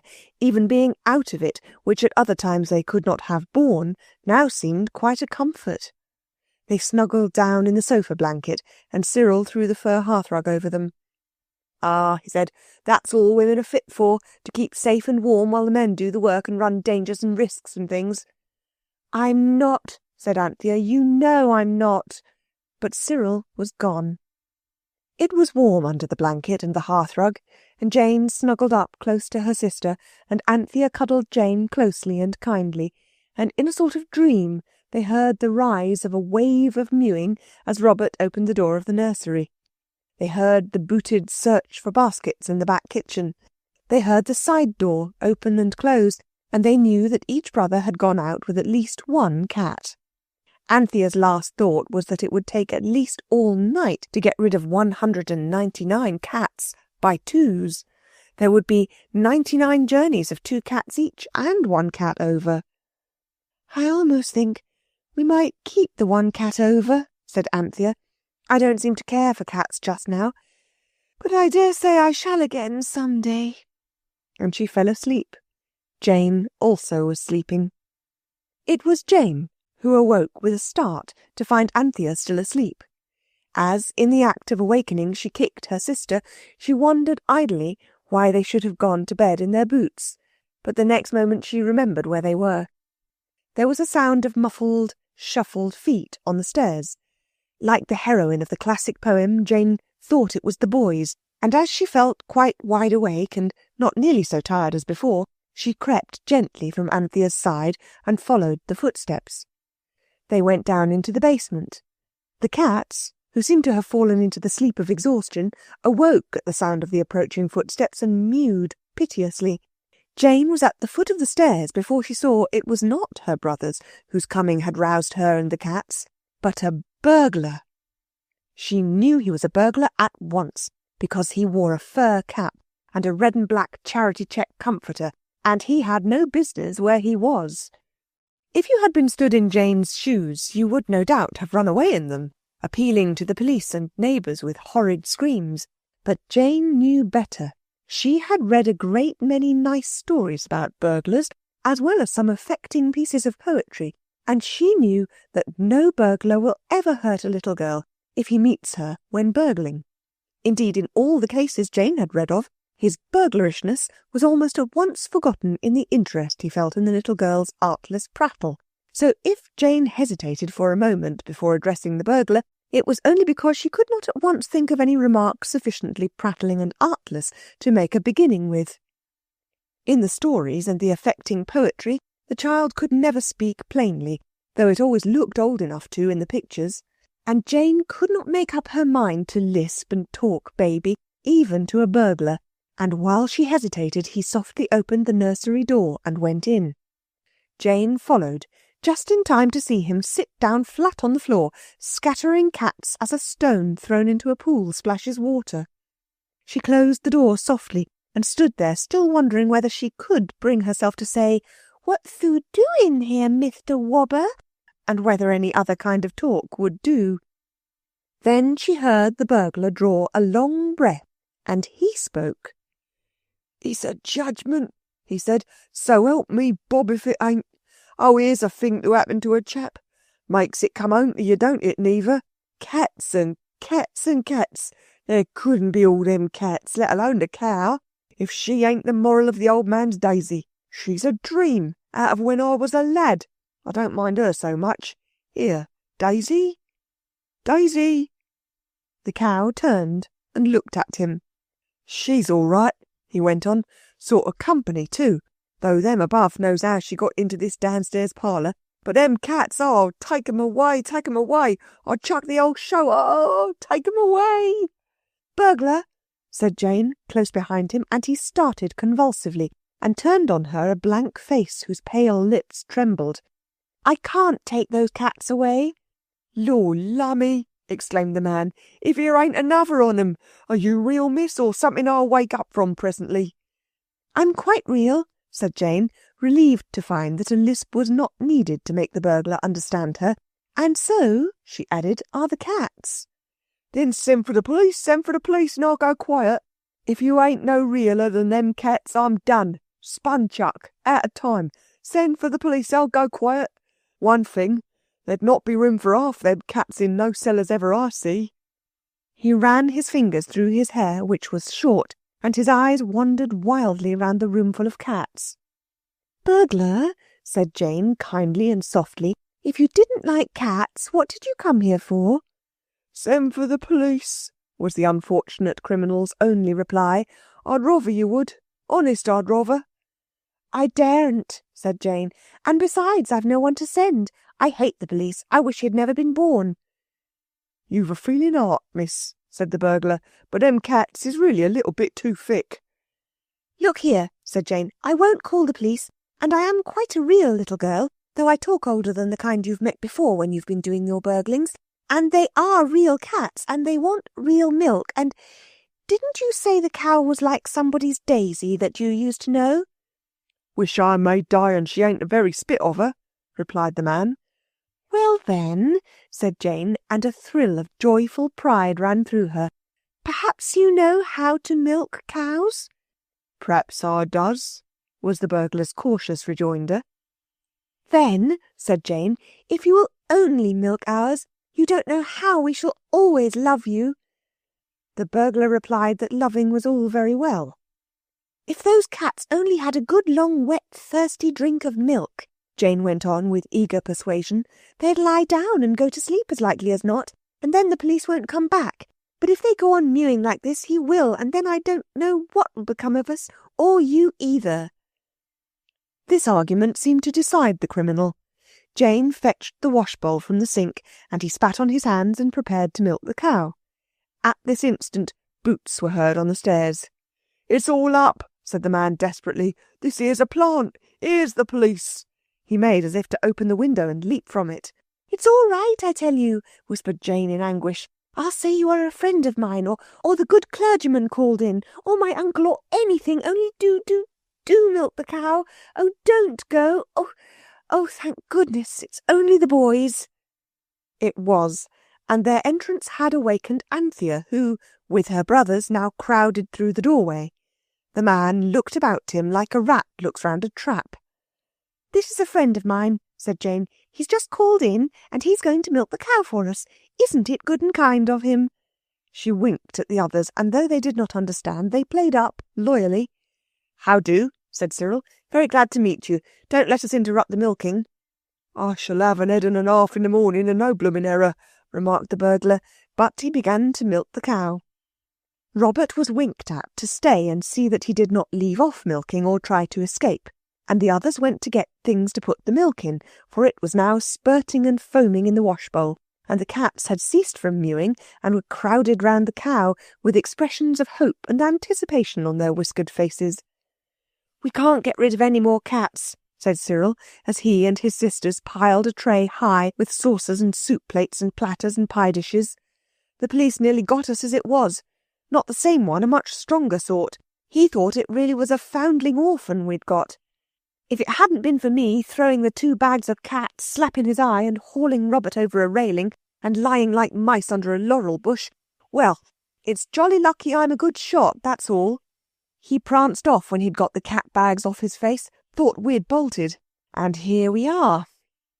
The gentle samishness of the milk swishing into the hand bowl seemed to have soothed the burglar very much. He went on milking in a sort of happy dream, while the children got a cap and ladled the warm milk out into the pie dishes and plates and platters and saucers, and set them down to the music of Persian purrs and lappings. "It makes me think of old times," said the burglar, smearing his ragged coat cuff across his eyes, "about the apples in the orchard at home, and the rats at threshing time, and the rabbits and the ferrets, and how pretty it was seeing the pigs killed." Finding him in this softened mood, Jane said, "I wish you'd tell us how you came to choose our house for your burglaring tonight. I'm awfully glad you did. You've been so kind. I don't know what we should have done without you," she added hastily. "We all love you ever so. Do tell us." The others added their affectionate entreaties, and at last the burglar said, "Well, it's my first job, and I didn't expect to be made so welcome, and that's the truth, young ladies and gents. And I dunno, but it won't be my last. For this here cow, she reminds me of my father, and I know how he'd have hided me if I'd laid hands on a penny that weren't my own." "I'm sure he would," Jane agreed kindly. "But what made you come here?" "Well, miss," said the burglar, "you know best how you come by them cats, and why you don't like the police, so I'll give myself away free and trust to your noble arts. You'd best bail out a bit, the pan's getting foolish. I was a-selling oranges off of my barrow, for I ain't a burglar by trade, though you have used the name so free, and there was a lady bought 3 ha'porth of me, and while she was a-picking of 'em out, very careful indeed, and I'm always glad when them sort gets a few overripe ones, there was 2 other ladies talking over the fence, and one on 'em said to the other on 'em, just like this, 'I've told both girls to come, and they can doss in with Maria and Jane, 'cause their boss and his missus is miles away, and the kids too, so they can just lock up the house and leave the gas a-burning so no one won't know, and get back bright and early by 11 o'clock, and we'll make a night of it, Mrs. Prosser, so we will. I'm just a-going to run out to pop this letter in the post.' And then the lady, what had chosen the 3 ha'porth so careful, she says, 'Law, Mrs. Wigson, I wonder at you and your hands all over suds. This good gentleman'll slip it into the post for you, I'll be bound, seeing I'm a customer of his.' So they give me the letter, and of course I read the direction what was written on it afore I shoved it into the post. And then, when I'd sold my barrowful, I was going home with the chink in my pocket, and I'm blowed if some bloomin' thieving beggar didn't nick the lot, whilst I was just wetting of my whistle, for calling of oranges is dry work. Nicked a bloomin' lot, he did, and me with not a farthing to take home to my brother and his missus." "How awful," said Anthea with much sympathy. "Awful indeed, miss, I believe you," the burglar rejoined with deep feeling. "You don't know her temper when she's roused, and I'm sure I hope you never may neither, and I'd had all my oranges off of 'em. So it come back to me what was wrote on the envelope, and I says to myself, why not, seeing as I've been done myself, and if they keeps two slaveys there must be some pickings, and so here I am. But them cats, they brought me back to the ways of honestness. Never no more." "Look here," said Cyril. "These cats are very valuable, very indeed, and we will give them all to you if only you will take them away." "I see they're a breedy lot," replied the burglar, "but I don't want no bother with the coppers. Did you come by 'em honest now? Straight?" "They are all our very own," said Anthea. "We wanted them, but the consignment, whispered Cyril, was larger than we wanted, and they're an awful bother. If you've got your barrow and some sacks or baskets, your brother's missus would be awfully pleased. My father says Persian cats are worth pounds and pounds each." "Well," said the burglar, and he was certainly moved by her remarks, "I see you're in an hole, and I don't mind lending an helping hand. I don't ask how you come by 'em, but I've got a pal, he's a mark on cats. I'll fetch him along, and if he thinks they'd fetch anything above their skins, I don't mind doing you a kindness." "You won't go away and never come back," said Jane, "because I don't think I could bear that." The burglar, quite touched by her emotion, swore sentimentally that, alive or dead, he would come back. Then he went, and Cyril and Robert sent the girls to bed and sat up to wait for his return. It soon seemed absurd to await him in a state of wakefulness, but his stealthy tap on the window awoke them readily enough, for he did return, with the pal and the barrow and the sacks. The pal approved of the cats, now dormant in Persian repletion, and they were bundled into the sacks and taken away on the barrow, mewing indeed, but with Mews too sleepy to attract public attention. "I'm a fence, that's what I am," said the burglar gloomily. "I never thought I'd come down to this, and all because of my kind heart." Cyril knew that a fence is a receiver of stolen goods, and he replied briskly, "I give you my sacred, the cats aren't stolen. What do you make the time?" "I ain't got the time on me," said the pal, "but it was just about chucking out time as I come by the Bull and Gate. I shouldn't wonder if it was nigh on 1 now." When the cats had been removed, and the boys and the burglar had parted with warm expressions of friendship, there remained only the cow. "She must stay all night," said Robert. "Cook'll have a fit when she sees her." "All night?" said Cyril. "Why, it's tomorrow morning if it's 1. We can have another wish." So the carpet was urged, in a hastily written note, to remove the cow to wherever she belonged, and to return to its proper place on the nursery floor. But the cow could not be got to move onto the carpet. So Robert got the clothesline out of the back kitchen and tied one end very firmly to the cow's horns and the other end to a bunched-up corner of the carpet, and said, "Fire away," and the carpet and the cow vanished together, and the boys went to bed, tired out and only too thankful that the evening at last was over. Next morning the carpet lay calmly in its place, but one corner was very badly torn. It was the corner that the cow had been tied onto. Chapter 9. The Burglar's Bride. The morning after the adventure of the Persian cats, the muskrats, the common cow, and the uncommon burglar, all the children slept till it was 10 o'clock, and then it was only Cyril who woke, but he attended to the others, so that by 10:30 everyone was ready to help get breakfast. It was shivery cold, and there was but little in the house that was really worth eating. Robert had arranged a thoughtful little surprise for the absent servants. He had made a neat and delightful booby-trap over the kitchen door, and as soon as they heard the front door click open and knew the servants had come back, all 4 children hid in the cupboard under the stairs and listened with delight to the entrance, the tumble, the splash, the scuffle, and the remarks of the servants. They heard the cook say it was a judgment on them for leaving the place to itself. She seemed to think that a booby-trap was a kind of plant that was quite likely to grow all by itself in a dwelling that was left shut up. But the housemaid, more acute, judged that someone must have been in the house, a view confirmed by the sight of the breakfast things on the nursery table.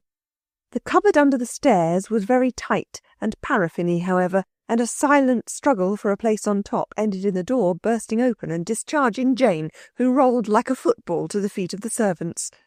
"Now," said Cyril firmly when the cook's hysterics had become quieter and the housemaid had time to say what she thought of them, "don't you begin jawing us. We aren't going to stand it. We know too much. You'll please make an extra special treacle roly for dinner, and we'll have a tinned tongue." "I dare say," said the housemaid, indignant, still in her outdoor things and with her hat very much on one side. "Don't you come a-fretting me, Master Cyril, 'cause I won't stand it, so I tell you. You tell your ma about us being out. Much I care. She'll be sorry for me when she hears about my dear great-aunt by marriage, as brought me up from a child and was a mother to me. She sent for me, she did. She wasn't expected to last the night, from the spasms going to her legs, and cook was that kind and careful she couldn't let me go alone. So don't," said Anthea in real distress. "You know where liars go to, Eliza. At least if you don't—" "Liars, indeed," said Eliza. "I won't demean myself talking to you." "How's Mrs. Wigson?" said Robert. "And did you keep it up last night?" The mouth of the housemaid fell open. "Did you doss with Maria or Emily?" asked Cyril. "How did Mrs. Prosser enjoy herself?" asked Jane. "Forbear," said Cyril. "They've had enough. Whether we tell or not depends on your later life," he went on, addressing the servants. "If you're decent to us, we'll be decent to you. You'd better make that treacle roly, and if I were you, Eliza, I'd do a little housework and cleaning, just for a change." The servants gave in, once and for all. "There's nothing like firmness," Cyril went on when the breakfast things were cleared away and the children were alone in the nursery. "People are always talking of difficulties with servants. It's quite simple when you know the way. We can do what we like now and they won't peach. I think we've broken their proud spirit. Let's go somewhere by carpet." "I wouldn't if I were you," said the phoenix, yawning, as it swooped down from its roost on the curtain pole. "I've given you one or two hints, but now concealment is at an end, and I see I must speak out." It perched on the back of a chair and swayed to and fro like a parrot on a swing. "What's the matter now?" said Anthea. She was not quite so gentle as usual, because she was still weary from the excitement of last night's cats. "I'm tired of things happening. I shan't go anywhere on the carpet. I'm going to darn my stockings." "Darn?" said the phoenix. "Darn?" From those young lips, these strange expressions. "Mend, then," said Anthea, "with a needle and wool." The phoenix opened and shut its wings thoughtfully. "Your stockings," it said, "are much less important than they now appear to you. But the carpet. Look at the bare worn patches. Look at the great rent at yonder corner. The carpet has been your faithful friend, your willing servant. How have you requited its devoted service?" "Dear Phoenix," Anthea urged, "don't talk in that horrid lecturing tone. You make me feel as if I'd done something wrong. And really it is a wishing carpet, and we haven't done anything else to it, only wishes." "Only wishes," repeated the phoenix, ruffling its neck feathers angrily. "And what sort of wishes? Wishing people to be in a good temper, for instance. What carpet did you ever hear of that had such a wish asked of it? But this noble fabric on which you trample so recklessly—" Everyone removed its boots from the carpet and stood on the linoleum. "This carpet never flinched.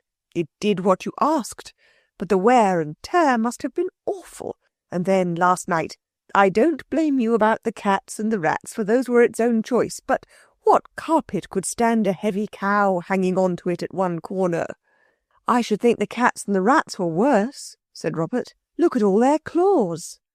"Yes," said the bird, 11,940 of them. I dare say you noticed. I should be surprised if these had not left their mark." Good gracious, said Jane, sitting down suddenly on the floor and patting the edge of the carpet softly. Do you mean it's wearing out? Its life with you has not been a luxurious one, said the Phoenix. French mud twice, sand of sunny shores twice, soaking in southern seas once, India once, goodness knows where in Persia once, muskrat land once, and once wherever the cow came from. Hold your carpet up to the light, and with cautious tenderness, if you please. With cautious tenderness, the boys held the carpet up to the light. The girls looked, and a shiver of regret ran through them as they saw how those 11,940 claws had run through the carpet. It was full of little holes. There were some large ones, and more than one thin place. At one corner a strip of it was torn and hung forlornly. "We must mend it," said Anthea. "Never mind about my stockings. I can sew them up in lumps with sewing cotton if there's no time to do them properly. I know it's awful, and no girl would who respected herself and all that, but the poor dear carpet's more important than my silly stockings. Let's go out now, this very minute." So out they all went, and bought wool to mend the carpet. But there is no shop in Camden Town where you can buy wishing wool, no, nor in Kentish Town either. However, ordinary Scotch heather mixture fingering seemed good enough, and this they brought. And all that day Jane and Anthea darned and darned and darned. The boys went out for a walk in the afternoon, and the gentle Phoenix paced up and down the table, for exercise, as it said, and talked to the industrious girls about their carpet. "It's not an ordinary, ignorant, innocent carpet from Kidderminster," it said. "It is a carpet with a past, a Persian past. Do you know that in happier years, when that carpet was the property of caliphs, viziers, kings and sultans, it never lay on a floor?" "I thought the floor was the proper home of a carpet," Jane interrupted. "Not of a magic carpet," said the Phoenix. "Why, if it had been allowed to lie about on floors, there wouldn't be much left of it now. No, indeed, it has lived in chests of cedar wood, inlaid with pearl and ivory, wrapped in priceless tissues of cloth of gold, embroidered with gems of fabulous value. It has reposed in the sandalwood caskets of princesses, and in the rose attar-scented treasure houses of kings. Never, never had anyone degraded it by walking on it, except in the way of business, when wishes were required, and then they always took their shoes off. And you—" "Oh, don't," said Jane, very near tears. "You know you'd never have been hatched at all if it hadn't been for Mother wanting a carpet for us to walk on." "You needn't have walked so much or so hard," said the bird. "But come, dry that crystal tear, and I will relate to you the story of the Princess Zuleika, the Prince of Asia, and the magic carpet." "Relate away," said Anthea. "I mean, please do." "The Princess Zuleika, fairest of royal ladies," began the bird, "had in her cradle been the subject of several enchantments. Her grandmother had been in her day, but what in her day Zuleika's grandmother had been was destined never to be revealed. For Cyril and Robert suddenly burst into the room, and on each brow were the traces of deep emotion. On Cyril's pale brow stood beads of agitation and perspiration, and on the scarlet brow of Robert was a large black smear. "What ails ye both?" asked the Phoenix, and it added tartly that storytelling was quite impossible if people would come interrupting like that. "Oh, do shut up for any sake," said Cyril, sinking into a chair. Robert smoothed the ruffled golden feathers, adding kindly, "Squirrel doesn't mean to be a beast. It's only that the most awful thing has happened, and stories don't seem to matter so much. Don't be cross. You won't be when you've heard what's happened." "Well, what has happened?" said the bird, still rather crossly, and Anthea and Jane paused with long needles poised in air and long needlefuls of Scotch heather mixture fingering wool drooping from them. "The most awful thing you can possibly think of," said Cyril. "That nice chap, our own burglar, The police have got him on suspicion of stolen cats. That's what his brother's missus told me." "Oh, begin at the beginning," cried Anthea impatiently. "Well then, we went out, and down by where the undertaker's is, with the china flowers in the window, you know, there was a crowd, and of course we went to have a squint. And it was two bobbies, and our burglar between them, and he was being dragged along, and he said, 'I tell you them cats was give me. I got 'em in exchange for me milking a cow in a basement parlour up Camden Town way.' And the people laughed, beasts, and then one of the policemen said perhaps he could give the name and address of the cow, and he said no, he couldn't, but he could take them there if they'd only leave go of his coat collar and give him a chance to get his breath. And the policeman said he could tell all that to the magistrate in the morning. He didn't see us, and so we came away." "Oh, Cyril, how could you?" said Anthea. "Don't be a pudding head," Cyril advised. "A fat lot of good it would have done if we'd let him see us. No one would have believed a word we said. They'd have thought we were kidding. We did better than let him see us. We asked the boy where he lived, and he told us, and we went there, and it's a little greengrocer's shop, and we bought some Brazil nuts. Here they are." The girls waved away the Brazil nuts with loathing and contempt. "Well, we had to buy something, and while we were making up our minds what to buy, we heard his brother's missus talking. She said when he came home with all them meowlers, she thought there was more in it than met the eye, but he would go out this morning with the two likeliest of them, one under each arm. She said he sent her out to buy blue ribbon to put round their beastly necks, and she said if he got 3 months hard, it was her dying word that he'd got the blue ribbon to thank for it. That and his own silly thieving ways, taking cats that anyone would know he couldn't have come by in the way of business, instead of things that wouldn't have been missed, which Lord knows there are plenty such, and—" "Oh, stop!" cried Jane. And indeed it was time, for Cyril seemed like a clock that had been wound up and could not help going on. "Where is he now?" "At the police station," said Robert, for Cyril was out of breath. "The boy told us they'd put him in the cells and would bring him up before the beak in the morning.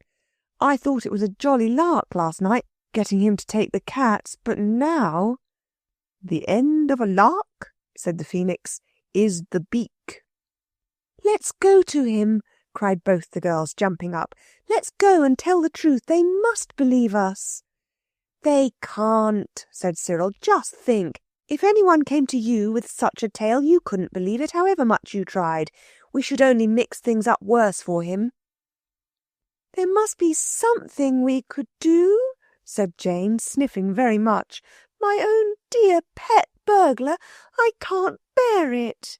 And he was so nice, the way he talked about his father, and how he was going to be so extra honest. Dear Phoenix, you must be able to help us. You're so good and kind and pretty and clever. Do tell us what to do." The phoenix rubbed its beak thoughtfully with its claw. "You might rescue him," it said, "and conceal him here till the law supporters had forgotten about him." "That would be ages and ages," said Cyril, "and we couldn't conceal him here. Father might come home at any moment, and if he found the burglar here, he wouldn't believe the true truth any more than the police would. That's the worst of the truth. No one ever believes it. Couldn't we take him somewhere else?" Jane clapped her hands. "The sunny southern shore," she cried, "where the cook is being queen. He and she would be company for each other." And really the idea did not seem bad, if only he would consent to go. So, all talking at once, the children arranged to wait till evening and then to seek the dear burglar in his lonely cell. Meantime, Jane and Anthea darned away as hard as they could to make the carpet as strong as possible, for all felt how terrible it would be if the precious burglar, while being carried to the sunny southern shore, were to tumble through a hole in the carpet and be lost forever in the sunny southern sea. The servants were tired after Mrs. Wigson's party, so everyone went to bed early, and when the phoenix reported that both servants were snoring in a heartfelt and candid manner, the children got up. They had never undressed. Just putting their nightgowns on over their things had been enough to deceive Eliza when she came to turn out the gas.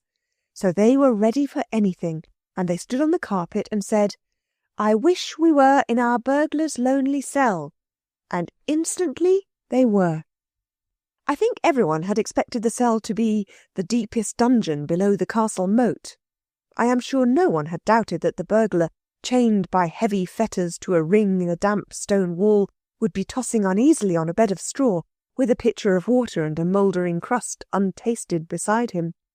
Robert, remembering the underground passage and the treasure, had bought a candle and matches, but these were not needed. The cell was a little whitewashed room, about 12 feet long and 6 feet wide. On one side of it was a sort of shelf, sloping a little towards the wall. On this were 2 rugs, striped blue and yellow, and a waterproof pillow. Rolled in the rugs and with his head on the pillow lay the burglar, fast asleep. He had had his tea, though this the children did not know. It had come from the coffee shop round the corner, in very thick crockery. The scene was plainly revealed by the light of a gas lamp in the passage outside, which shone into the cell through a pane of thick glass over the door. "I shall gag him," said Cyril, "and Robert will hold him down. Anthea and Jane and the Phoenix can whisper soft nothings to him while he gradually awakes." This plan did not have the success it deserved, because the burglar, curiously enough, was much stronger, even in his sleep, than Robert and Cyril, and at the first touch of their hands he leapt up and shouted out something very loud indeed.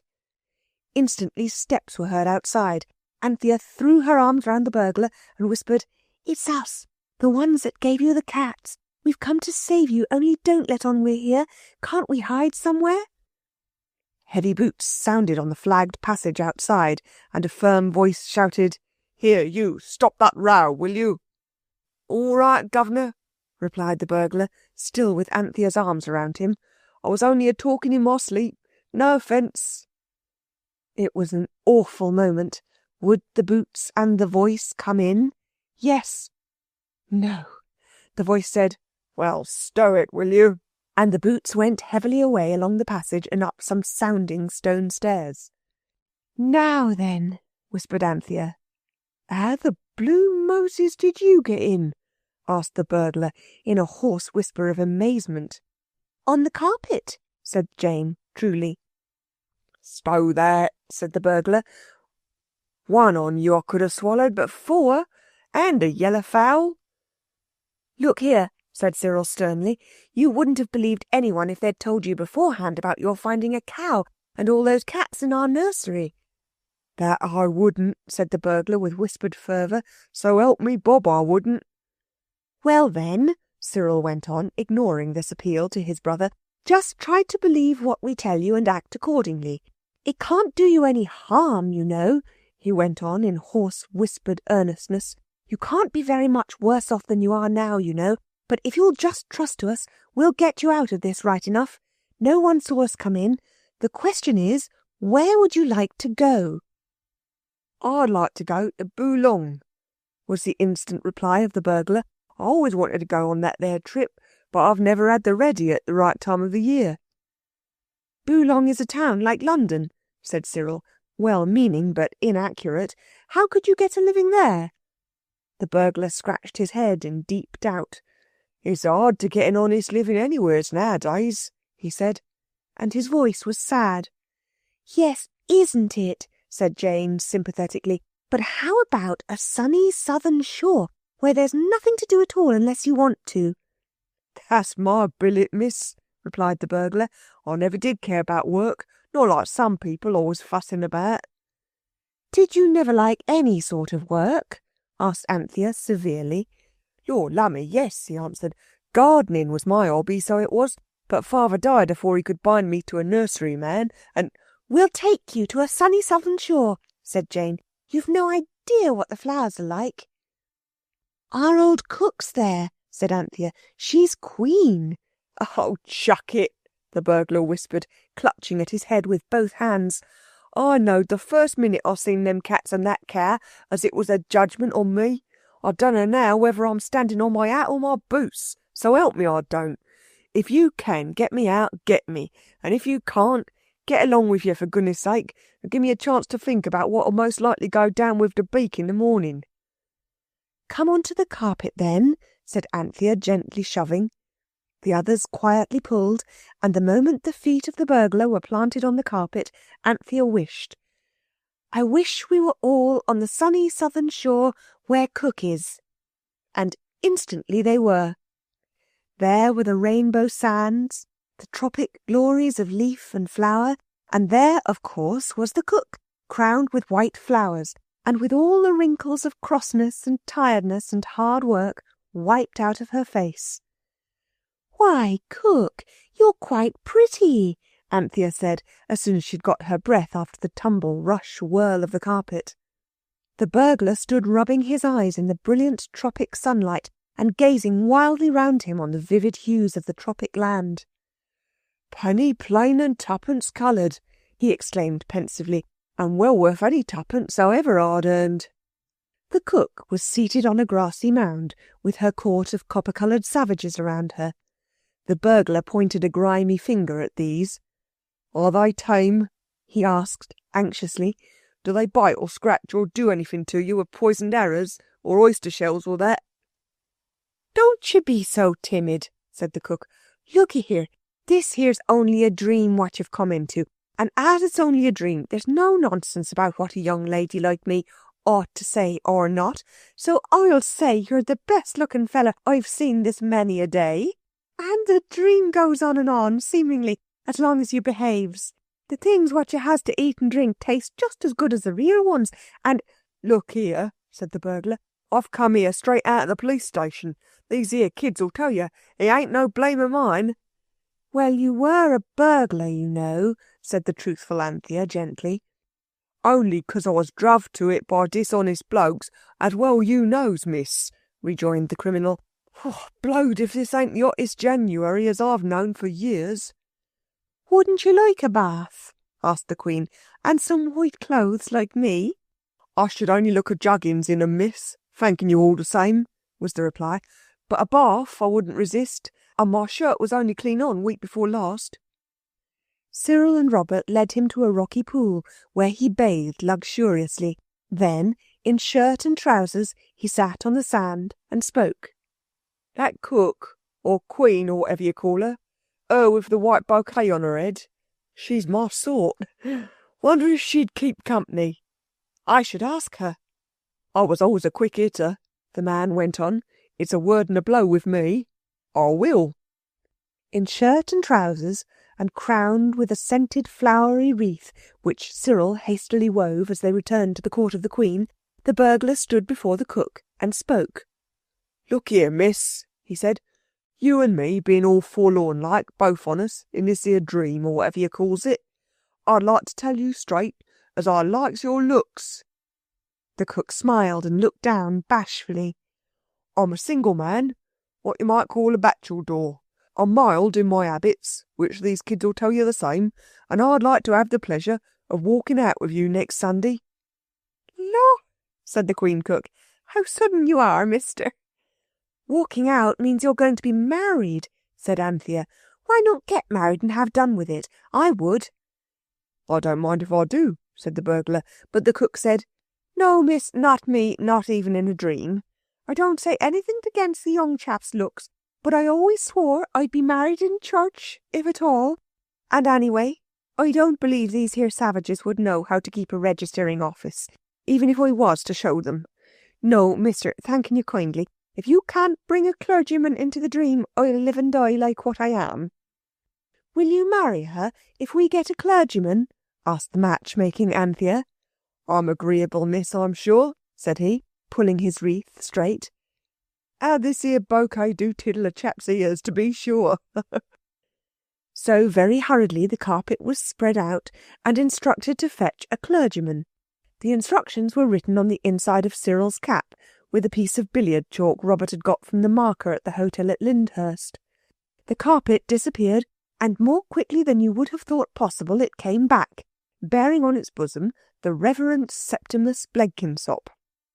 The Reverend Septimus was a rather nice young man, but very much amazed and muddled because when he saw a strange carpet laid out at his feet in his own study, he naturally walked onto it to examine it more closely, and he happened to stand on one of the thin places that Jane and Anthea had darned, so that he was half on wishing carpet and half on plain Scotch heather mixture fingering, which has no magic properties at all. The effect of this was that he was only half there, so that the children could just see through him as though he had been a ghost. And as for him, he saw the sunny southern shore, the cook and the burglar and the children quite plainly, but through them all he saw quite plainly also his study at home with the books and the pictures and the marble clock that had been presented to him when he left his last situation. He seemed to himself to be in a sort of insane fit, so that it did not matter what he did, and he married the burglar to the cook. The cook said that she would rather have had a solider kind of clergyman, one that you couldn't see through so plain, but perhaps this was real enough for a dream. And of course the clergyman, though misty, was really real, and able to marry people, and he did. When the ceremony was over, the clergyman wandered about the island collecting botanical specimens, for he was a great botanist, and the ruling passion was strong even in an insane fit. There was a splendid wedding feast. Can you fancy Jane and Anthea and Robert and Cyril dancing merrily in a ring, hand in hand with copper-coloured savages, round the happy couple, the queen cook and the burglar consort? There were more flowers gathered and thrown than you have ever even dreamed of, and before the children took carpet for home, the now married and settled burglar made a speech. "Ladies and gentlemen," he said, "and savages of both kinds, only I know you can't understand what I'm a-saying of, but we'll let that pass. If this is a dream, I'm on. If it ain't, I'm oner than ever. If it's betwixt and between, well, I'm honest and I can't say more. I don't want no more high London society. I've got someone to put my arm around of, and I've got this whole lot of this here island for my allotment, and if I don't grow some broccoli as'll open the judge's eye at the cottage flower shows, well, strike me pink. All I ask is, as these young gents and ladies bring some parsley seed into the dream, and a penn'orth of radish seed, and threepenn'orth of onion, and I wouldn't mind going to fourpence or fippence for mixed kale, only I ain't got a brand, so I don't deceive you. And there's one thing more, you might take away the parson. I don't like things what I can see half through. So, here's out." He drained a coconut shell of palm wine. It was now past midnight, though it was tea-time on the island. With all good wishes, the children took their leave. They also collected the clergyman and took him back to his study and his presentation clock. The phoenix kindly carried the seeds next day to the burglar and his bride, and returned with the most satisfactory news of the happy pair. "He's made a wooden spade and started on his allotment," it said, "and she is weaving him a shirt and trousers of the most radiant whiteness." The police never knew how the burglar got away. In Kentish Town Police Station, his escape is still spoken of with bated breath as the Persian mystery. As for the Reverend Septimus Blenkinsop, he felt that he had had a very insane fit indeed, and he was sure it was due to overstudy. So he planned a little dissipation and took his two maiden aunts to Paris, where they enjoyed a dazzling round of museums and picture galleries, and came back feeling that they had indeed seen life. He never told his aunts or anyone else about the marriage on the island, because no one likes it to be generally known if he has had insane fits, however interesting and unusual. Chapter 10. The Hole in the Carpet. Hooray, hooray, hooray! Mother comes home today! Mother comes home today! Hooray, hooray, hooray! Jane sang this simple song directly after breakfast, and the phoenix shed crystal tears of affectionate sympathy. "How beautiful," it said, "is filial devotion." "She won't be home till past bedtime, though," said Robert. "We might have one more carpet day." He was glad that Mother was coming home. Quite glad, very glad, but at the same time that gladness was rudely contradicted by a quite strong feeling of sorrow, because now they could not go out all day on the carpet. "I do wish we could go and get something nice for Mother, only she'd want to know where we got it," said Anthea, "and she'd never, never believe it, the truth. People never do, somehow, if it's at all interesting." "I'll tell you what," said Robert, "suppose we wish the carpet to take us somewhere where we could find a purse with money in it. Then we could buy her something." "Suppose it took us somewhere foreign, and the purse was covered with strange Eastern devices, embroidered in rich silks and full of money that wasn't money at all here. Only foreign curiosities. Then we couldn't spend it, and people would bother about where we got it, and we shouldn't know how on earth to get out of it all." Cyril moved the table off the carpet as he spoke, and its leg caught in one of Anthea's darns and ripped away most of it, as well as a large slit in the carpet. "Well, now you have done it," said Robert. But Anthea was really a first-class sister. She did not say a word till she had got out the Scotch heather mixture fingering wool, and the darning needle and the thimble and the scissors, and by that time she had been able to get the better of her natural wish to be thoroughly disagreeable, and was able to say quite kindly, "Never mind, Squirrel, I'll soon mend it." Cyril thumped her on the back. He understood exactly how she had felt, and he was not an ungrateful brother.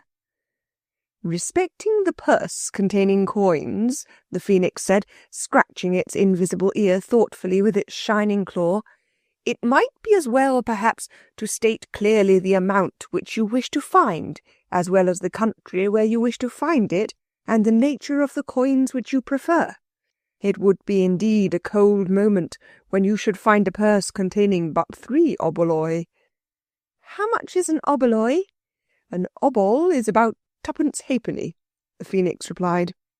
"Yes," said Jane, "and if you find a purse, I suppose it is only because someone has lost it, and you ought to take it to the policeman." "The situation," remarked the phoenix, "does indeed bristle with difficulties." "What about a buried treasure?" said Cyril, "and everyone was dead that it belonged to?"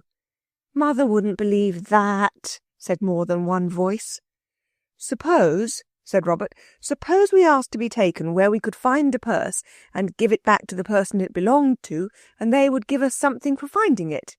"We aren't allowed to take money from strangers. You know we aren't, Bobs," said Anthea, making a knot at the end of a needleful of Scotch heather mixture fingering wool, which is very wrong, and you must never do it when you are darning. "No, that wouldn't do," said Cyril. "Let's chuck it and go to the North Pole or somewhere really interesting."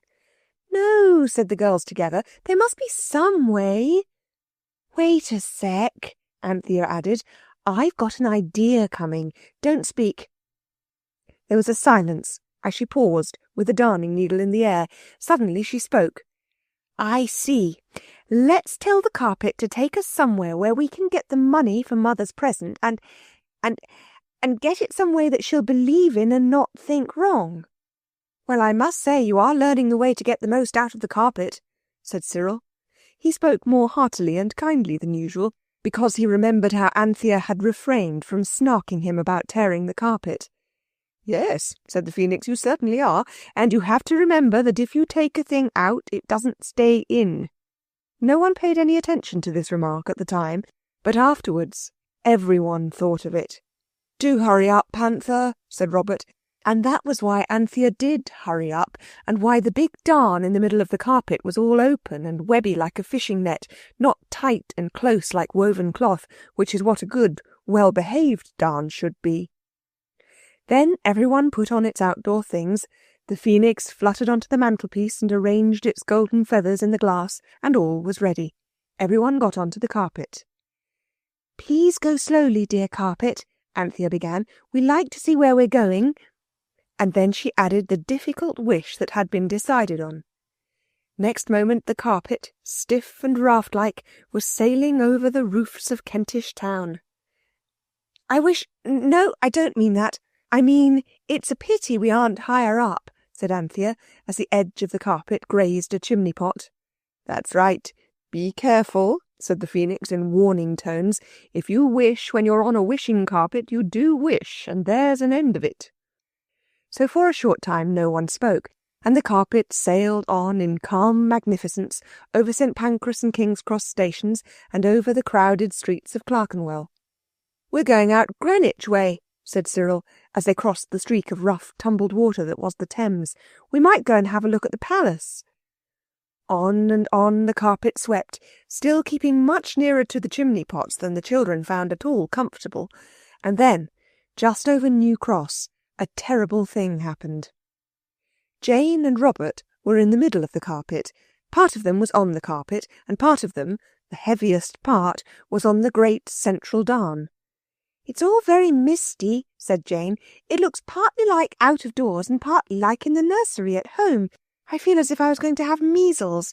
Everything looked awfully rum then, remember?" "I feel just the same," Robert said. "It's the whole," said the Phoenix. "It's not measles, whatever that possession may be." And at that, both Robert and Jane suddenly and at once made a bound to try and get onto the safer part of the carpet, and the darn gave way, and their boots went up, and the heavy heads and bodies of them went down through the hole, and they landed in a position something between sitting and sprawling on the flat leads on the top of a high, grey, gloomy, respectable house whose address was 705 Amersham Road, New Cross. The carpet seemed to awaken to a new energy as soon as it had got rid of their weight, and it rose high in the air. The others lay down flat and peeped over the edge of the rising carpet. "Are you hurt?" cried Cyril, and Robert shouted, "No!" And next moment the carpet had sped away, and Jane and Robert were hidden from the sight of the others by a stack of smoky chimneys. "Oh, how awful!" said Anthea. "It might have been worse," said the Phoenix. "What would have been the sentiments of the survivors if that darn had given way when we were crossing the river?" "Yes, there's that," said Cyril, recovering himself. "They'll be all right. They'll howl till someone gets them down, or drop tiles into the front garden to attract attention of a passer-by. Bobs has got my 1 and 5pence. Lucky you forgot to mend that hole in my pocket, Panther, or he wouldn't have had it. They can tram it home." But Anthea would not be comforted.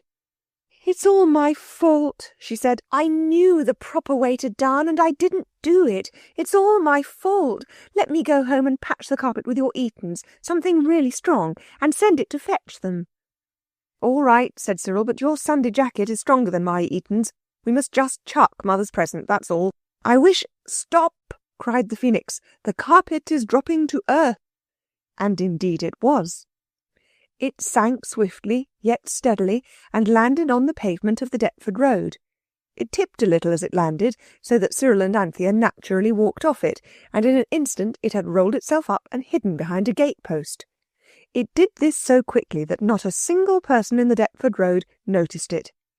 The Phoenix rustled its way into the breast of Cyril's coat, and almost at the same moment a well-known voice remarked, "Well, I never! What on earth are you doing here?" They were face to face with their pet uncle, their Uncle Reginald. "We did think of going to Greenwich Palace and talking about Nelson," said Cyril, telling as much of the truth as he thought his uncle could believe. "And where are the others?" asked Uncle Reginald. "I don't exactly know," Cyril replied, this time quite truthfully. "Well," said Uncle Reginald, "I must fly. I've a case in the county court. That's the worst of being a beastly solicitor. One can't take the chances of life when one gets them. If only I could come with you to the Painted Hall and give you lunch at the ship afterwards. But alas, it may not be." The uncle felt in his pocket. "I mustn't enjoy myself," he said, "but that's no reason why you shouldn't. Here, divide this by 4, and the product ought to give you some desired result. Take care of yourselves. Adieu." And waving a cheery farewell with his neat umbrella, the good and high-hatted uncle passed away, leaving Cyril and Anthea to exchange eloquent glances over the shining golden sovereign that lay in Cyril's hand. "Well," said Anthea. "Well," said Cyril. "Well," said the Phoenix. "Good old carpet," said Cyril joyously. "It was clever of it, so adequate and yet so simple," said the Phoenix with calm approval. "Oh, come on home and let's mend the carpet. I am a beast. I'd forgotten the others just for a minute," said the conscience-stricken Anthea. They unrolled the carpet quickly and slyly. They did not want to attract public attention, and the moment their feet were on the carpet, Anthea wished to be at home, and instantly they were. The kindness of their excellent uncle had made it unnecessary for them to go to such extremes as Cyril's Etons or Anthea's Sunday jacket for the patching of the carpet. Anthea set to work at once to draw the edges of the broken darn together, and Cyril hastily went out and bought a large piece of the marble-patterned American oilcloth, which careful housewives use to cover dressers and kitchen tables. It was the strongest thing he could think of. Then they set to work to line the carpet throughout with the oilcloth. The nursery felt very odd and empty without the others, and Cyril did not feel so sure as he had done about their being able to tram it home. So he tried to help Anthea, which was very good of him, but not much use to her.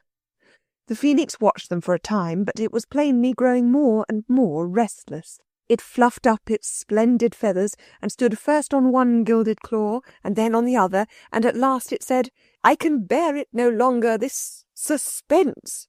My Robert, who set my egg to hatch, in the bosom of whose Norfolk raiment I have nestled so often and so pleasantly. I think, if you'll excuse me—" "Yes, do," cried Anthea. "I wish we'd thought of asking you before." Cyril opened the window. The phoenix flapped its sun-bright wings and vanished. "So that's all right," said Cyril, taking up his needle and instantly pricking his hand in a new place. "Of course I know that what you have really wanted to know about all this time is not what Anthea and Cyril did, but what happened to Jane and Robert after they fell through the carpet onto the leads of the house, which was called number 705 Amersham Road. But I had other things to tell you first. That is one of the most annoying things about stories. You cannot tell all the different parts of them at the same time. Robert's first remark when he found himself seated on the damp, cold, sooty leads was, "Here's a go." Jane's first act was tears. "Dry up, Pussy, don't be a little duffer," said her brother kindly. "It'll be all right." And then he looked about, just as Cyril had known he would, for something to throw down, so as to attract the attention of the wayfarers far below in the street. He could not find anything. Curiously enough, there were no stones on the leads, nor even a loose tile. The roof was of slate, and every single slate knew its place and kept it. But as so often happens, in looking for one thing he found another. There was a trap door leading down into the house, and the trap door was not fastened. "Stop snivelling and come here, Jane," he cried encouragingly. "Lend a hand to heave this up. If we can get into the house, we might sneak down without meeting anyone with luck. Come on." They heaved up the door till it stood straight up, and as they bent to look in the hole below, the door fell back with a hollow clang on the leads behind, and with its noise was mingled a blood-curdling scream from underneath. "Discovered!" hissed Robert. "Oh, my cat's alive!" They were indeed discovered. They found themselves looking down into an attic, which was also a lumber room. It had boxes and broken chairs, old fenders and picture frames and rag bags hanging from nails. In the middle of the floor was a box, open, half full of clothes. Other clothes lay on the floor in neat piles. In the middle of the piles of clothes sat a lady, very fat indeed, with her feet sticking out straight in front of her, and it was she who had screamed, and who, in fact, was still screaming. "Don't!" cried Jane. "Please don't! We won't hurt you!" "Where are the rest of your gang?" asked the lady, stopping short in the middle of a scream. "The others have gone on the wishing carpet," said Jane truthfully. "The wishing carpet?" said the lady. "Yes," said Jane, before Robert could say, "You shut up. You must have read about it. The phoenix is with them." Then the lady got up, and picking her way carefully between the piles of clothes, she got to the door and through it. She shut it behind her, and the two children could hear her calling, "Septimus! Septimus!" in a loud yet frightened way. "Now," said Robert quickly, "I'll drop first." He hung by his hands and dropped through the trap door. "Now you, hang on by your hands and I'll catch you. Oh, there's no time for jaw. Drop, I say." Jane dropped. Robert tried to catch her, and even before they had finished the breathless roll among the piles of clothes, which was what his catching ended in, he whispered, "We'll hide behind those fenders and things. They'll think we've gone along the roofs. Then when all is calm, we'll creep down the stairs and take our chance." They hastily hid. A corner of an old iron bedstead stuck into Robert's side, and Jane had only standing room for 1 foot, but they bore it, and when the lady came back, not with Septimus, but with another lady, they held their breath and their hearts beat thickly. "Gone," said the first lady. "Poor little things, quite mad, my dear, and at large. We must lock this room and send for the police." "Let me look out," said the second lady, who was, if possible, older and thinner and primmer than the first. So the two ladies dragged a box under the trap-door and put another box on the top of it, and then they both climbed up very carefully and put their 2 trim, tidy heads out of the trap-door to look for the mad children. Now, whispered Robert, getting the bedstead leg out of his side. They managed to creep out from their hiding place and out through the door before the two ladies had done looking out of the trap door onto the empty leads. Robert and Jane tiptoed down the stairs, 1 flight, 2 flights. Then they looked over the banisters. Horror! A servant was coming up with a loaded scuttle. The children, with one consent, crept swiftly through the first open door. The room was a study, calm and gentlemanly, with rows of books, a writing table, and a pair of embroidered slippers warming themselves in the fender. The children hid behind the window curtains. As they passed the table, they saw on it a missionary box with its bottom label torn off, open and empty. "Oh, how awful," whispered Jane. "We shall never get away alive." "Hush," said Robert, not a moment too soon, for there were steps on the stairs, and next instant the two ladies came into the room. They did not see the children, but they saw the empty missionary box. "I knew it," said one. "Selina, it was a gang. I was certain of it from the first. The children were not mad. They were sent to distract our attention while the Confederates robbed the house." "I'm afraid you are right," said Selina. "Where are they now?" "Downstairs, no doubt, collecting the silver milk jug and sugar basin, and the punch ladle that was Uncle Joe's and Aunt Jerusha's teaspoons. I shall go down." "Oh, don't be so rash and heroic," said Selina. "Amelia, we must call the police from the window. Lock the door. I will. The words ended in a yell as Selina, rushing to the window, came face to face with the hidden children. "Oh, don't," said Jane. "How can you be so unkind? We aren't burglars and we don't have any gang, and we didn't open your missionary box. We opened our own once, but we didn't have to use the money, so our consciences made us put it back, and don't! Oh, I wish you wouldn't." Miss Selina had seized Jane and Miss Amelia captured Robert. The children found themselves held fast by strong, slim hands, pink at the wrists and white at the knuckles.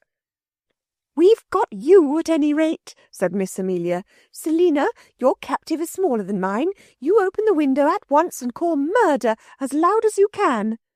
Selina obeyed, but when she had opened the window, instead of calling murder, she called Septimus, because at that very moment she saw her nephew coming in at the gate. In another minute he had let himself in with his latchkey and had mounted the stairs. As he came into the room, Jane and Robert each uttered a shriek of joy, so loud and so sudden that the ladies leapt with surprise and nearly let them go. "It's our own clergyman!" cried Jane. "Don't you remember us?" asked Robert. "You married our burglar for us, don't you remember?" "I knew it was a gang," said Amelia. "Septimus, these abandoned children are members of a desperate burgling gang who are robbing the house. They have already forced the missionary box and purloined its contents." The Reverend Septimus passed his hand wearily over his brow. "I feel a little faint," he said, running upstairs so quickly. "We never touched the beastly box," said Robert. "Then your confederates did," said Miss Selina. No, said the curate hastily. "I opened the box myself. This morning I found I had not enough small change for the Mothers' Independent Unity Measles and Croup insurance payments. I suppose this is not a dream, is it?" "Dream? No, indeed. Search the house, I insist upon it." The curate, still pale and trembling, searched the house, which, of course, was blamelessly free of burglars. When he came back, he sank wearily into his chair. "Aren't you going to let us go?" asked Robert with furious indignation, for there is something in being held by a strong lady that sets the blood of a boy boiling in his veins with anger and despair. "We've never done anything to you. It's all the carpet. It dropped us on the leads. We couldn't help it. You know how it carried you over to the island, and you had to marry the burglar to the cook." "Oh, my head," said the curate. "Never mind your head just now," said Robert. "Try to be honest and honourable, and do your duty in that state of life." "This is a judgment on me for something, I suppose," said the Reverend Septimus wearily, "but I really cannot at the moment remember what." "Send for the police," said Miss Selina. "Send for a doctor," said the curate. "Do you think they are mad, then?" said Miss Amelia. "I think I am," said the curate. Jane had been crying ever since her capture. Now she said, "You aren't now, but perhaps you will be if... and it would serve you jolly well right, too." "Aunt Selina," said the curate, "and Aunt Amelia, believe me, this is only an insane dream. You will realise it soon. It has happened to me before. But do not let us be unjust, even in a dream. Do not hold the children. They have done no harm. As I said before, it was I who opened the box." The strong, bony hands unwillingly loosened their grasp. Robert shook himself and stood in sulky resentment, but Jane ran to the curate and embraced him so suddenly that he had not time to defend himself. "You're a dear," she said. "It is just like a dream at first, but you get used to it. Now do let us go. There's a good, kind, honourable clergyman." "I don't know," said the Reverend Septimus. "It is a difficult problem. It is such a very unusual dream. Perhaps it's only a sort of other life, quite real enough for you to be mad in. And if you're mad, there might be a dream asylum, where you would be kindly treated and in time restored, cured, to your sorrowing relatives. It is very hard to see your duty plainly, even in ordinary life. And these dream circumstances are so complicated." "If it's a dream," said Robert, "you'll wake up directly, and then you'd be sorry if you'd sent us into a dream asylum, because you might never get into the same dream again and let us out, and so we might stay there forever. And then what about our sorrowing relatives who aren't in the dreams at all?" But all the curate could now say was, "Oh, my head." And Jane and Robert felt quite ill with helplessness and hopelessness. A really conscientious curate is a very difficult thing to manage. And then, just as the hopelessness and the helplessness were getting to be almost more than they could bear, the two children suddenly felt that extraordinary shrinking feeling that you always have when you're just going to vanish. And the next moment they had vanished, and the Reverend Septimus was left alone with his aunts. "I knew it was a dream," he cried wildly. "I've had something like it before. Did you dream it too, Aunt Selina? And you, Aunt Amelia? I dreamed that you did, you know." Aunt Selina looked at him, and then at Aunt Amelia. Then she said boldly, "What do you mean? We haven't been dreaming anything. You must have dropped off in your chair." The curate heaved a sigh of relief. "Oh, if it's only I," he said. "If we'd all dreamed it, I could never have believed it, never." Afterwards, Aunt Selina said to the other aunt, "Yes, I know it was an untruth, and I shall doubtless be punished for it in due course, but I could see the poor dear fellow's brain giving way before my very eyes. He couldn't have stood the strain of 3 dreams. It was odd, wasn't it? All 3 of us dreaming the same thing at the same moment. We must never tell dear Seppi. But I shall send an account of it to the Psychical Society, with stars instead of names, you know." And she did, and you can read all about it in one of the Society's fat blue books. Of course, you understand what had happened. The intelligent Phoenix had simply gone straight off to the Psammead and had wished Robert and Jane at home, and of course they were home at once. Cyril and Anthea had not half finished mending the carpet. When the joyful emotions of reunion had calmed down a little, they all went out and spent what was left of Uncle Reginald's sovereign in presents for Mother. They brought her a pink silk handkerchief, a pair of blue and white vases, a bottle of scent, a packet of Christmas candles, and a cake of soap shaped and coloured like a tomato, and one that was so like an orange that almost anyone you had given it to would have tried to peel it, if they liked oranges, of course.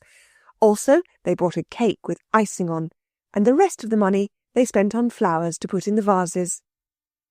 When they had arranged all the things on a table, with the candles stuck up on a plate ready to light the moment Mother's cab was heard, they washed themselves thoroughly and put on tidier clothes. Then Robert said, "Good old Psammead," and the others said so too. "But really, it's just as much good old Phoenix," said Robert. "Suppose it hadn't thought of getting the wish." "Ah," said the Phoenix, "it is perhaps fortunate for you that I am such a competent bird." "There's Mother's cab!" cried Anthea, and the Phoenix hid, and they lighted the candles, and next moment Mother was home again. She liked her presents very much, and found their story of Uncle Reginald and the Sovereign easy and even pleasant to believe. "Good old carpet," were Cyril's last sleepy words. "What there is of it," said the Phoenix from the cornice pole. Chapter 11. The Beginning of the End. "Well, I must say," Mother said, looking at the wishing carpet as it lay, all darned and mended and backed with shiny American cloth, on the floor of the nursery, "I must say I've never in my life bought such a bad bargain as that carpet." A soft "Oh!" of contradiction sprang to the lips of Cyril, Robert, Jane and Anthea. Mother looked at them quickly and said, "Well, of course, I see you've mended it very nicely, and that was sweet of you, dears." "The boys helped too," said the dears honourably. "But still, 22 and 9pence, it ought to have lasted for years. It's simply dreadful now." "Well, never mind, darlings, you've done your best. I think we'll have coconut matting next time. A carpet doesn't have an easy life of it in this room, does it?" "It's not our fault, Mother, is it, that our boots are the really reliable kind?" Robert asked the question more in sorrow than in anger. "No, dear, we can't help our boots," said Mother cheerfully, "but we might change them when we come in, perhaps. It's just an idea of mine. I wouldn't dream of scolding on the very first morning after I've come home. Oh, my lamb, how could you?" This conversation was at breakfast, and the lamb had been beautifully good until everyone was looking at the carpet, and then it was for him but the work of a moment to turn a glass dish of syrupy blackberry jam upside down on his young head. It was the work of a good many minutes and several persons to get the jam off him again, and this interesting work took people's minds off the carpet, and nothing more was said just then about its badness as a bargain, and about what Mother hoped for from coconut matting. When the lamb was clean again, he had to be taken care of while Mother rumpled her hair and inked her fingers and made her head ache over the difficult and twisted housekeeping accounts which cook gave her on dirty bits of paper, and which were supposed to explain how it was that the cook had only 5pence halfpenny and a lot of unpaid bills left out of all the money Mother had sent her for housekeeping. Mother was very clever, but even she could not quite understand the cook's accounts. The lamb was very glad to have his brothers and sisters to play with him. He had not forgotten them a bit, and he made them play all the old exhausting games, whirling worlds, where you swing the baby round and round by his hands, and leg and wing, where you swing him from side to side by one ankle and one wrist. There was also climbing Vesuvius. In this game, the baby walks up you, and when he is standing on your shoulders, you shout as loud as you can, which is the rumbling of the burning mountain, and then tumble him gently to the floor and roll him there, which is the destruction of Pompeii. "All the same, I wish we could decide what we'd better say next time Mother says anything about the carpet," said Cyril, breathlessly ceasing to be a burning mountain. "Well, you talk and decide," said Anthea. "Here, you lovely ducky lamb, come to Panther and play Noah's Ark." The lamb came, with his pretty hair all tumbled and his face all dusty from the destruction of Pompeii, and instantly became a baby snake, hissing and wriggling and creeping in Anthea's arms, as she said, "I love my little baby snake. He hisses when he is awake. He creeps with such a wriggly creep. He wriggles even in his sleep." "Crocky," said the lamb, and showed all his little teeth. So Anthea went on, "I love my little crocodile. I love his truthful, toothful smile. It is so wonderful and wide. I like to see it from outside." "Well, you see," Cyril was saying, "Mother can't believe the real true truth about the carpet, and—" "You speak sooth, oh Cyril," remarked the Phoenix, coming out from the cupboard where the black beetles lived, and the torn books and the broken slates and odd pieces of toys that had lost the rest of themselves. "Now hear the wisdom of Phoenix, the son of the Phoenix." "There's a society called that," said Cyril. "Where is it? And what is a society?" asked the bird. "It's a sort of joined together lot of people, a sort of brotherhood, a kind of, well, something very like your temple, you know, only quite different." "I take your meaning," said the Phoenix. "I would fain see these calling themselves sons of the Phoenix." "But what about your words of wisdom?" Wisdom is always welcome, said the Phoenix. Pretty Polly, remarked the Lamb, reaching his hands towards the golden speaker. The Phoenix modestly retreated behind Robert, and Anthea hastened to distract the attention of the Lamb by murmuring, "I love my little baby rabbit, but oh, he has a dreadful habit of paddling out among the rocks and soaking both his bunny socks." "I don't think you'd care about the sons of the Phoenix, really," said Robert. "I've heard they don't do anything fiery. They only drink a great deal. Much more than other people, because they drink lemonade and fizzy things, and the more you drink of those, the more good you get." "In your mind, perhaps," said Jane, "but it wouldn't be good in your body. You'd get too balloony." The Phoenix yawned. "Look here," said Anthea, "I really have an idea. This isn't like a common carpet. It's very magic indeed. Don't you think if we put tacho on it and then gave it a rest, the magic part of it might grow, like hair is supposed to do?" "It might," said Robert, "but I should think paraffin would do as well, at any rate as far as the smell goes, and that seems to be the great thing about tacho." But with all its faults, Anthea's idea was something to do, and they did it. It was Cyril who fetched the tacho bottle from Father's wash-hand stand, but the bottle had not much in it. "We mustn't take it all," Jane said, "in case Father's hair began to come off suddenly. If he hadn't anything to put on it, it might all drop off before Eliza had time to get round to the chemist's for another bottle. It would be dreadful to have a bald father, and it would be all our fault." "And wigs are very expensive, I believe," said Anthea. "Look here, leave enough in the bottle to wet Father's head all over with, in case any emergency emerges, and let's make up with paraffin. I expect it's the smell that does the good really, and the smell's exactly the same." So a small teaspoonful of the tacho was put on the edges of the worst darn in the carpet, and rubbed carefully into the roots of the hairs of it, and all the parts that there was not enough tacho for had paraffin rubbed into them with a piece of flannel.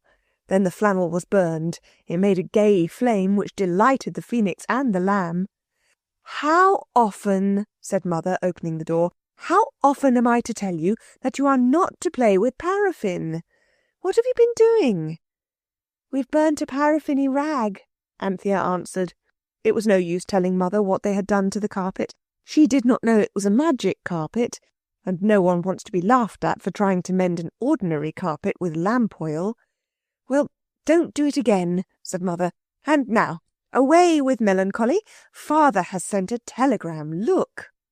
She held it out, and the children, holding it by its yielding corners, read, "Box for kiddies at Garrick. Stalls for us Haymarket. Meet Charing Cross 6:30. "That means," said Mother, "that you're going to see the water babies all by your happy selves, and Father and I will take you and fetch you. Give me the lamb, dear, and you and Jane put clean lace in your red evening frocks, and I shouldn't wonder if you found they wanted ironing. This paraffin smell is ghastly. Run and get out your frocks." The frocks did want ironing, wanted it rather badly as it happened, for, being of tomato-coloured Liberty silk, they had been found very useful for tableaux vivants when a red dress was required for Cardinal Richelieu. They were very nice tableaux, these, and I wish I could tell you about them, but one cannot tell everything in a story. You would have been specially interested in hearing about the tableau of the princes in the tower, when one of the pillows burst, and the youthful princes were so covered with feathers that the picture might very well have been called Michaelmas Eve or Plucking the Geese. Ironing the dresses and sewing the lace in occupied some time, and no one was dull because there was the theatre to look forward to, and also the possible growth of hairs on the carpet, for which everyone kept looking anxiously. By 4 o'clock Jane was almost sure that several hairs were beginning to grow. The Phoenix perched on the fender, and its conversation, as usual, was entertaining and instructive, like school prizes are said to be, but it seemed a little absent-minded, and even a little sad. "Don't you feel well, Phoenix dear?" asked Anthea, stooping to take an iron off the fire. "I am not sick," replied the golden bird with a gloomy shake of the head, "but I am getting old." "Why, you've hardly been hatched any time at all." "Time," remarked the Phoenix, "is measured by heartbeats. I'm sure the palpitations I've had since I've known you are enough to blanch the feathers of any bird." "But I thought you lived 500 years," said Robert. And you've hardly begun this set of years. Think of all the time that's before you. Time, said the Phoenix, is, as you are probably aware, merely a convenient fiction. There is no such thing as time. I have lived in these 2 months at a pace which generously counterbalances 500 years of life in the desert. I am old. I am weary. I feel as if I ought to lay my egg and lay me down to my fiery sleep, but unless I'm careful, I shall be hatched again instantly, and that is a misfortune which I really do not think I could endure. But do not let me intrude these desperate personal reflections on your youthful happiness. What is the show at the theatre tonight? Wrestlers? Gladiators? A combat of camelopards and unicorns? I don't think so, said Cyril. It's called The Water Babies, and if it's like the book, there isn't any gladiating in it. There are chimney sweeps and professors, and a lobster and an otter and a salmon, and children living in the water. It sounds chilly. The Phoenix shivered and went to sit on the tongs. I don't suppose there will be real water, said Jane, and the theatres are very warm and pretty with lots of gold and lamps. Wouldn't you like to come with us? I was just going to say that, said Robert in injured tones, only I know how rude it is to interrupt. Do come, Phoenix, old chap, it'll cheer you up. It'll make you laugh like anything. Mr. Borgia always makes ripping plays. You ought to have seen Shock-Headed Peter last year. Your words are strange, said the Phoenix, but I will come with you. The revels of this Borgia of whom you speak may help me to forget the weight of my years. So that evening the Phoenix snugged inside the waistcoat of Robert Eaton's, a very tight fit it seemed both to Robert and to the Phoenix, and was taken to the play. Robert had to pretend to be cold at the glittering, many-mirrored restaurant where they ate dinner, with father in evening dress with a very shiny white shirt front, and mother looking lovely in her grey evening dress that changes into pink and green when she moves. Robert pretended that he was too cold to take off his greatcoat, and so sat sweltering through what otherwise would have been a most thrilling meal. He felt that he was a blot on the smart beauty of the family, and he hoped the Phoenix knew what he was suffering for its sake. Of course we are all pleased to suffer for the sake of others, but we like them to know it, unless we are the very best and noblest kind of people, and Robert was just ordinary. Father was full of jokes and fun, and everyone laughed all the time, even with their mouths full, which is not manners. Robert thought Father would not have been quite so funny about his keeping his overcoat on if Father had known all the truth, and there Robert was probably right. When dinner was finished, to the last grape and the last paddle in the finger-glasses, for it really was a truly grown-up dinner, the children were taken to the theatre, guided to a box close to the stage, and left. Father's parting words were, "Now don't you stir out of this box whatever you do. I shall be back before the end of the play. Be good, and you will be happy. Is this zone torrid enough for the abandonment of greatcoats, Bobs? No? Well, then, I should say you are sickening for something. Mumps or measles or thrush or teething. Goodbye." He went, and Robert was at last able to remove his coat, mop his perspiring brow, and release the crushed and dishevelled Phoenix. Robert had to arrange his damp hair at the looking-glass at the back of the box, and the Phoenix had to preen its disordered feathers for some time before either of them was fit to be seen. They were very, very early.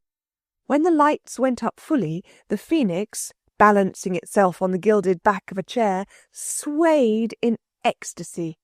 "How fair a scene is this!" it murmured.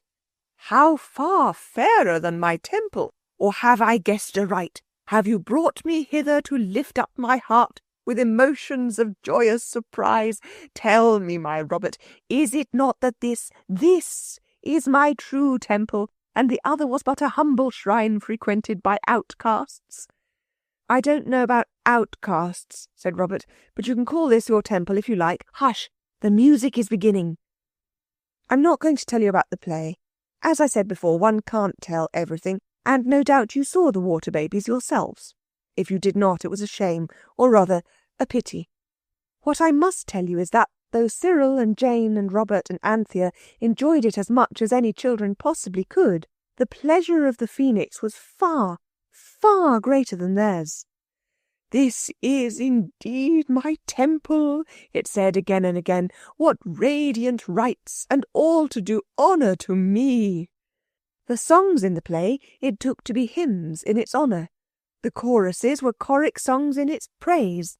The electric lights, it said, were magic torches lighted for its sake, and it was so charmed with the footlights that the children could hardly persuade it to sit still. But when the limelight was shown, it could contain its approval no longer.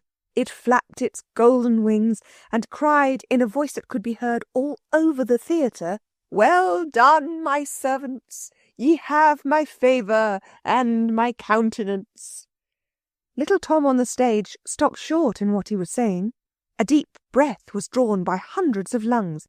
Every eye in the house turned to the box where the luckless children cringed, and most people hissed or said, "Shh," or "Turn them out." Then the play went on, and an attendant presently came to the box and spoke roughly. "It wasn't us, indeed it wasn't," said Anthea earnestly. "It was the bird." The man said, "Well then, they must keep their bird very quiet." "Disturbing everyone like this," he said. "It won't do it again," said Robert, glancing imploringly at the golden bird. "I'm sure it won't." "You have my leave to depart," said the phoenix gently. "Well, he is a beauty and no mistake," said the attendant. "Only I'd cover him up during the acts. It upsets the performance." And he went. "Don't speak again, there's a dear," said Anthea. "You wouldn't like to interfere with your own temple, would you?" So now the phoenix was quiet, but it kept whispering to the children. It wanted to know why there was no altar, no fire, no incense, and became so excited and fretful and tiresome that 4 at least of the party of 5 wished deeply that it had been left at home. What happened next was entirely the fault of the phoenix. It was not in the least the fault of the theatre people, and no one could ever afterwards understand how it did happen. No one, that is, except the guilty bird itself and the 4 children. The phoenix was balancing itself on the gilt back of the chair, swaying backwards and forwards and up and down, as you may see your own domestic parrot do. I mean the grey one with the red tail. All eyes were on the stage, where the lobster was delighting the audience with that gem of a song, "If you can't walk straight, walk sideways," when the phoenix murmured warmly, "No altar, no fire, no incense." And then, before any of the children could even begin to think of stopping it, it spread its bright wings and swept around the theatre, brushing its gleaming feathers against delicate hangings and gilded woodwork. It seemed to have made but one circular wing sweep, such as you may see a gull make over grey water on a stormy day. Next moment it was perched again on the chair back, and all round the theatre, where it had passed, little sparks shone like tinsel seeds. Then little smoke wreaths curled up like growing plants, little flames opened like flower buds. People whispered, then people shrieked.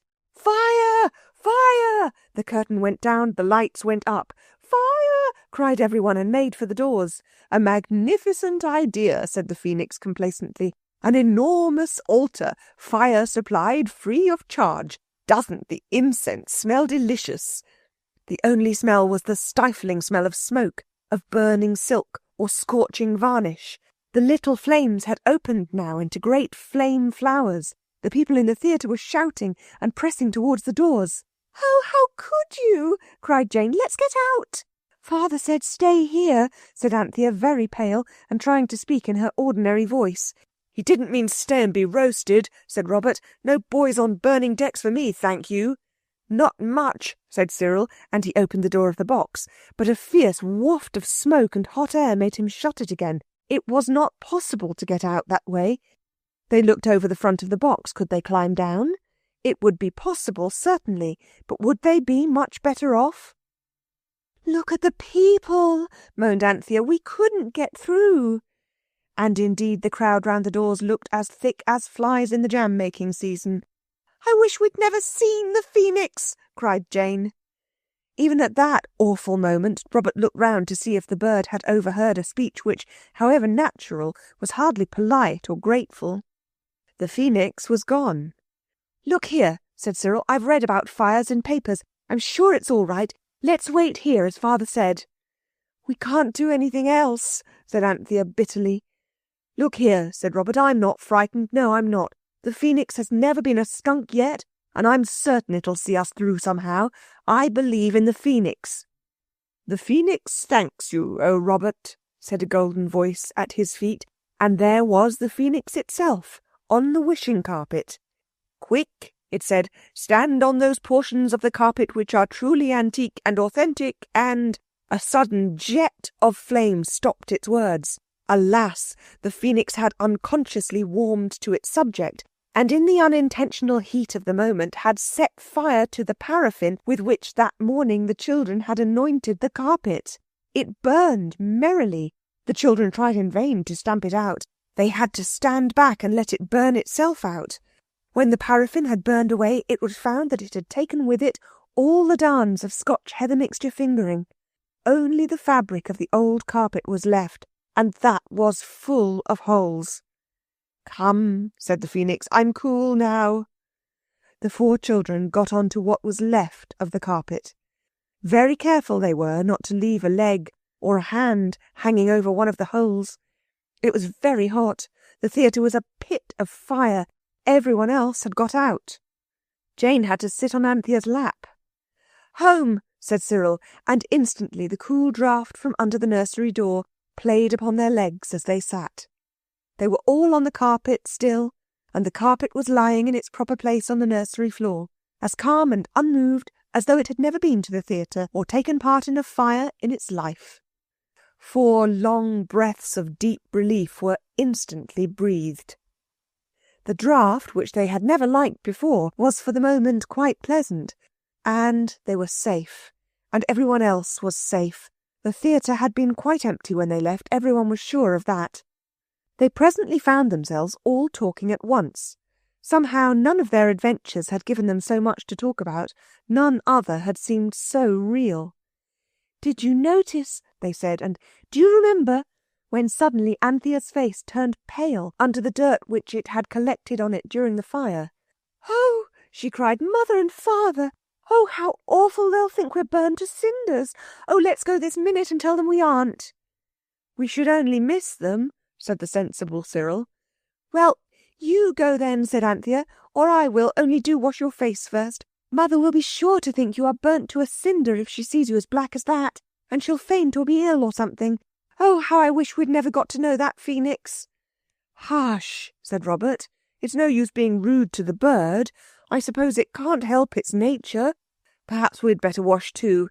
Now I come to think of it, my hands are rather—" No one had noticed the phoenix since it had bidden them to step on the carpet, and no one noticed that no one had noticed.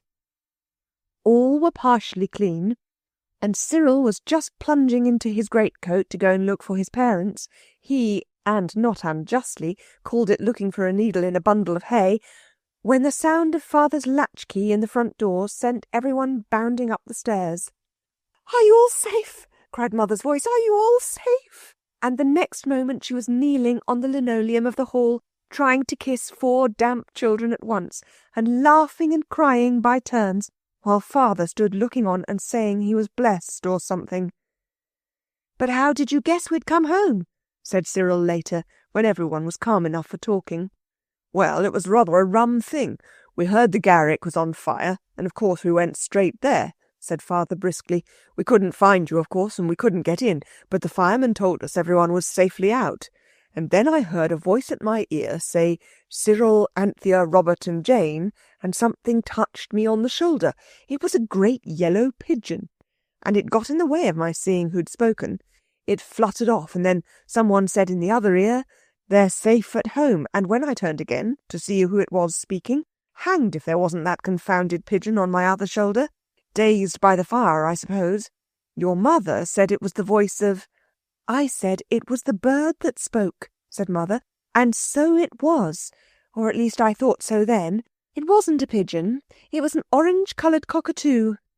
I don't care who it was that spoke. It was true, and you're safe." Mother began to cry again, and Father said bed was a good place after the pleasures of the stage. So everyone went there. Robert had a talk to the phoenix that night. "Oh, very well," said the bird, when Robert had said what he felt. "Didn't you know that I had power over fire? Do not distress yourself. I, like my high priests in Lombard Street, can undo the work of flames. Kindly open the casement." It flew out. That was why the papers said next day that the fire at the theatre had done less damage than had been anticipated. As a matter of fact, it had done none, for the phoenix spent the night in putting things straight. How the management accounted for this, and how many of the theatre officials still believe that they were mad on that night, will never be known. Next day, Mother saw the burnt holes in the carpet. "It caught where it was paraffin-y," said Anthea. "I must get rid of that carpet at once," said Mother. But what the children said, in sad whispers to each other, as they pondered over last night's events, was, "We must get rid of that phoenix." Chapter 12. The End of the End. Egg, toast, tea, milk, teacup and saucer, egg spoon, knife, butter. That's all, I think, remarked Anthea, as she put the last touches to Mother's breakfast tray, and went very carefully up the stairs, feeling for every step with her toes, and holding on to the tray with all her fingers. She crept into Mother's room and set the tray on a chair. Then she pulled one of the blinds up, very softly. "Is your head better, Mummy dear?" she asked, in the soft little voice that she kept expressly for Mother's headaches. "I brought your brekkie, and I've put the little cloth with the clover leaves on it, the one I made you." "That's very nice," said Mother sleepily. Anthea knew exactly what to do for mothers with headaches who had breakfast in bed. She fetched warm water and put just enough eau de cologne in it, and bathed Mother's face and hands with the sweet scented water. Then Mother was able to think about breakfast. "But what's the matter with my girl?" she asked, when her eyes got used to the light. "Oh, I'm so sorry you're ill," Anthea said. "It's that horrible fire, and you being so frightened. Father said so, and we all feel as if it was our fault. I can't explain, but—" "It wasn't your fault a bit, you darling goosey," Mother said. "How could it be?" "That's just what I can't tell you," said Anthea. "I haven't got a futile brain like you and Father to think of ways of explaining everything." Mother laughed. "My futile brain? Or did you mean fertile? Anyway, it feels very stiff and sore this morning, but I shall be quite all right by and by, and don't be a silly little pet girl. The fire wasn't your fault. No, I don't want the egg, dear. I'll go to sleep again, I think. Don't you worry, and tell cook not to bother me about meals. You can order what you like for lunch." Anthea closed the door very mousily, and instantly went downstairs and ordered what she liked for lunch. She ordered a pair of turkeys, a large plum pudding, cheesecakes, and almonds and raisins. Cook told her to go along, do, and she might as well not have ordered anything, for when lunch came it was just hashed mutton and semolina pudding, and Cook had forgotten the snippets for the mutton hash, and the semolina pudding was burnt. When Anthea rejoined the others, she found them all plunged in the gloom where she was herself, for everyone knew that the days of the carpet were now numbered. Indeed, so worn was it that you could almost have numbered its threads.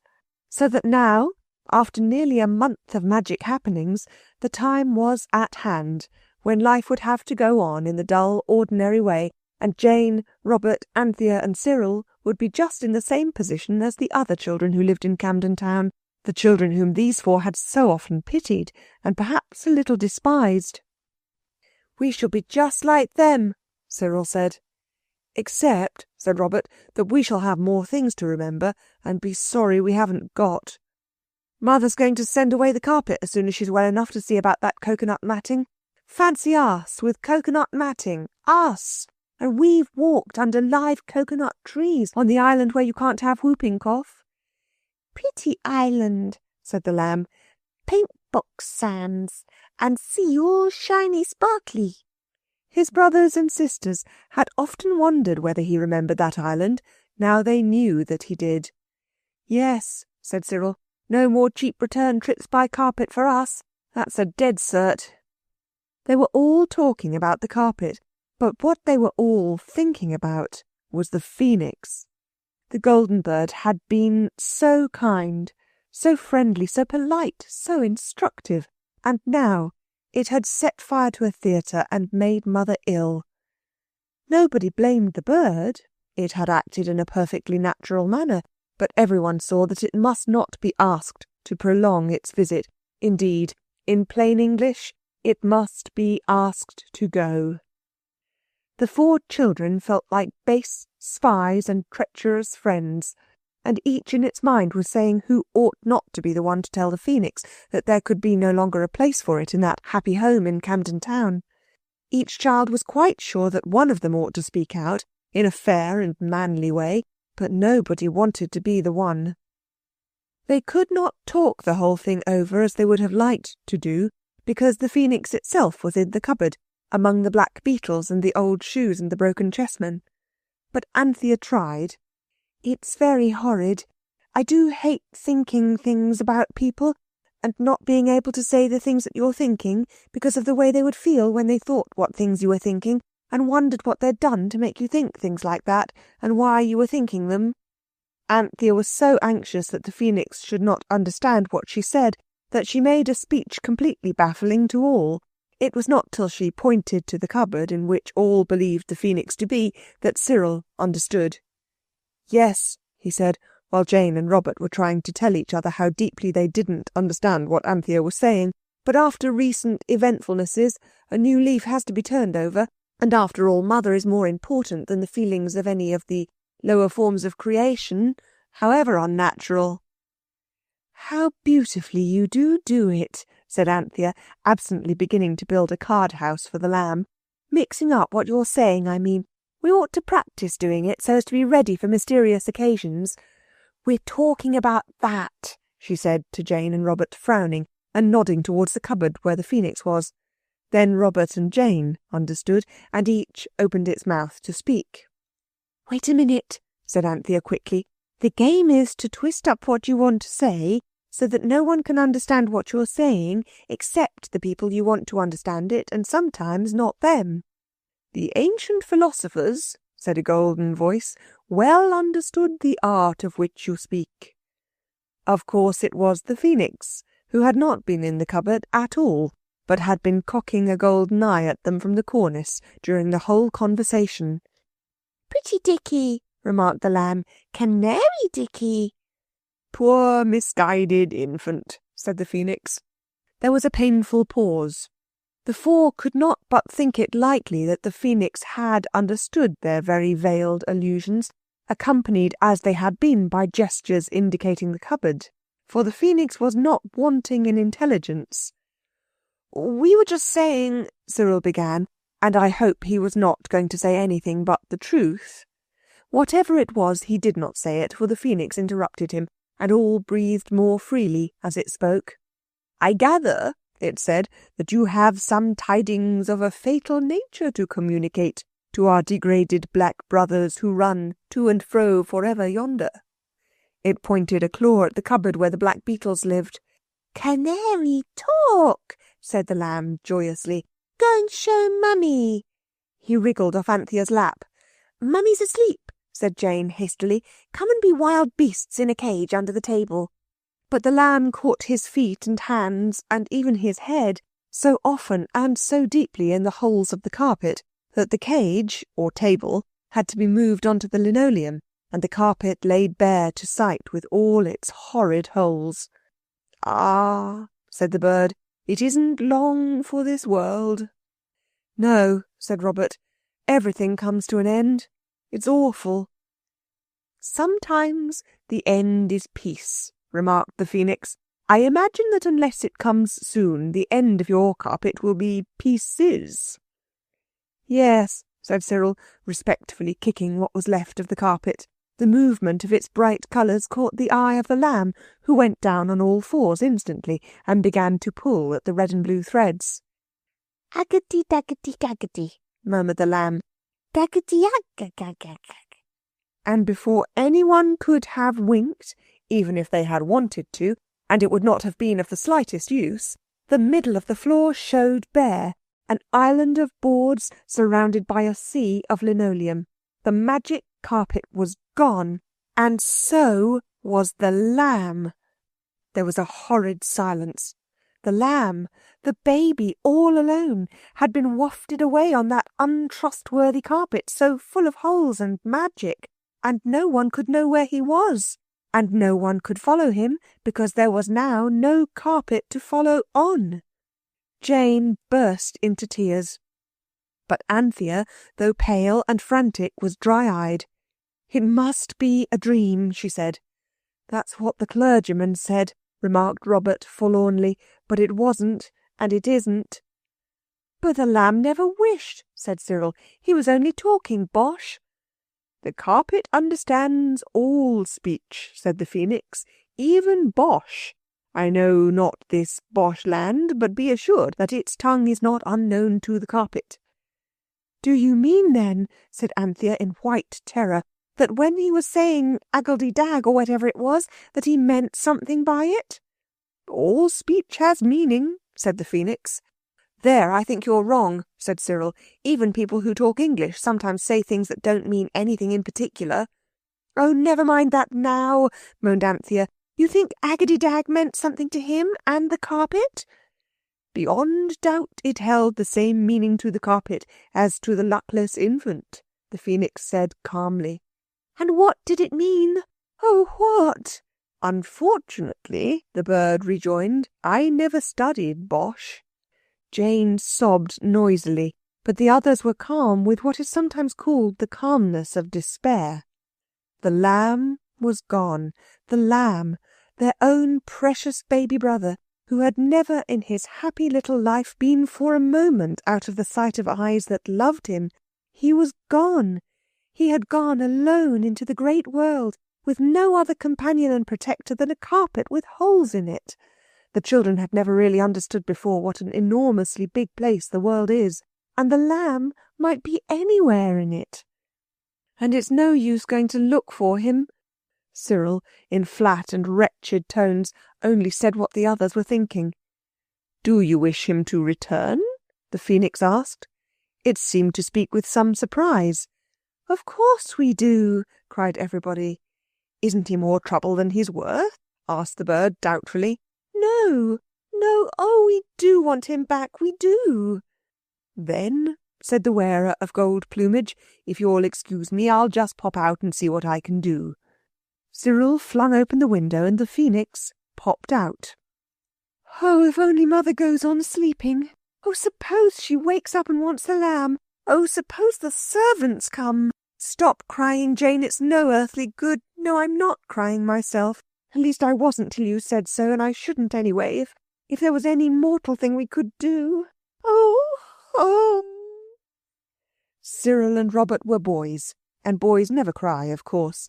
Still, the position was a terrible one, and I do not wonder that they made faces in their efforts to behave in a really manly way. And at this awful moment, Mother's bell rang. A breathless silence held the children. Then Anthea dried her eyes. She looked round her and caught up the poker. She held it out to Cyril. "Hit my hand hard," she said. "I must show Mother some reason for my eyes being like they are." "Harder!" she cried, as Cyril gently tapped her with the iron handle, and Cyril, agitated and trembling, nerved himself to hit harder, and hit very much harder than he intended. Anthea screamed. "Oh, Panther, I didn't mean to hurt, really," cried Cyril, clattering the poker back into the fender. "It's all right," said Anthea breathlessly, clasping the hurt hand with the one that wasn't hurt. "It's getting red." It was. A round red and blue bump was rising on the back of it. "Now, Robert," she said, trying to breathe more evenly, "you go out. Oh, I don't know where. Onto the dustbin, anywhere, and I shall tell Mother you and the lamb are out." Anthea was now ready to deceive her mother for as long as ever she could. Deceit is very wrong, we know, but it seemed to Anthea that it was her plain duty to keep her mother from being frightened about the lamb as long as possible, and the Phoenix might help. "It always has helped," Robert said. "It got us out of the tower. And even when it made the fire in the theatre, it got us out all right. I'm certain it will manage somehow." Mother's bell rang again. "Oh, Eliza's never answered it," cried Anthea. "She never does. Oh, I must go." And she went. Her heart beat bumpingly as she climbed the stairs. Mother would be certain to notice her eyes. Well, her hand would account for that. But for the lamb... "No, I must not think of the lamb," she said to herself, and bit her tongue till her eyes watered again, so as to give herself something else to think of. Her arms and legs and back, and even her tear-reddened face, felt stiff with her resolution not to let Mother be worried if she could help it. She opened the door softly. "Yes, Mother," she said. "Dearest," said Mother, "the lamb—" Anthea tried to be brave. She tried to say that the lamb and Robert were out. Perhaps she tried too hard. Anyway, when she opened her mouth, no words came. So she stood with it open. It seemed easier to keep from crying with one's mouth in that unusual position. "The lamb," Mother went on, "he was very good at first, but he's pulled the toilet cover off the dressing table with all the brushes and pots and things, and now he's so quiet I'm sure he's in some dreadful mischief, and I can't see him from here, and if I got out of bed to see, I'm sure I should have fainted." "Do you mean he's here?" said Anthea. "Of course he's here," said Mother a little impatiently. "Where did you think he was?" Anthea went round the foot of the big mahogany bed. There was a pause. "He's not here now," she said. That he had been there was plain, from the toilet cover on the floor, the scattered pots and bottles, the wandering brushes and combs, all involved in the tangle of ribbons and laces which an open drawer had yielded to the baby's inquisitive fingers. "He must have crept out then," said Mother. "Do keep him with you, there's a darling. If I don't get some sleep, I shall be a wreck when Father comes home." Anthea closed the door softly. Then she tore downstairs and burst into the nursery, crying, "He must have wished he was with Mother. He's been there all the time. Aggedy dag." The unusual word was frozen on her lip, as people say in books. For there, on the floor, lay the carpet. And on the carpet, surrounded by his brothers and by Jane, sat the lamb. He had covered his face and clothes with Vaseline and violet powder, but he was easily recognisable in spite of this disguise. "You are right," said the Phoenix, who was also present. "It is evident that, as you say, Aggedy-Dag is bosh for 'I want to be where my mother is,' and so the faithful carpet understood it." "But how," said Anthea, catching up the lamb and hugging him, "how did he get back here?" "Oh," said the Phoenix, "I flew to the Psammead and wished that your infant brother were restored to your midst, and immediately it was so." "Oh, I am glad. I am glad," cried Anthea, still hugging the baby. "Oh, you darling. Shut up, Jane. I don't care how much he comes off on me. Cyril, you and Robert roll that carpet up and put it in the beetle cupboard. He might say Aggedy-Dag again, and it might mean something quite different next time. Now, my lamb, Panther'll clean you a little. Come on." "I hope the beetles won't go wishing," said Cyril as they rolled up the carpet. 2 days later, Mother was well enough to go out, and that evening the coconut matting came home. The children had talked and talked and thought, but they had not found any polite way of telling the Phoenix that they did not want it to stay any longer. The days had been days spent by the children in embarrassment and by the Phoenix in sleep. And now the matting was laid down, the Phoenix awoke and fluttered down onto it. It shook its crested head. "I like not this carpet," it said. "It is harsh and unyielding, and it hurts my golden feet." "We've jolly well got to get used to it hurting our golden feet," said Cyril. "This, then," said the bird, "supersedes the wishing carpet." "Yes," said Robert, "if you mean that it's instead of it." "And the magic web?" inquired the Phoenix with sudden eagerness. "It's the rag and bottle man's day tomorrow," said Anthea in a low voice. "He will take it away." The Phoenix fluttered up to its favourite perch on the chair back. "Hear me," it cried, "O youthful children of men, and restrain your tears of misery and despair.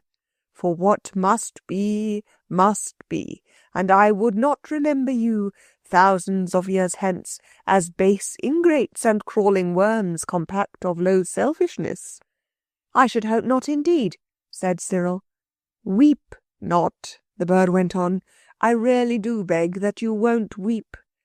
I will not seek to break the news to you gently. Let the blow fall at once. The time has come when I must leave you." All 4 children breathed forth a long sigh of relief. "We needn't have bothered so about how to break the news to it," whispered Cyril. "Ah, sigh not so," said the bird gently. "All meetings end in partings. I must leave you. I have sought to prepare you for this. Ah, do not give way." "Must you really go so soon?" murmured Anthea. It was what she had often heard her mother say to calling ladies in the afternoon. "I must, really. Thank you so much, dear," replied the bird, just as though it had been one of the ladies. "I am weary," it went on. "I desire to rest. After all the happenings of this last moon, I do desire really to rest, and I ask of you one last boon." "Any little thing we can do," said Robert. Now that it had really come to parting with the phoenix, whose favourite he had always been, Robert did feel almost as miserable as the phoenix thought they all did. "I ask but the relic designed for the rag and bottle man. Give me what is left of the carpet, and let me go." "Dare we?" said Anthea. "Would Mother mind?" "I have dared greatly for your sakes," remarked the bird. "Well then, we will," said Robert. The phoenix fluffed out its feathers joyously. "Nor shall you regret it, children of golden hearts," it said. "Quick, spread the carpet and leave me alone. But first, pile high the fire. Then, while I am immersed in the sacred preliminary rites, do ye prepare sweet-smelling woods and spices for the last act of parting." The children spread out what was left of the carpet, and after all, though this was just what they would have wished to have happened, all hearts were sad. Then they put half a scuttle of coal on the fire and went out, closing the door on the phoenix, left at last alone with the carpet. "One of us must keep watch," said Robert excitedly, as soon as they were all out of the room, "and the others can go and buy sweet woods and spices. Get the very best that money can buy, and plenty of them. Don't let's stand to a threepence or so. I want it to have a jolly good send-off. It's the only thing that'll make us feel less horrid inside." It was felt that Robert, as the pet of the phoenix, ought to have the last melancholy pleasure of choosing the materials for its funeral pyre. "I'll keep watch if you like," said Cyril. "I don't mind. And besides, it's raining hard and my boots let in the wet. You might call and see if my other ones are really reliable again yet." So they left Cyril, standing like a Roman sentinel outside the door, inside which the phoenix was getting ready for the great change, and they all went out to buy the precious things for the last sad rites. "Robert is right," Anthea said. "This is no time for being careful about our money.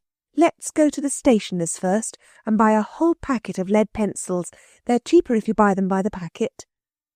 This was a thing that they had always wanted to do, but it needed the great excitement of a funeral pyre and a parting from a beloved phoenix to screw them up to the extravagance. The people at the stationer's said that the pencils were real cedar wood, so I hope they were, for stationers should always speak the truth. At any rate, they cost 1 and 4pence. Also, they spent 7pence 3 farthings on a little sandalwood box inlaid with ivory. "Because," said Anthea, "I know sandalwood smells sweet, and when it's burned it smells very sweet indeed."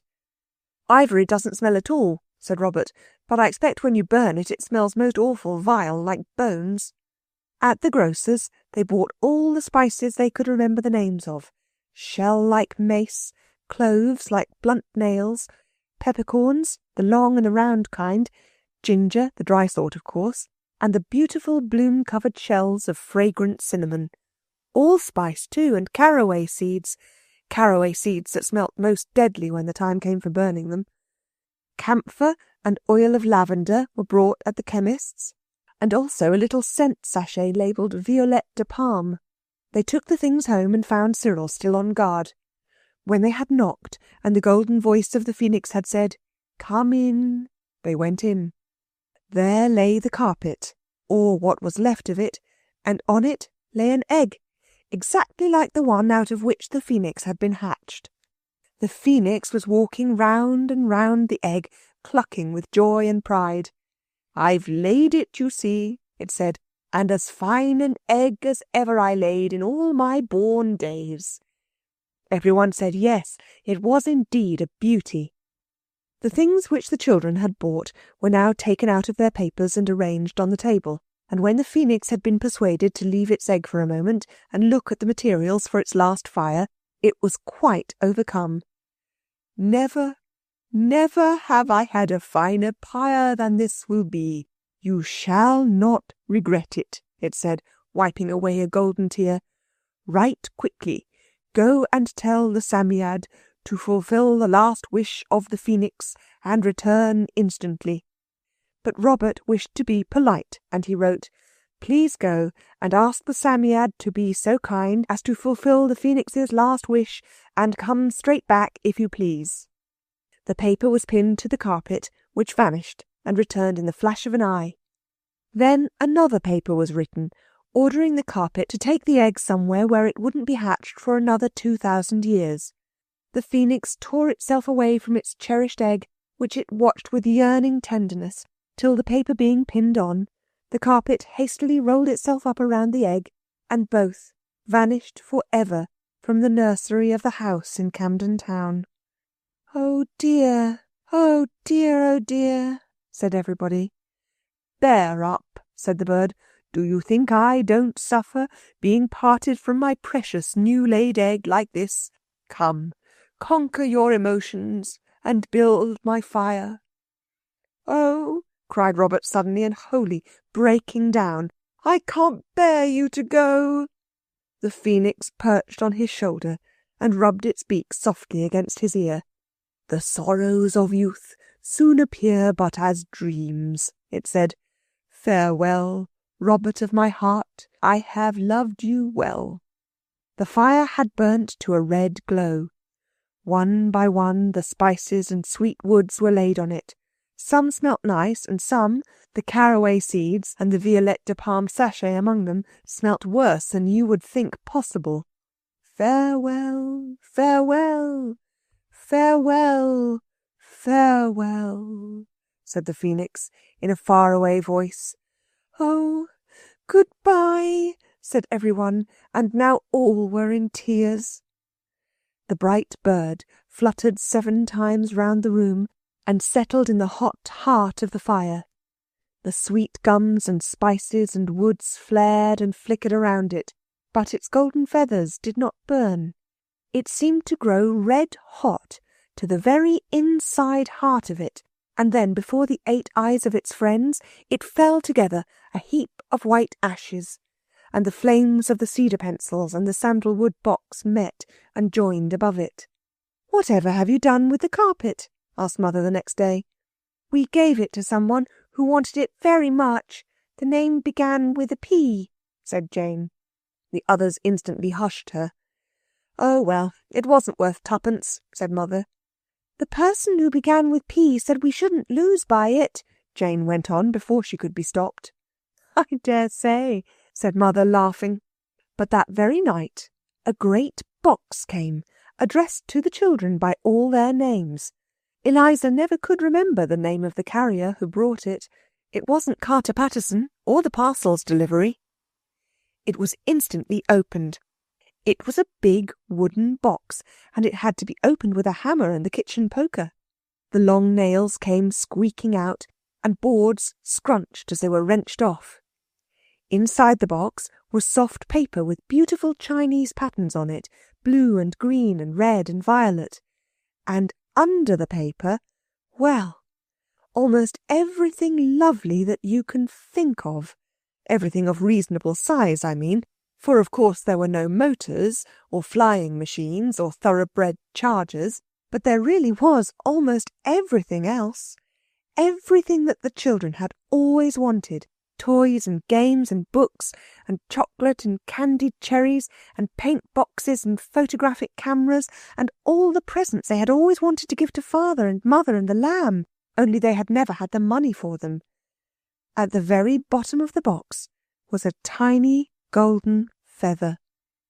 No one saw it but Robert, and he picked it up and hid it in the breast of his jacket, which had been so often the nesting place of the golden bird. When he went to bed, the feather was gone. It was the last he ever saw of the phoenix. Pinned to the lovely fur cloak that Mother had always wanted was a paper, and it said, "In return for the carpet, with gratitude, P." You may guess how Mother and Father talked it over.